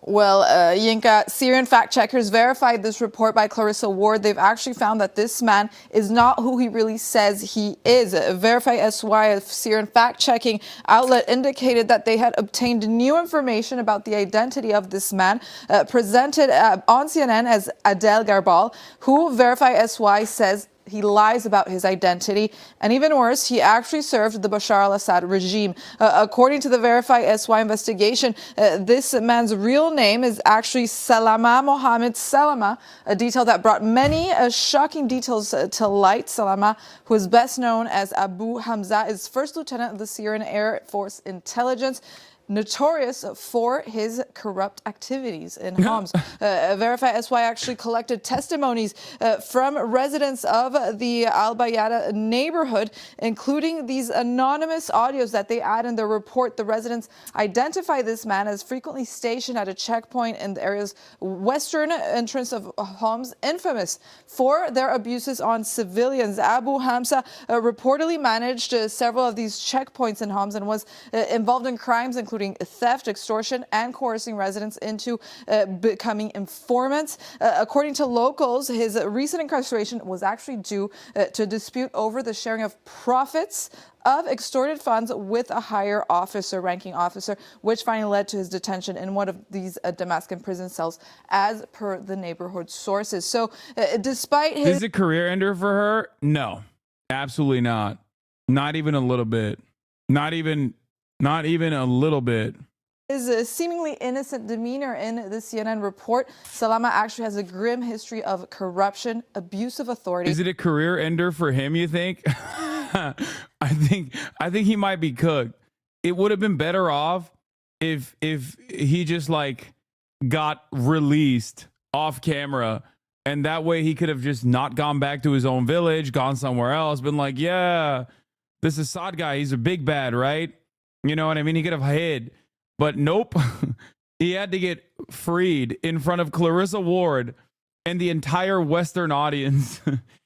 And even the killing and torture of civilians during several military operations in Homs in 2014. These Syrian reporters hence beg the question, did CNN deliberately mislead its audience, or did it fall victim to misinformation? Well, Catalina, any response from CNN regarding these accusations? Well, after the Syrian fact-checking organization reported that this Syrian man gave CNN a false identity, CNN said that it subsequently launched an investigation into this report by their chief international correspondent, while Clarissa Ward has not given a comment yet following this backlash on her report. Libération contacted CNN, who denies any type of state. Bro, this... like France 24 busting out the touchscreen for this is crazy work. They're having a fucking victory lap over there. They're like, yeah, okay, CNN. Like, god damn, dude, the fucking production value with the touchscreen, that's crazy. Here we are zooming into Clarissa Ward's face as she believes the very stupid lies that this Assad torturer is telling her. Saying that the events took place as they appear on the report, and they reported the scene as it happened, including what the prisoner told them. Regarding the Verify SY's revelation, CNN told Libération that they are aware that the man may have given them a false identity during their ongoing investigation on the identity of this man. Clarissa Ward, though, is no stranger to these staged accusations. Recently in 2023. They're bringing the old hits back. That's crazy. That's crazy work. That's crazy work. That's filthy. Oh my God. Okay. That is, I fear that's a bit much. Okay. They're dookie on Clarissa Ward. This is fucked up. Okay, this is fucked up. This video is basically everything you just said and showed. Yeah, but that's me. I criticize CNN all the fucking time. I'm not expecting France 24 to do a deep dive into the many different ways in which Clarissa Ward has like lied about shit. Yeah, I heard about this as well. The Sudan, Syria, and Gaza. The world doesn't see us. What a militia chief said while holding me captive in Darfur. This brews a constant reminder of the mayhem and heartache that has been playing out outside of Kabul airport. I got it when a very kind strongman who shall remain nameless physically pulled me into the safety of the airport through a small door in the gate. As dozens of other people pushed and crushed in.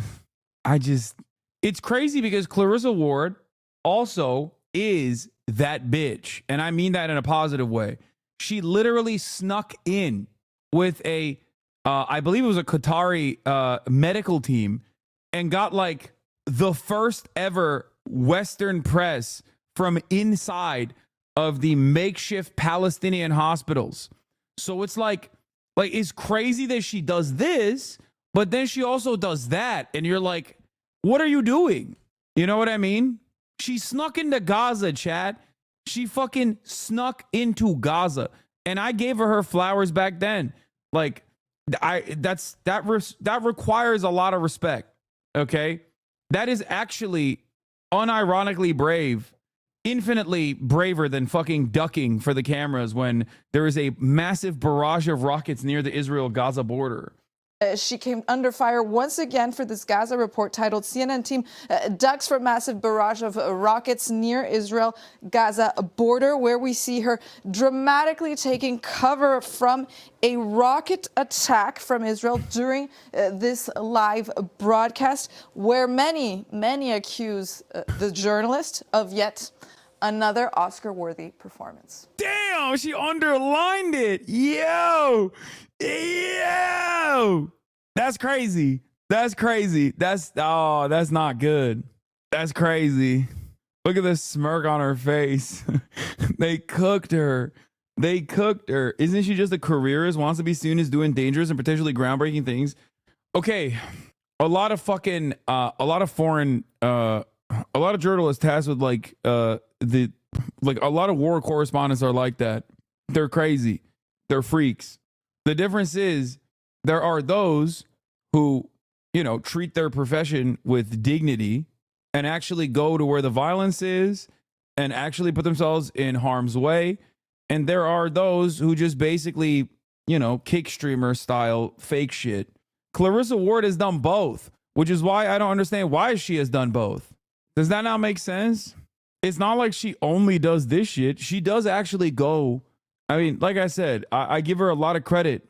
I give her a lot of credit for being one of the first, if not the only Western journalists to actually sneak into Gaza to get direct footage from inside of the hospital tents inside of Gaza. That's when you are actually under fire. Like, that's not a joke. That's like when you are directly under fire. You have all of a sudden put yourself in the crosshairs of a nation state that will kill you and not even think twice about it. Sneak in. She was let in by Israel. It was all scripted. I don't think Israel would allow her to go into the fucking field hospitals. That did not look good for Israel at all. If anything, Israel's more likely to kill her when they find out that she's in the field hospitals. They'll be like, oops, I can't believe that happened. Oh, fuck. Oh, well, it was Hamas. We thought she was Hamas. Yeah. I don't think it's in Israel's favor for her to interview 5-year-olds who have been fucking amputated. Okay. Let's just bring in now our defense and. Yeah. Also, Ukraine just straightforward domed a senior Russian general in Moscow, which is pretty crazy. Shit's getting heated. Here's the video. Early morning in southeast Moscow, and a Russian general leaves his apartment building with his military aide. To their left, a bomb concealed in a parked scooter detonates, both men killed in the blast. Another camera captures the force of the explosion. It shatters windows, punctures walls, terrifies neighbors. My wife and I were woken by a loud explosion. At first, we thought it was a drone. Right now you see a lot of police, but usually everything is open. Anybody can go in and out. Minimal security then for a high-profile member of Russia's military. Lieutenant General Igor Kirillov was head of the Radiological, Biological and Chemical Protection Troops. and had just been charged by Kyiv in his absence with responsibility for what it says are nearly 5,000 instances of chemical weapons use on the battlefield. Sources within Ukraine's security service have been quoted claiming responsibility for the attack. What the fuck is Lula doing there, bro? Yo, why is Lula there? Lula, get out of there. I mean, come on, Chad. Does he not look champion of the people? Our enemies have already rushed to publish information about their involvement. The investigators must find the killers in Russia, and we must do everything to destroy the patrons who are in Kyiv. Lula's bricked up for bricks, baby. He was like, I'll take the fight to Ukraine. I'm bricks. The military political leadership of Ukraine. Kirillov was a familiar figure on Russian media, where he'd frequently accused Ukraine and the Anglo-Saxon West of illegal chemical, nuclear and biological activity. I think what's interesting... Hey, Chad, I know that he was, this guy that got killed was in charge of chemical and biological warfare for Russia. But have you stopped to consider that he had a family? Yeah. This act must not go on. Ukraine is the greatest enemy of mankind. America must apologize to Ukraine. To Russia. I couldn't even say it wrong. Yeah. It's kind of funny to think that like CNN will breathlessly offer coverage to how shameful it is that Americans are not saddened by Brian Thompson's death, but then we'll immediately turn around and be like, and this guy murdered a lot of people, and therefore we should celebrate his death. It's like, okay, don't you see? That's how people see Brian Thompson. Like, bitch, that Russian guy had a family too. Ain't nobody cares. What happened? It's good stuff. It's good stuff overall, you know? Interesting is why he's been targeted. It's not just by the Ukrainians, if we assume the Ukrainians, to take action against the man who's being responsible for use of chemical weapons against their troops in Ukraine, but I think also as a figurehead for the sort of lies being pushed out, and also to send a message to the wider Russian state that no one is beyond reach of the Ukrainian special forces. On the battlefield, Russia has been assaulting Ukrainian positions occupying Russian territory in the Kursk region. Ukrainian units posting these images say they show North Korean troops being targeted, as many as 50 men killed over the course of 3 days. For the third day, the enemy is conducting... I saw that. I saw only like the snapshot where I saw his face. I don't know why they're blurring his face. He's not dead. I mean, they might have killed him afterwards. But the problem is, you can't tell if that's like a North Korean guy or just like an Asian dude that also is Russian. You know what I mean? There's hella Asian dudes. There's hella Asian dudes in Russia. Like, I feel like they just keep pointing to Russian, to Asian dudes and being like, that's the Korean. Now, I don't know. I'm not saying that like that there aren't North Korean troops deployed at all. But it is funny when they're just like, they're doing this thing where they're trying to do race science.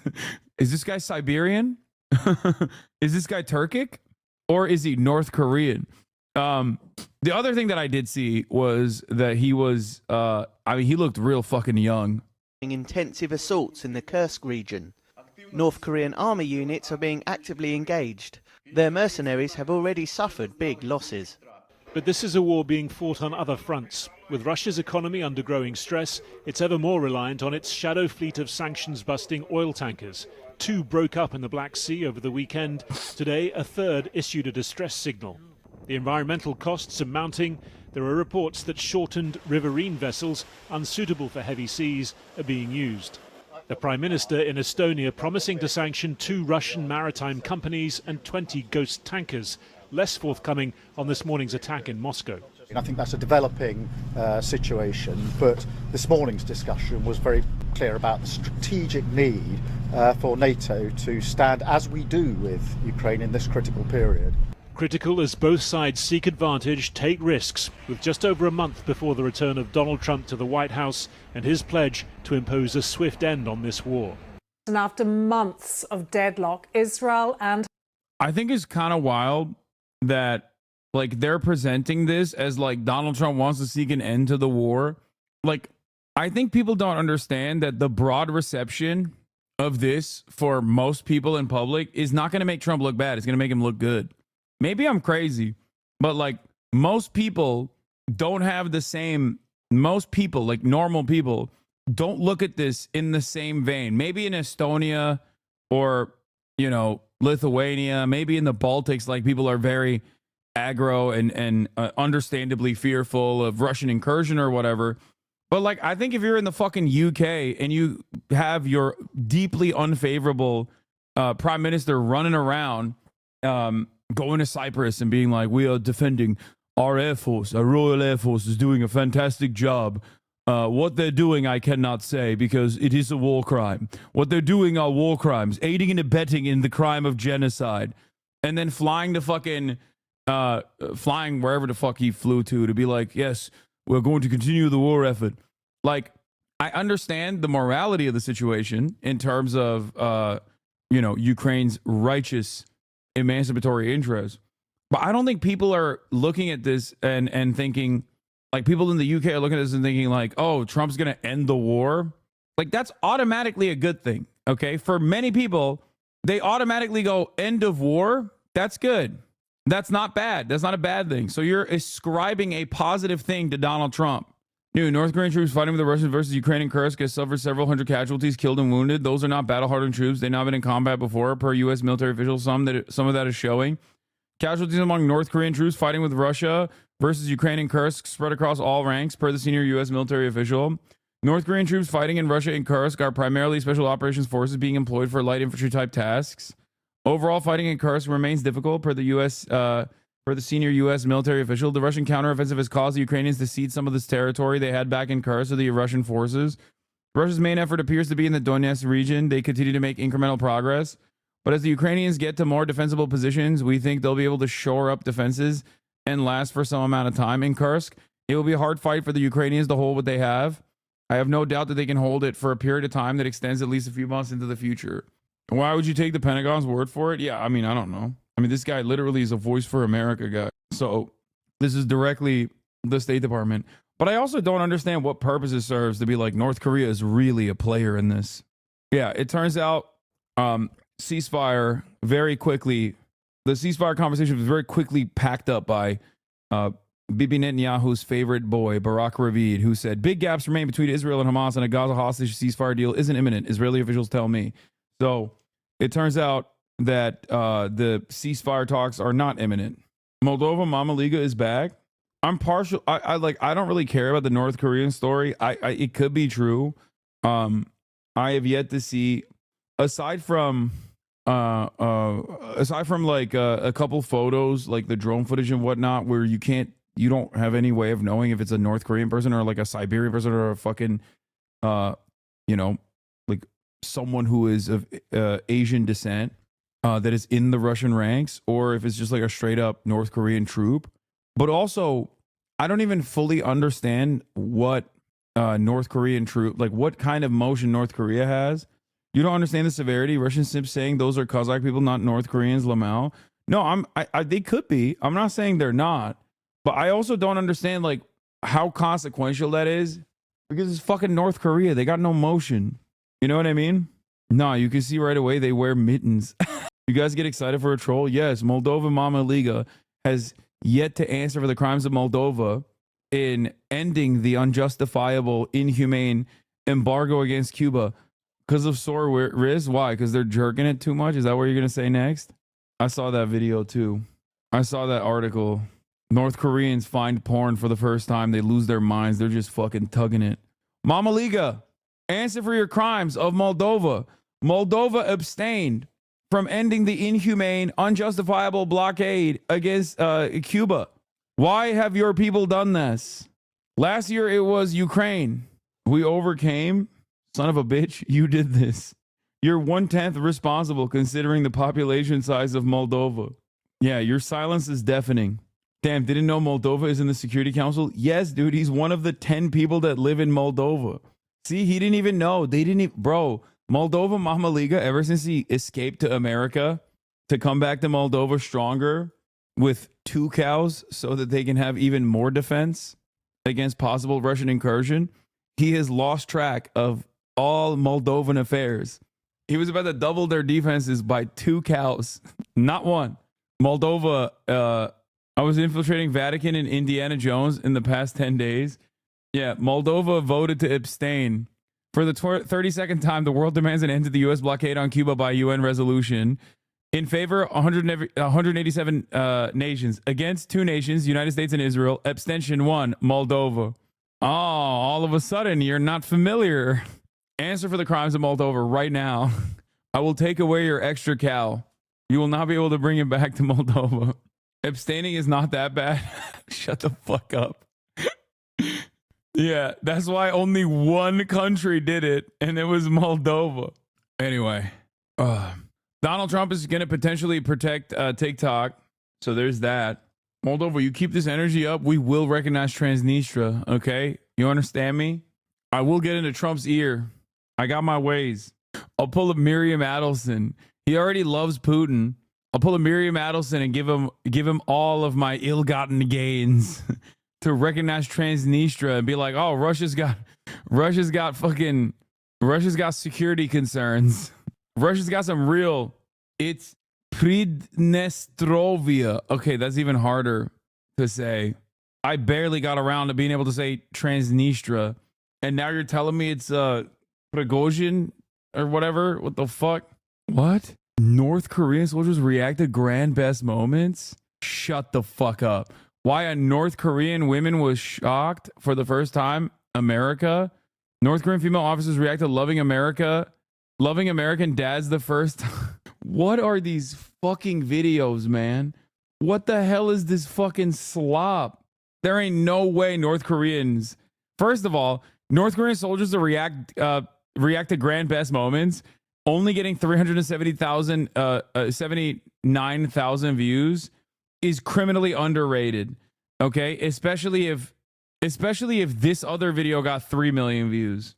You're a beautiful brother, but your glasses remind me of Jeff Dahmer. Okay, good. I watched a few of them. Those 2 soldiers are wholesome. There ain't no way that's real, man. Okay, let's see. Dude, where the fuck is everybody at? I want to play fucking Marvel Rivals. Like, what's happening?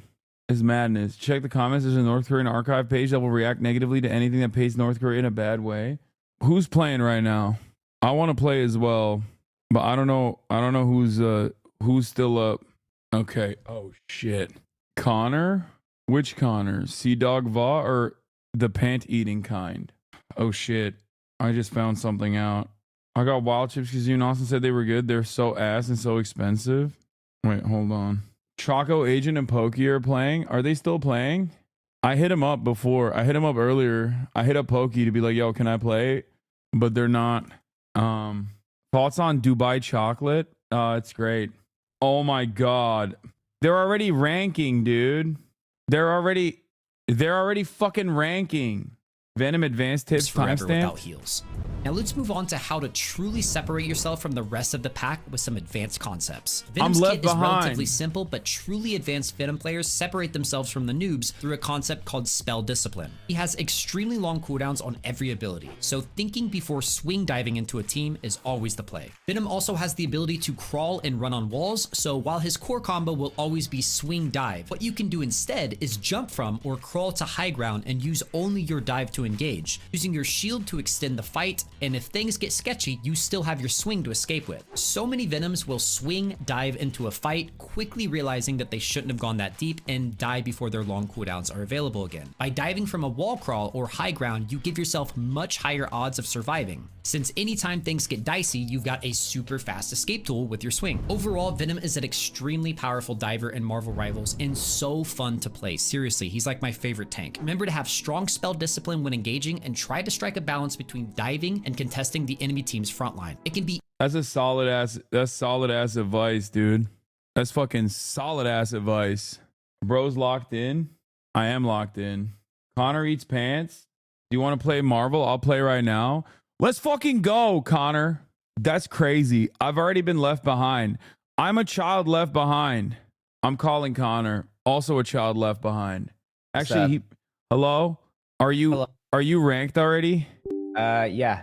What the fuck? Why is everybody already so far ahead? I mean, this game's been out for a minute. Stream politics for like 8 hours a day.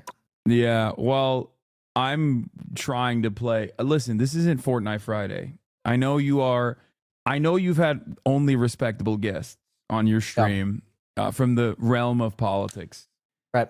I You're know not one of them? I'm not one of them. No, I'm saying you said some controversial things. I'm far too controversial. Unlike George Santos. Oh, he's a good guy. Yeah.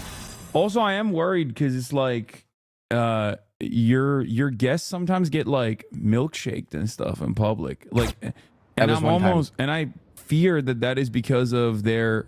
I fear that has something to do. Their association. Yeah. Yeah. Yeah, no, I think so too. But it only happened one time. If it happens a second time, that's when I'll have to start doing something. Okay, well, what's your username? Write it in the chat so I can add you, so we can dive in. Face of Deadlock. What? Face of Deadlock is my name. Okay, you have to write it in the chat and also. Put it. And that's oh, it's face of. I thought it was phase up. Oh no, that'd be a lot cooler though. That would be a lot cooler, but it's all good. Okay. Invite. Oh, is that? Oh, you're real Hasan. Oh, I just added somebody else I thought was you. Did you add HasanAbi?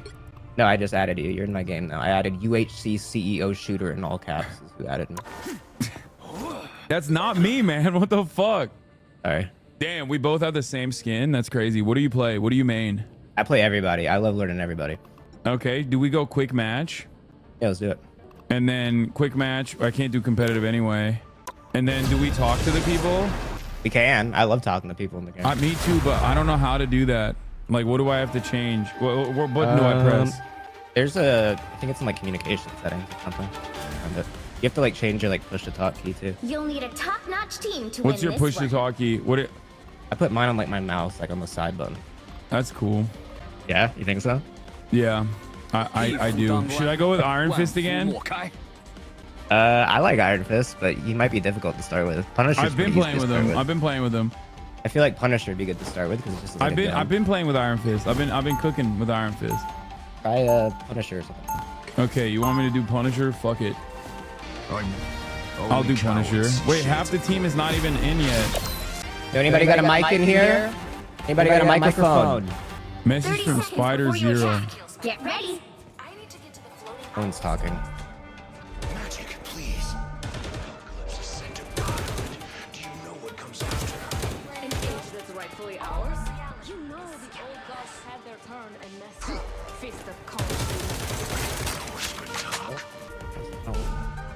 The battle starts in Bro, 5, everyone is muted. 4, 3. No, they're not talking in game. Wait, what is this game mode? I don't know what to do, Connor. Don't forget. Right, it's just it's like you play Overwatch. Your top priority. No. Okay, so we have to capture the point over there, and then we get to push the little robot. You just stand there, but we have to capture the point first. I'll patch you up. Eat unlimited ammo. Someone scratch my back. Got him, bitch. It's like the first game you've been trying to play in a minute. No, I just thought I just asked, and immediately you hit me up, so it was perfect. Yeah, someone told me. I messaged everybody earlier. I was like, guys, I'm ready for Marvel, and everybody had a group already. I like solo queuing anyways. I feel like it's the most honest way to play.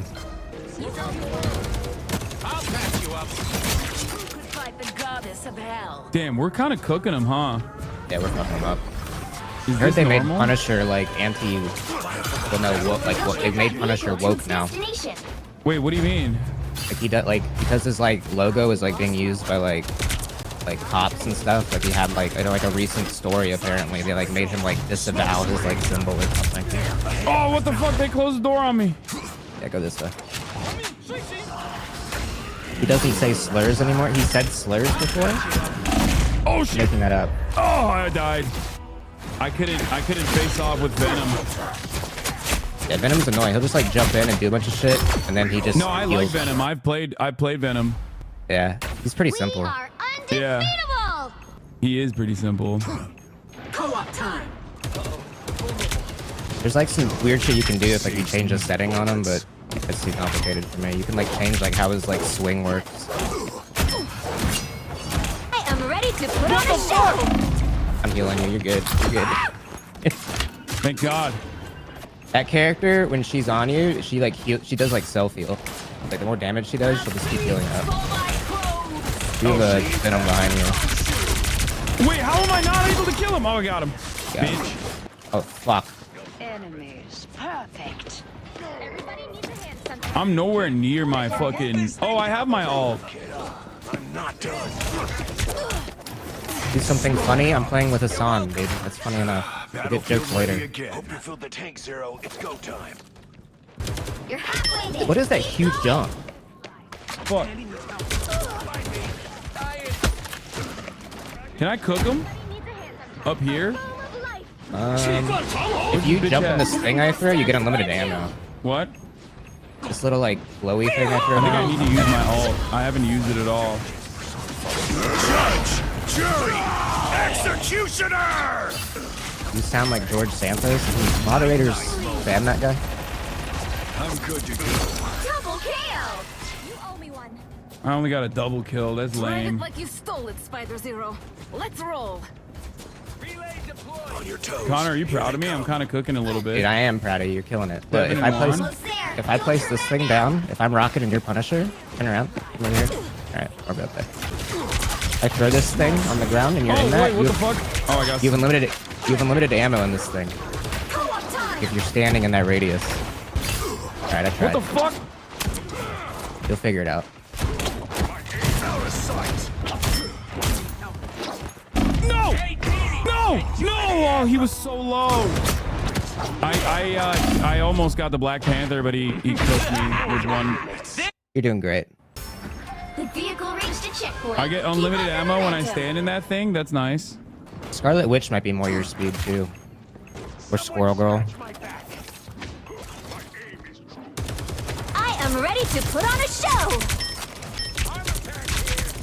What the fuck? Oh, they're ulting. That's why I was like, what the fuck is going on? A feast for my crow. Yeah, that like snow character's ult is really stupid. Oh, fuck! Jump! I'm healing you. Oh no. Wait, I got revived? Yeah, I can place on the revive, right? Look, if you stand in this gold circle right here, son, you have unlimited ammo. Yeah, you have unlimited ammo in that. Nice. Problem is I'm... yeah, I mean, it's over anyway. All right. Rich just keep getting richer. See the teammate that gave up. What are these bouncy balls? That's my healing. So I shoot those around, and if you're near him, you heal. Oh, nice. Dude, I am melting! Battlefield ready again. Someone scratch me. So weak. Pretty much always want to target the healers first because they're pretty busted. Dude, headshots are crazy, and it's so nice when it's like cling, cling, cling, cling, cling. Yeah, the little ding sound. I'll patch you up. You should try this game Overwatch sometime. It's really popular. No, I think this game is more fun than Overwatch, honestly. I think they're all fun. Overwatch is too confusing for me. Yeah. Executioner! They just need players, so I'm trying to do some work for them. Wait, what? Who killed me? How did they... Oh, I got revived. Nice. But still... There's behind you, behind you. Good carry of guns. Out of sight. Limbo stands with you. Leave them to Khonshu. So close. This is your big chance.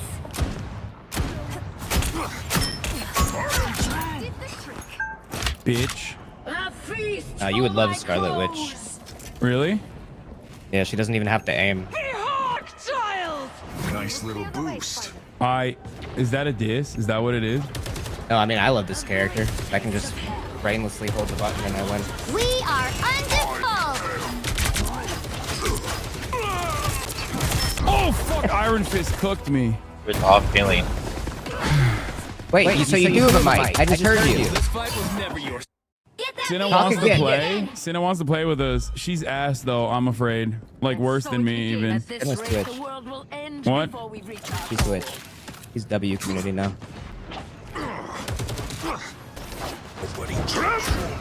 Oh shit. This guy's mad that I switched off healer. I want to have fun. Yours suck at this game. Oh my god, I can never do this. Let's not be nice. Let Cinna play. Yeah, no. Of course, I would love to let Cinna play. Let's Let's finish this round and then we'll add Cinna. Why wouldn't I let Cinna play, chat? What are you, crazy? Y'all took me seriously when I said that?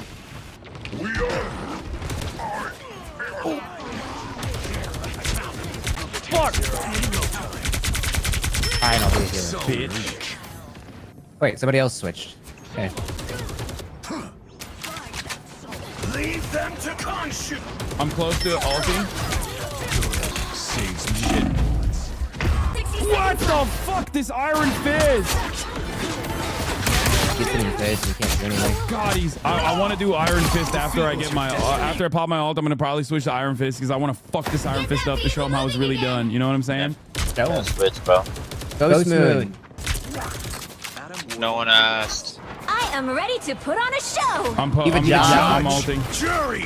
Are you employed? What? Oh my god. All right, I'm doing Iron Fist. Through this game. Huh? What? What'd you say? You all throwing this game, you dumb fuck. You are bad at this game. You're worse, bro. Connor, don't. You're gonna make him mad. Oh, you don't want him to have a little moment? Oh no, I want to fucking win the game. Oh, we're gonna lose this game, I think. Yeah, it's kind of my fault. Well, you can't expect to win them all. People get toxic in quick play. That's crazy. So that's why I say solo queue is the best way to play this game, because it's just part of the challenge going up against your own team. You could argue that your own teammates in a game like this is worse than the red team. All right, I'm only level 6. Let's get Cinna in. What's Cinna's? Oh, Nandre wants to play as well. Where's Cinna? You are not that good, man. Guys, I know I'm not good. Solo queue is so fucking funny and so toxic. Okay, what's Cinna's username? Shut the fuck up. Nandre's username. No. Actually, hello. I'm joining the call. Cinna, what's your username? Did they lie about Cinna? Because she didn't join the call. She didn't join the call? Cinna, join the call! Oh, was chat lying? Who is real? We have real HasanAbi in here, and we have real Hassan Piker. It's Nandre. I think he made a new account just to fucking... Or I just randomly added real Hassan Piker. It's got to be a random. There's no way it's not. Oh, Cinna's not even live? Wait, she said 1 second. Maybe she is joining. Oh my gosh, She doesn't stream video games anymore. He said, nah, it's me, Lamau. Nandre, join the fucking chat, dude. Yeah, I'm gonna call. Is Nandre not invited to the call? I'm adding him. Wow, that's fucked up. What's wrong with you, dude? Why did you make a new account just for this? I thought you had it. Why would I change my name to real Hassan Piker? Well, now I'm stuck with it. I tried to change the name. They said I can't change it for 3 months. Yeah, you're cooked. Someone had HasanAbi. Put on shared chat so that I get 20,000 viewers. Someone had HasanAbi on mine. I don't know how to do it. I don't know how to do it either. I'll figure it out. If you figure it out, let me know. Okay, is it squad stream or stream together? Oh, I have to knock. Oh, true.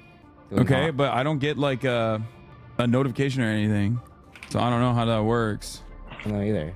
Click not. But it worked. Join. Holy shit. It worked, but you also have to share chat, I think. Okay, I'm down. But I don't know how to do that. So it won't even group as like, oh, share chat is on. Okay, there you go. I think it automatically does it. There we go. Nice. Look at us.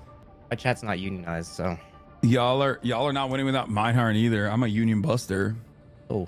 I cook them when they try to fucking talk about unionization in the chat. You know, I took a flight yesterday, and it's been like 10 years since I've been selected for a random security screening, and I just so happened to be wearing the John Brown Hunting Club sweatshirt, and I got the full pat down. Yeah, they touch your little butthole? All the way up, whole scrotum, down my seam, the whole thing. That's nice. Wow. So thank you for that. You're welcome. Sometimes you gotta let others cop a little feel to feel alive. You know what I mean? Yeah. Can we play Marvel now? Yeah, where's Cinna? Yeah, what is this shit? She thinks because she's like W community, she can just like big time us and make us wait and shit. Literally though. Come on, brokey main. You can't say that, dude. Pick up the pace. Am I gonna play Jeff or Squirrel Girl? Yo, Sapphire Award changed her. You're right, chat. It did. It fucking did. Doesn't even speedrun anymore. Sapphire Award changed you.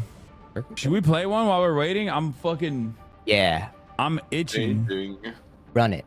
All right. I've seen that flick to the wipe it off option. I'm sure you can cook in this game. Hall of Jalia. The right heroes could make all right. the difference. Najo, have you played this game? You're a fucking real ass gamer, so... I have not played this game yet, but I've watched enough. We're fucking cooked. It's like Overwatch, but Bro, we're Marvel. cooked. You're about to get carried by Connor and I, all right? So All right, no. I'll do fucking Venom. I'll play tank. Venom. Hey, anybody here got a mic? Who hears on comms, guys? What's my default push to talk here? Yeah, what is the default push to talk? I'm gonna change it quick. Go Squirrel Girl, go. No, dude, I'm not doing it for the Coomers. They'll be coming in 30 seconds. Oh yeah, Squirrel, you'll be good at her. Push to talk default is comma. Comma? Hello? Can you guys hear me? Or apostrophe. Wait, apostrophe? Top left on your keyboard. What? Hello? Yeah, there you go. Yo. Wait, can you guys hear me? There she is. Look who it is, dude. Hi. Oh, you're too late. We just started. Alright, she'll get a next one. Wait, where are the you enemies just coming started? from? Yeah, we literally just started the round. Dude, you couldn't wait 2 seconds? We We waited a couple of minutes. Bro, you spontaneously added me into a group. You're surprised it took me like 2 minutes I to thought get you were here? waiting. I was told you were waiting. No, I'm offline. I just entered.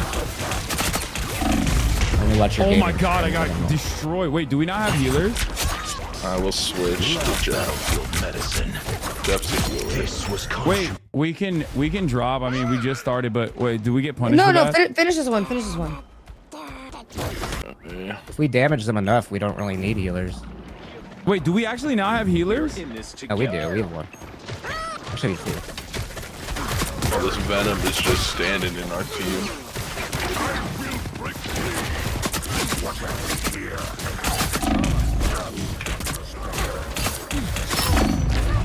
Okay, can someone heal me? You're the wait. Oh, I got confused. Can someone heal me? I thought real Hassan Piper was you. Thank you.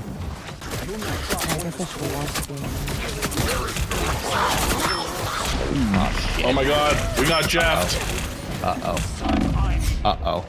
Oh.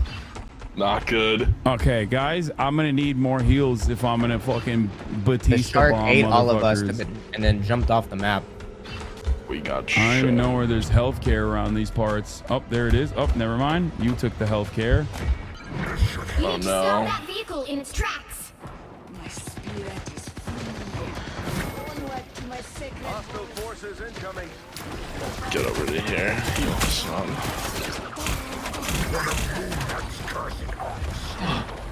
Jeff on Jeff violence over here.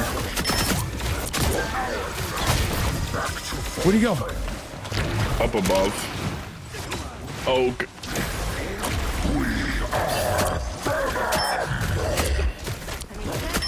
Venom is one shot. Nice. Down. Big. I have my alt as well. I don't know what it's. I still haven't been able to figure out how to eat ass with it, but I don't really know what his does. You like go underground, you can like jump up on people. I've got Jeff ult. What the fuck? Wakanda must be cleansed of this corruption. Oh shit!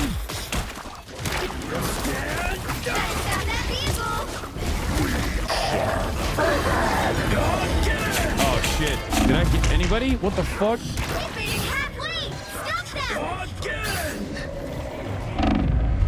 Wait, how do I? Stupid shark! I can feel the cosmic energy coursing through. Okay, let's go. Wait, where is he? Damn, she sucked. Big turnaround. Oh, I just got destroyed by the turret.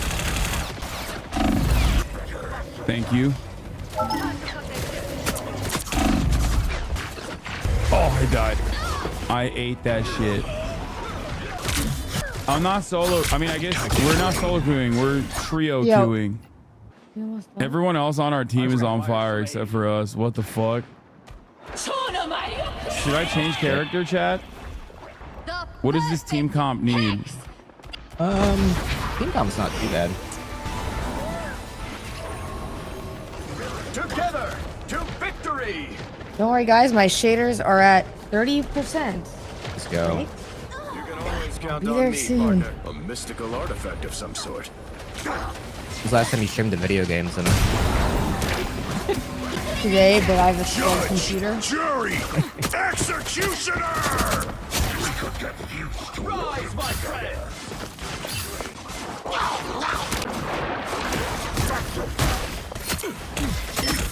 Enemy ahead. Prepare to engage. Oh, Hasan behind us. I'm too busy. It's okay. I got away. Get his ass! I don't have a heal! Ah! Oh, we traded. Oh no. Press V for melee attack. Oh really? the shark's on the point. I think I'm doing fairly well, all things considered, as a tank. Yeah. Chat. All right. Yeah, we were just in there. We were in deep. We need Brogimane Sinna to carry. Yeah, we do. Wait, Senna, have you played yet at all? I played yesterday. Squirrel Girl. Dude, she's the best. Yeah, she's cool. Go ahead, Hasan. Say what you want to say about her. Oh my god. Okay, that guy knows how to use the turret a lot better than me when I'm using it fucking. It's a hard one to use because if you take a crappy angle, it's trash. Ah, fuck. Big heals, big heals. Oh, my game launched. Let's go. Don't worry, guys. Daddy's here to carry. Yeah, I could not play it the other day. I had to like go in the config and switch stuff around to get it to launch. Let me get some subs in the chat. Hi, what the fuck? Where's my heals at, Jen? Oh my god. Only 60 seconds Seen a left. shot a laser in her eye. Damn. Oh, yeah, I did that yesterday. Why'd you do that? That's old news. I did it because Miz did it, and I thought, why not? Did it blind you? No. But then I was going to go longer until it got confiscated. Nice. Wait, that was a huge ult by that guy. Yep. Chat is I America. been away point though. Do I have to add? I think I have to add one of you. Add Oh, face you to can add deadlock. the real Hasan Piker. Well, who's next? No surrender. He stopped them in their tracks. First time chatter. Imagine playing with Hasan. Are you down bad? Yes, bro. I need gaming viewers. Yeah, I'm known for that. Oh. Judge, jury, executioner. Oh, if we get this Venom down, I think we just win. Never miss. I am ready to put on a show. Uh-oh. I'm so close to ult. Bitch. They made it. Now might be a good time to stop them. Yeah, what the fuck does the whale ult do? The whale jumps in and does nothing. No, it Guys, bites you. It what swallows is the happening? character. Why am I 1v5ing? I just pulled two off the point. If the little shark jumps in, then it swallows it. No, brings you not to the edge. shark. The Namor ult. Oh, I'm wrong. Did I have an E there, chat? I don't think I did. Are we gonna lose? We're good. Where the fuck am I? Why am I so far? Well. Oh no, I'm purchasing skins. It's over for me. Oh no. Slippery slope. I'm going down a rabbit hole I shouldn't do. There's some good Oh. skins. Yeah, some of the weak skins are really cool. Shooter. On the X the everything app. What? Bot? Dude, come on. Let's go. Oh, Venom ult. 50 seconds. I mean, we're holding right now. Fucking shark. Where'd he go? Moon haunts you. He stopped Right them here. in their tracks. I almost have ult. I am ready to put on a show. We'll have to keep fighting until we have a winner. Oh fuck! God damn it! Together to victory! No! Yes! Wait, I'm I've having been a good swallowed. game. You're doing No, well. don't throw me out! Oh, that's you. Oh, you saved my life. Doing well. Punisher ults. That was a sick hold at the end. Oh shit, you guys won? Oh. Oh my god, I was MVP. The face of deadlock. No, I wanted you to lose without me so I could carry. Fuck. If we lose now, it's gonna look bad. All right, Hasan, tell me your username. Real HasanAbi. I don't even give a fuck about my username. That's fine. I get it. Fuck you too. I'm gonna be honest, just fuck you guys. Wait, type them so I can have them. Face of deadlock. What? Face of deadlock. You see that You would shit, have Chad? some That's a dumbass highlight right username. there, baby. Someone took my name. Literally, I got the game frame 1 and someone already took it. And chatter Someone was took like, Connor eats pants? Yeah, someone's in chat like, I have your name. I was like, can you give it back? And they go, no, I want it. I was like, okay, well, guess I won't be me. Make a wish highlight. Oh, shut up. Wait, we're not starting yet, right? Okay, Senna. I added you. No, you didn't. Yes, I did. I didn't get it. Guys, Real my dog is watching HasanAbi. us play right now. I'll add you again. It's oh, you have friend request turned off. Yeah, because everyone kept fucking doing that. So what's yours? Oh, you. Cinna alt. Hold on, wait. Let me turn my shit on. You can add real Hassan Piker. Why is your like tag always Senna alt when you're on your main account? Because everybody takes Cinna. Alright, I'm in. Okay, I need to do something real quick. I'm sorry. Is there news? No, I'm looking at Venom skins. Oh my god. But they don't have it. Wait, oh, they're the Space Knight? That's kind of ass, though. It's a who's real HasanAbi and who's real Hasan Piker? I'm real HasanAbi. I'm real Hassan Piker. Oh, okay. That's sick as fuck. That's so. Did you steal his name? I'm trying to up his gaming rep. I'm doing Lord's work. Yeah. Is this good? Venom Space Knight? Is this a cool skin, chat? I don't think Venom so. Space is cool for sure. Alright, fuck it. I'll buy it. I don't give a shit. Come on, it's astronaut Venom. Doesn't even look like Venom. He looks like Hulk. SpaceX Venom. It's good. We'll freak people out. SpaceX. People will Laser think that it's boy. not. It's really that SpaceX has X in it. Like X Yeah. everything out. Like his son. It's my favorite. Wait, was that actually a skin or just a fucking tag? I should have made my username Elon's son's name. Oh, let's go. That's smart. That would have been so good. Mine was Luigi Mangione, and then I changed it. Ooh. Wait, Luigi Mangione, the people's hero? Yeah, I had it as that, and I changed it. Insta-lock, Venom, you already know. This guy's a fucking noob. Am I still healing? Insta-locks Venom, bro. I'm fucking ready. Oh, hey, does heal. anyone... Wait, which one is the mic again? Can you guys hear me? Hello? Yeah, you're working. It Hello? works. Hello? Can That anybody works. hear me? Hello. Yo, I can hear. Are we talking in game? No, we're saying if anybody in game will talk to us, and they never do. Follow Sin on Twitch. Follow Sin on Twitch. Yo, pin that. Watch me. Please watch me at twitch.tv/Nandre. I can. Twitch. How do you make a reticle without the dot? Twitch.tv/Sina. How do I turn off the dot? I don't know. Wait, you can do custom reticles? Yeah. Oh, I Wait, what the definitely fuck need to is hit that? that. Did you see that green thing circling around me? What the fuck was that? This? That's me. Are there bots in your chat, Connor? I'm a People are like, shark. yo, 10 viewers free for you if you activate the bots. Yeah, I need those. Yeah. Oh, fuck, they're already here. They are running 3. Wait, look at their team. I got him. What is this? What is this? Wait, what is it? I got heal on you, Hassan. You can go hog wild. Okay, I'm dropping. Alright, I got the scroll girl at the top. We gotta try Scarlet Witch There's one, later. come behind us, Hassan would kill it on Got him, I Scarlet. got him. Yeah, I heard you explaining hero.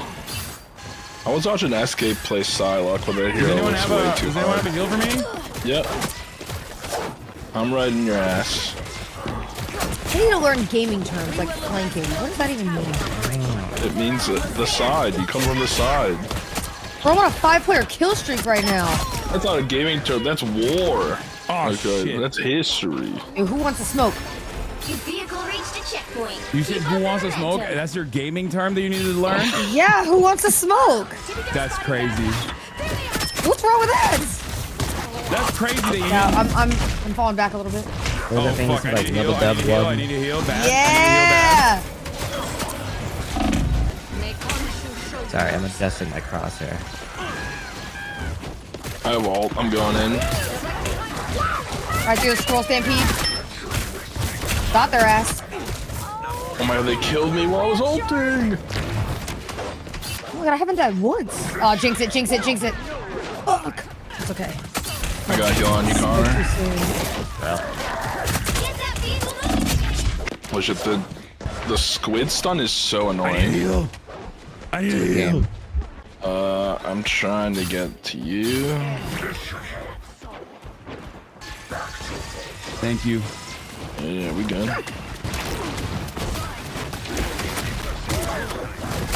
Up above on the right. What the fuck I got him. is I got this? him. I don't know how to play Loki. I don't know how to play against the Loki. He just like does a bunch of weird shit that I'm not familiar with. No! Yeah. Oh, right before I don't really get Loki either. I've never played him. Oh, Hassan, that is Harry over there. I know. I'm backing up. I'm backing up. Are we here? Nah. Okay, I'm backing up big time. I'm back, I'm back. I also need to heal. I'm dead. I'm trying to kill that guy with the arrow because he's really fucking us up. Yeah. Hawkeye. His name's Hawkeye. Got him, got him, got him, I got him. He's in the Do I movie. have a heal? Oh, Pua. Oh my god, there's a girl above us. She's gonna slash down. She's waiting for you guys to peek out of there. Line right now, behind us. There you go. Oh my god. No, I she just got slapped my squirrel asshole. Yeah, she's waiting up there. Oh. What the fuck? Team game, by the way. What do you fuck. mean? Are we not playing a team game? Where is this guy going? Wait, we have a teammate that's just No. like browsing the map. He's taking in the scenery. Look at this color Holy with this guy. fuck! They are pushing into our Oh my god. Spawn. They're dominating us. Holy fucking moly! I'll get him out of here, guys. I do have ult in a Scroll second. stampede. I scroll stampeded. Dude, they are dominating us. What happened? We had such a good push. I think one of our players literally got lost. Like this guy's. I need another heal, if possible. A little bit, just a crumb of heals, please. A crumb. They're all waiting right there. They're all waiting right there. The slasher girl, she's waiting right here. Oh shit. Fuck. I'm here. You need to kill her, the little beacon. She's waiting above to drop down. To be picky. What she's the like fuck? right up here.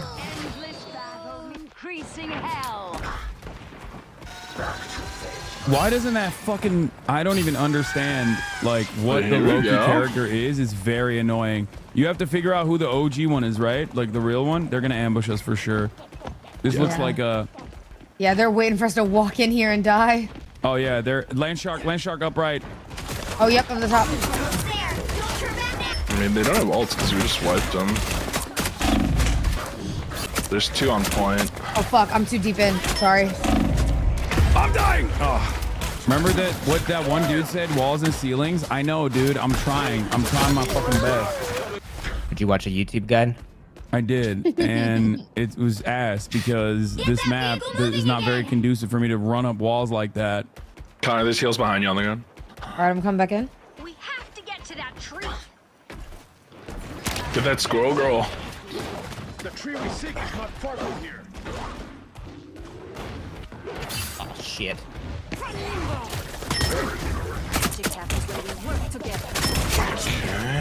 Double kill. Nice. Let's push this through this door. Can we get some subs in the chat? Oh, I got it right here, Yeah, through that Got him, load. got him, I got him. Nice, checkpoint. Oh, this Hawkeye is way overextended. He's nice.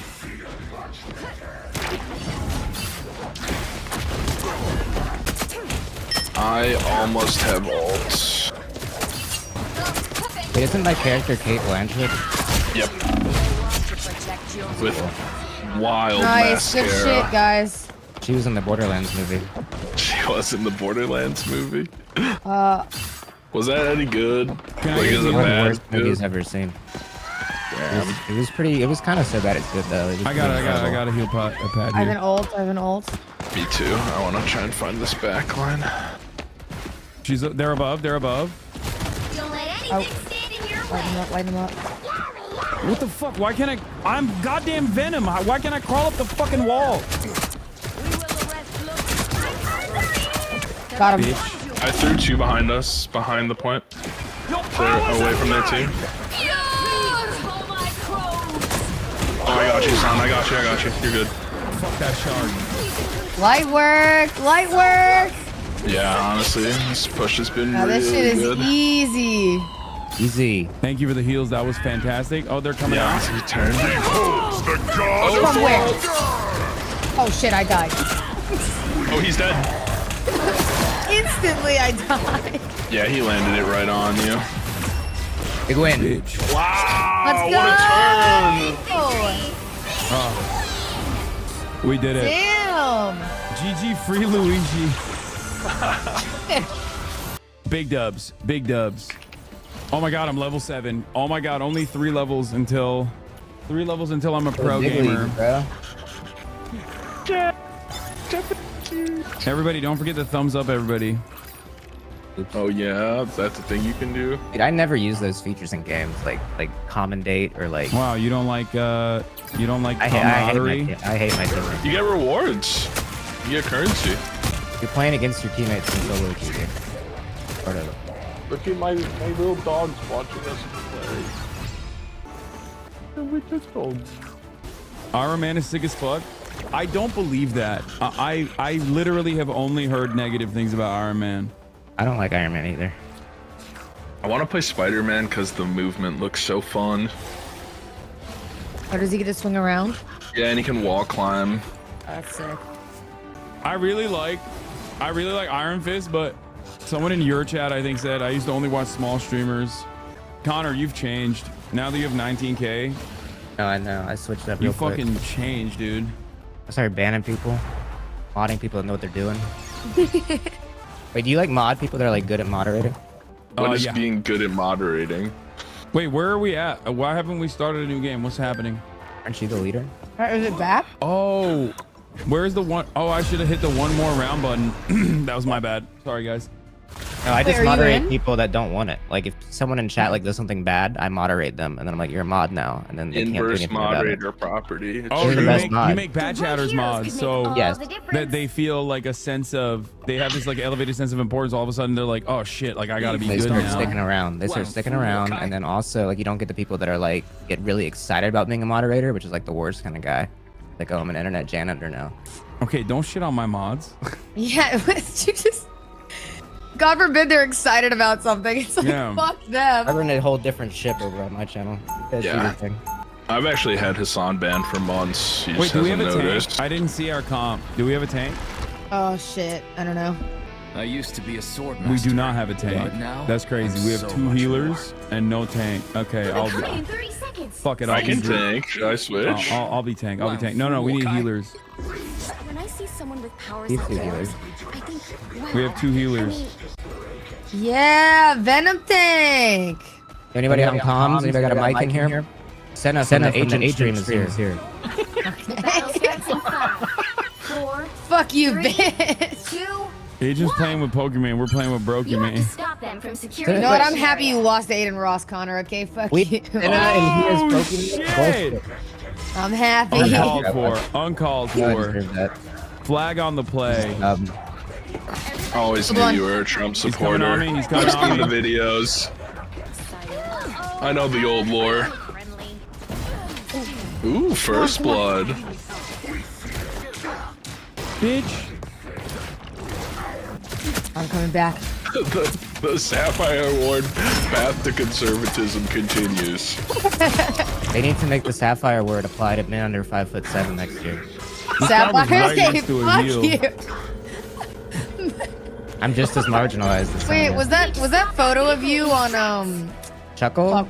Yeah, was that real? Dude, well, yeah, it is, but like, it looked bad until Hassan's episode came out and people saw dude, that the camera. Was like a... You're so small look at Hassan on compared it. to them. Look at Hassan on it. Dude, Hassan looks tall next to them too. But it's just absurd because this person objected to it. Oh, I need It's heal. their What the camera. fuck? Stay on objective, bro. But it looks really bad for me. For sure. Shooty needs to do a right-wing grifter award. Oh my god. Fuck am I? Who did the best right-wing pivot this year after their career fell apart? The best one? Yeah. Your uncle. Your uncle. No, that's true. That's not even fake. Too real, dude. That's messed up. Jesus. Bro, I'm so fucking... Oh my god, I was so far. Maybe Mo 9 times. What the fuck? What are these little shits? I'm in such a bad position. Oh, This here we map is terrible. go. Yeah, it's hard to tell what the fuck is going on here. I don't even know where the fuck I am on this map.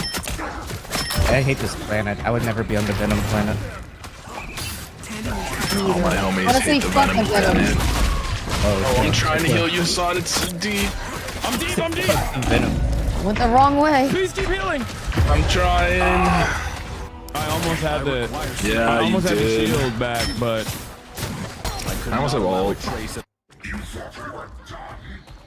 bro, I get so turned around on this map. I have no idea what's going on. I don't know where the fuck I am. no This idea map where is anything is. terrible. Tippy Toe spotted bad guys. Oh my god, I'm dying. No! I think I figured it out. No, this is terrible performance. There's still a chance to stop them. There's no carrying going on for me. I'm getting fucking dragged. Fuck Oh, I you, just dude. got a shit shoveled in. Stop them in their tracks. They're flanking me. Yeah, Senna, maybe you should do a quiz of gamer terms. What the fuck is that? I don't know if I want to do a quiz of games. I feel like that could be a good thing. Oh, it will definitely be bad. Rank all gaming words. What the hell is Robovolver? What? Oh shit, I shouldn't have died there. Oh, you are in the thick of it. Everybody knows. This is the worst ult of all time. At least they're archers, ass. Bro, missed play every Fist shot in he this shot on map? me. What is Fist? I'm gonna play Groot. Oh, someone else is Oh, playing Groot. no, I'm falling back. No. Oh, I can do combo stuff with Groot. I'm gonna do Punisher. I'm Punisher now. Fuck this. Going for that right-wing grift award, huh? Oh, he's woke now, actually. They changed him. What? Punisher is woke? Yeah, What just happened? He I got a disavowed one his shot. symbols. Wait, you got one shot too? Yeah. Think about what you did. This is not over. Dude, he's sniping. Where is the Groot? I Hey, can that's combo Captain America. I with thought him. that was Thor. What is That's that it. skin? Oh, For there it is. America. Wait, we're fighting Captain America? Yeah, he doesn't look like him though. He's like, Oh. he looks like Well, then- Thor. Fuck America in this one instance for Whoa. this. Or other instances when they're bad. You know what I mean? Dude, we're the greatest country on the planet. Shit. Yeah, but not when I'm fighting Captain America. What the fuck is that? I'm on Groot's head. What is that character? That's Captain America? That's what I said. He looks like Why does he Thor. look like a fucking Norwegian god? Born again. Oh, you gotta be fucking kidding me. I missed my jump. I'm getting fucking destroyed. Oh my god, right oh my god, now. oh my god, oh my god. Huge ult! Huge No, I'm getting- ult! We should just DQ, guys. I'm gonna be real. This one is not it. I'm hungry down. Hey, speak for yourself. One kill, dude. No, this is. Get on the I've board. been- I know. That's why I said I'm getting dragged this round. I've done nothing. Every time I go out there, I'm getting He's one back shot there. by this freaking idiot. What? I got heals for you, Punisher, man. Oh I hate this game. I hate my this god, game. I hate Hawkeye this game. I hate just Hawkeyes. domed I hate us. Hawkeyes. I hate them. I hate them so much. They're so about what fucking you did. cheese. I'll meet my Oh, look at me. I'm fucking dialing it back. Oh, look at me. I need Iron Fist. I need Iron Fist. I need Immortality comes with a price, but You I even was have a glad healer? to pay it. Yeah, me. Can you do your job? I'm trying, I keep dying. This Hawkeye's all over my grill. I do want to ride on this Groot more though. That shit is Oh fun. no, Captain America, Captain America. No. What? I'm gonna. Oh, Oh my fuck. god. He's looping. I'm having an existential crisis. Oh my god, I hate this fucking Hawkeye. You'll fall long before I I'm about to crash out. I'm dying. Yep, it's over. Stand on it. Oh, huge Groot ult. Too late. Hard to tell when you're standing on the point in this compared to Overwatch. That wasn't even Hawkeye. Fuck this game. Fuck this guy. Actually, really fuck this Hawkeye. guy. Cheating. He was cheating. How could they kill Jeff? I'm just a cute little I did shark. nothing during that. All right, hit the match button. All right, I'll go healer this time, and I guarantee we win. Well, let me give you the guarantee. We can't play. Wait, when I say one round, does it mean like we have to play with the same team? Because our team is ass. We need No, carries. we get different randoms. I think they can DQ too if they don't like the team. Everyone better than me at this game is cheating and also Hitler. I agree.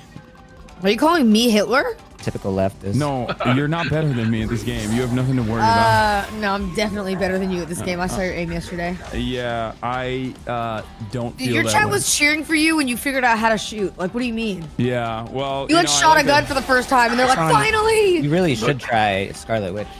Y'all both give the energy of somebody who types with just their index fingers. Okay, first of all, we don't I have type any. like we don't that. have any fucking. We don't have any tanks. That's why I'm playing as a tank. Wait, I type like that. I can't type. These two. Wait, we don't even need me on healer. You can switch off healer if you want. Don. Stay strong. These two arguing over Pony Express Yeah, we right have now. three, is How what do you I'm play saying. Scarlet I'll Witch? switch, I'll Fuck it. switch, I'll What does switch. Scarlet Witch Like, do? She's like, you click and it'll be like an auto aim. It'll just like drain their life. And then her right click is like you can shoot like these like balls that explode. I'm gonna play Punisher. Ask Cinna why she hates women. We know why she hates women. I love women. The battle starts in 5. Women are great. 4, 3. That is just not convincing sounding. It really did sound like I fucking hate women, didn't it? Didn't she win the Sapphire Award? Yeah, no, women are great. Seriously. Women? I love them. Yeah, no, I can name a bunch. So it begins. Oh my god. That character is squishier than I thought. Maybe play a tank, man. Yeah, I'll switch after this. Who do you recommend? Whoever you like. Oh! Okay, okay. I don't know how to play this fucking. I don't know how to play this goddamn character. Hold the click. Oh, it's hold? Yeah, you just hold it down. Oh. Where's this Venom on here? You ready, bad guy? We must hold our ground. Why can't I see it? You can Oh go my God, oh my through God. walls? No, Oh, no. really? Shit. Oh, I have to put on that setting for the swinging. What do you mean somebody has all that I shooting? can't go through these. Why do You can't go through lie? walls, but you can fly with the ship. Like dodge things. Oh my god, I literally have no health. I have no health. I can't play this character. I can't. I'm so sorry. Pick what you know, then. Someone dodge. in your chat just said Cinna was right, and I really wanted you to hear it. I'm gonna crash out. I'm gonna quit this game. I'm gonna quit playing the game. I'm gonna quit playing games again. This is Go why ahead I and open quit. up Minecraft, buddy, okay? No, it's too scary. Oh, shit! Minecraft right is here. scary. You No! don't want to play Minecraft, trust me.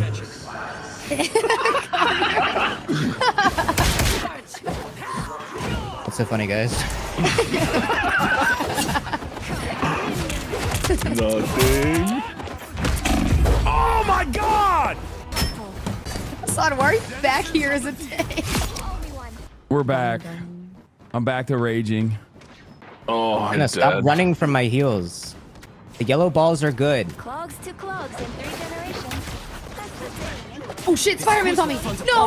I'm healing you. Look who just showed up. What the fuck is any of this shit? Fuck. They're right. No! They're in our base right now. There's no cohesion here. There's no teamwork. Over to the point. I have a damage boost on the point.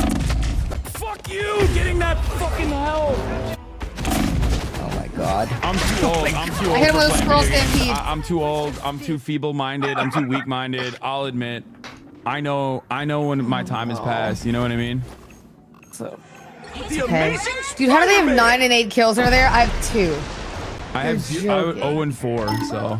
Okay. You're welcome. Like I said, maybe y'all are typing with show your them how it's done, thumbs. Unc. Show them how it's done. Yeah, I'm fighting so hard. Yeah, I'm on this point heavy right now. Oh? I just killed 2 of them. I got one in the back. Alright, we got some space. Try and shoot the squids when you see them too. Squid games. Squid games. The Spider-Man is asking for it. Ooh, now I have 5 kills. Let's fucking go. What the fuck is this thing? What the fuck is that thing?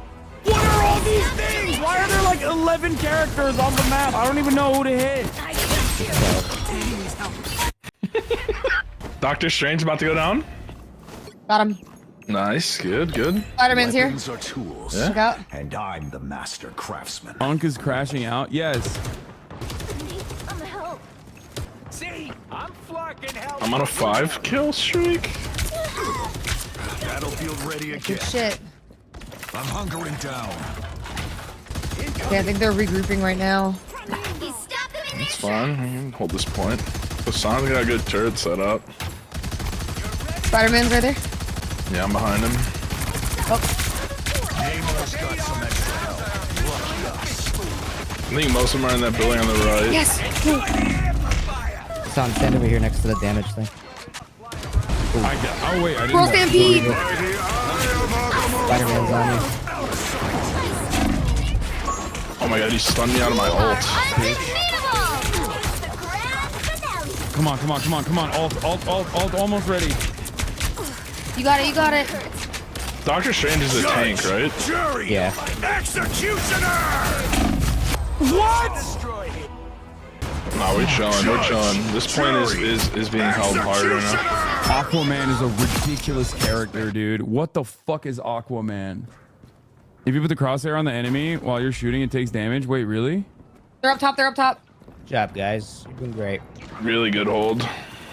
A nice deep freeze. Oh my god, we're cooking. Good shit. I just got the fat ult Not in the done back yet. line. They're all low if we want to push into them. Yeah, that's one down. They're up top, they're up top. They're coming to the point. One's on me. KO for one. One shot him. There's a Hawkeye behind us. Spider-Man, you don't want this work. No, he killed me. I'm not kidding. I genuinely feel like they all collapse I on hit me the every tree. time I rear my head. But I also do overextend a bit. I think the turret kind of sucks. It's too easy to jump Let's see. it. Maybe play a better healer.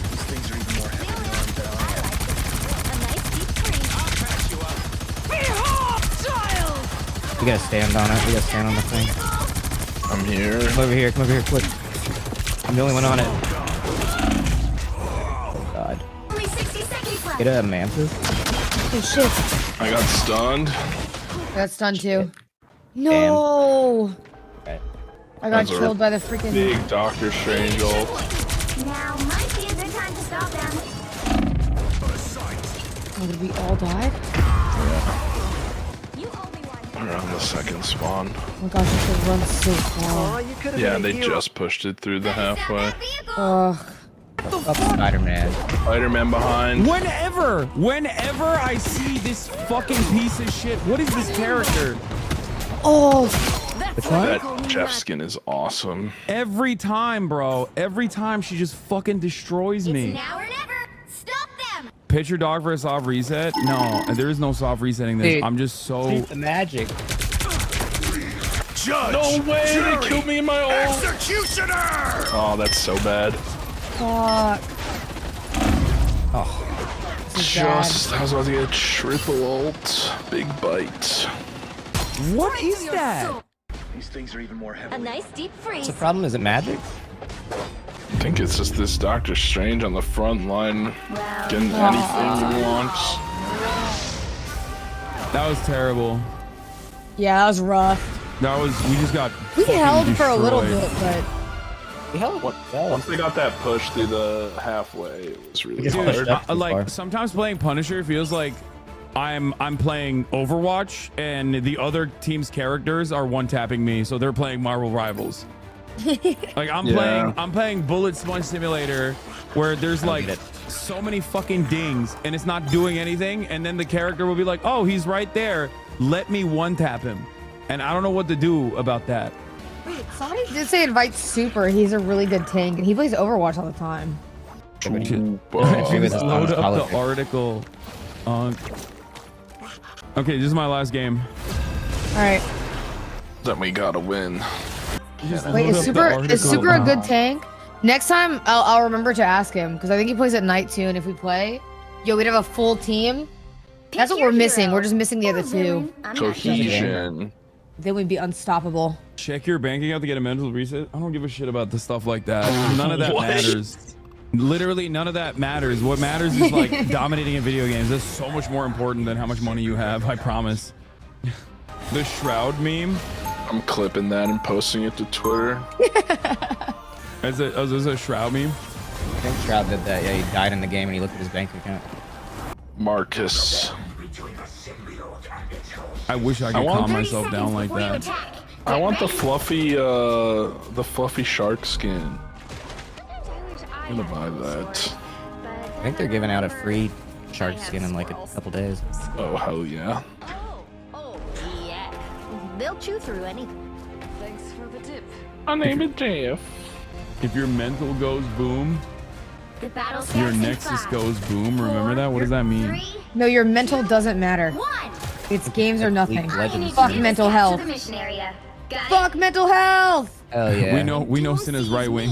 He's gone. Yeah, fuck not mental real. health. No, I'm kidding. Mental health only important when we're talking about. No. Never mind. No, mental health doesn't matter, Hasan. Remember that. Mental health doesn't matter. It's Your fake. well-being doesn't matter. It's fake. Not It's real. not real. I They know. get you. But you know what is real? It's just a lie. Primes. Look at that, Reed. I love Amazon Prime. What is this guy's fucking adamantium ass shield? What is that? That's crazy. They're Oh my God. all on the second level, by the Connor, way. your skin. My skin? Yeah, I just saw it. Oh my God. What are you using the default skin? I'm gonna die. I'm die. up here by myself. I'm getting fucking destroyed. You don't make a hero shooter with ugly characters. It's the recipe for disaster for console. What is that? A raccoon? What the fuck is that? Rocket Raccoon. Anyone want to get this venom off my tush? I'm coming, but I'm That's literally okay, it's okay. I'm healing in the 700 middle. I miles got away because our spawn point is seemingly on a different map. Winter Soldier seems strong. He's Maybe so I'm fun. just ass. He is strong. He's awesome. I took out the venom. Does he have a grappling hook? He does. He has Roadhog hook. Hasan, I'm shooting in there for you. They're about to shit. push on you. I like Roadhog. Roadhog. Is there anybody that has like a hook, like Pudge or Blitzcrank, or I don't remember what the character in Overwatch was that had a hook? Roadhog. Was he Roadhog? Oh fuck! I'm so I'm here. I'm Go Stampede. You're good. Go Stampede. You're all healed. Push. Oh my God, this push is crazy. Yeah, this is really stuck We're in. fucking them up. I'm healing as much as I can. What the fuck? How did he survive that? I got ults very soon here. Got him. Another one. Yeah, these fights in these hallways are really good for me. I'm having fun. Having a lot of fun. Oh, dude. Player kill streak. Oh, I got a 5-player kill streak too. Let's fucking go. Keep going. Uh oh, they're on the point. Oh, there's one pushing. Shark or Venom's not back here. Poor guy. No! Oh god, I got out of there. I'm falling back. I'm falling back. I did the Jeff Oh, combo. he fucking domed me. I killed their Winter Soldier. No. Oh God. Not my kill streak, please. Oh my god, I'm so far. Oh, We're frick. so close though. 80%. I'm running. No, get away from me. Venom ult. Oh, frick. Armed is fucking stupid ass way to do. I got hunted down like a dog. Like a dog. This Bitch. Oh, that was clean. I had a good round there. I went crazy. We all did. Holy crap. Look at their Venom versus mine, chat. 8-2. They did 2 not and have a 3. fun game. They did not have a fun game. Sorry, Kevin, man. Oh, I'm starting off with an Can't ult log too. off on a dub? Yes, watch me. Hey, come on, one more. You guys new players, lol. Before you attack, get ready. Yo, mods, get that guy's address. People are scared of you. When doom has been brought to heel, I Talking will shit in the choose match as chat. God's Stick to politics? I said to stick to Splatoon. The battle starts in 5. Damn it. You said it in team. 2, 1. I did shift enter, I thought. I thought shift enter. I thought shift enter was all chat. To rule the afterlife is to rule everyone. The worst this I got so far in my chat was load up the article, big bro. That's so... It's fucked up. Just load up the article, man. They're kind of right though. They're kind of right. It's over for you. Ulting. You already have ults? What the heck? I started with one because I had it from the last game. It carries over. I didn't know that. That's awesome. That'll be good to know. I popped mine at the end just to get it out. Wolverine in the back line here. Never mind. I need a heal, please. I'm I would healing like you. Come one. on. Come on. No, I lost you though. Oh, you're way up. Oh shit! Oh shit! You're good. Behind us! Behind us! You want around the corner. I'm trying. Oh shit! I got him. Just put the political punditry in the bag, bro. I'm so mad that Trump tweeted out that Chris Christie, McDonald's drone. Yeah, that was a choice because from that him. was all time. That made me laugh out loud. I know. He still got us Hassan, sometimes. have you covered the drones, or are you typically, as usual, doing alien erasure on your stream? Yes, I got him. Alien Erasure guy, yes, 100%. You're always like, even it's a not joke. aliens. People get very mad at me for that. They like, No. alien lovers are so serious about it. Like they go crazy over it. Because you need to do your research. I need healing. I need healing. Are you gonna cover the guys who went to Antarctica to prove that the Earth is I got a flat? triple kill. That's crazy. The Earth's not flat. That's stupid. That is true. There is no ult. what? I thought about becoming a flat earther for the fun of it. Not because I believe it, but just because I want to see what the plot would be like. Yeah, Oh, yeah. they're coming. I feel like I just want to see. Right there. Big Jeff kill. I just took out 3. What was he trying even? Yeah, like This- he's been trying to take. He's hard targeting me the whole time. This is an OP Oh, Jeff he's probably map. a fan. Is almost yours. He was like chasing me down on the hallway earlier. He watched the zombie stream. He did. Back there. Well, thank you. There's one coming. Punisher on our left. Scroll I gotta stampede. go for Connor. I got heal for you, Hassan. Thank you. Another I'm one. dead though, so you gotta 1v1 him. Oh my god, it's over. Oh, yeah, they're You done. win. There's no point in even trying. Nah, I tried to get it one extra kill there. 18 kills, not bad. Yo, good shit. For a tank. Good one to end it on. They don't get it. GG's. They don't get it. Good job, guys. Still different. GG's. Took him out the geriatric ass retirement home and took him to the top. All right, GG's. Good games, guys. All right, games, everybody. dude. Thank you for all of that. That was Good night. fantastic. Hey, thanks for playing, dude. Hey, go open that article. All right. Thanks for Yeah. upping today's advertising. All right, everybody. That's it for me. I just found out that I'm gonna take Kaya to get her spayed tomorrow morning. While all of this was happening, I'm gonna go hang out with my mom. She just got done with her surgery. Oh fuck! Why does YouTube never load correctly? I'm gonna go hang out with my mom a little bit, and then I'm gonna take this baby girl tomorrow morning.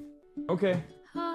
God damn, she was ready. She was ready. She heard the song and was like, "It's my turn now." But yeah, I'm gonna be live at the same time though. Don't worry, fear not. Good recovery when you down earlier in nice ass lobby. Yeah. Yeah. Good luck on the recovery to Anya. Good luck on the recovery to Kaya when she gets speed. Little baby's gonna get sprayed tomorrow. She doesn't even know it yet. She doesn't even know it yet. Anyway. Love you all. And I will see you tomorrow. Peace. Her sun is streaming. There is again. Her sun is streaming. Her sun is streaming. Review in the P.O. box. Uncle Uger's face. Sudden discord at your prop. Great names take on break. Tiny Bernie Sanders, LGBTQ Air Force. The whole left at your fingertips, Ane at your door. H3 crowded debate, the Young Turks online show. 3 full fucking years of this, plenty more to go. 90-day fiance talks of champagne bourgeoisie. A Trump rally live reaction, a mass riot at DC. There he is again. Her sun is streaming. Her sun is streaming. There he is again. Her sun is streaming. Her sun is streaming. Reading a live stream, fair comments, Austin show chat advice, and all the ways the right-wing pipeline can suck you in online. JCS react, Lord frame gets broken, cover blown.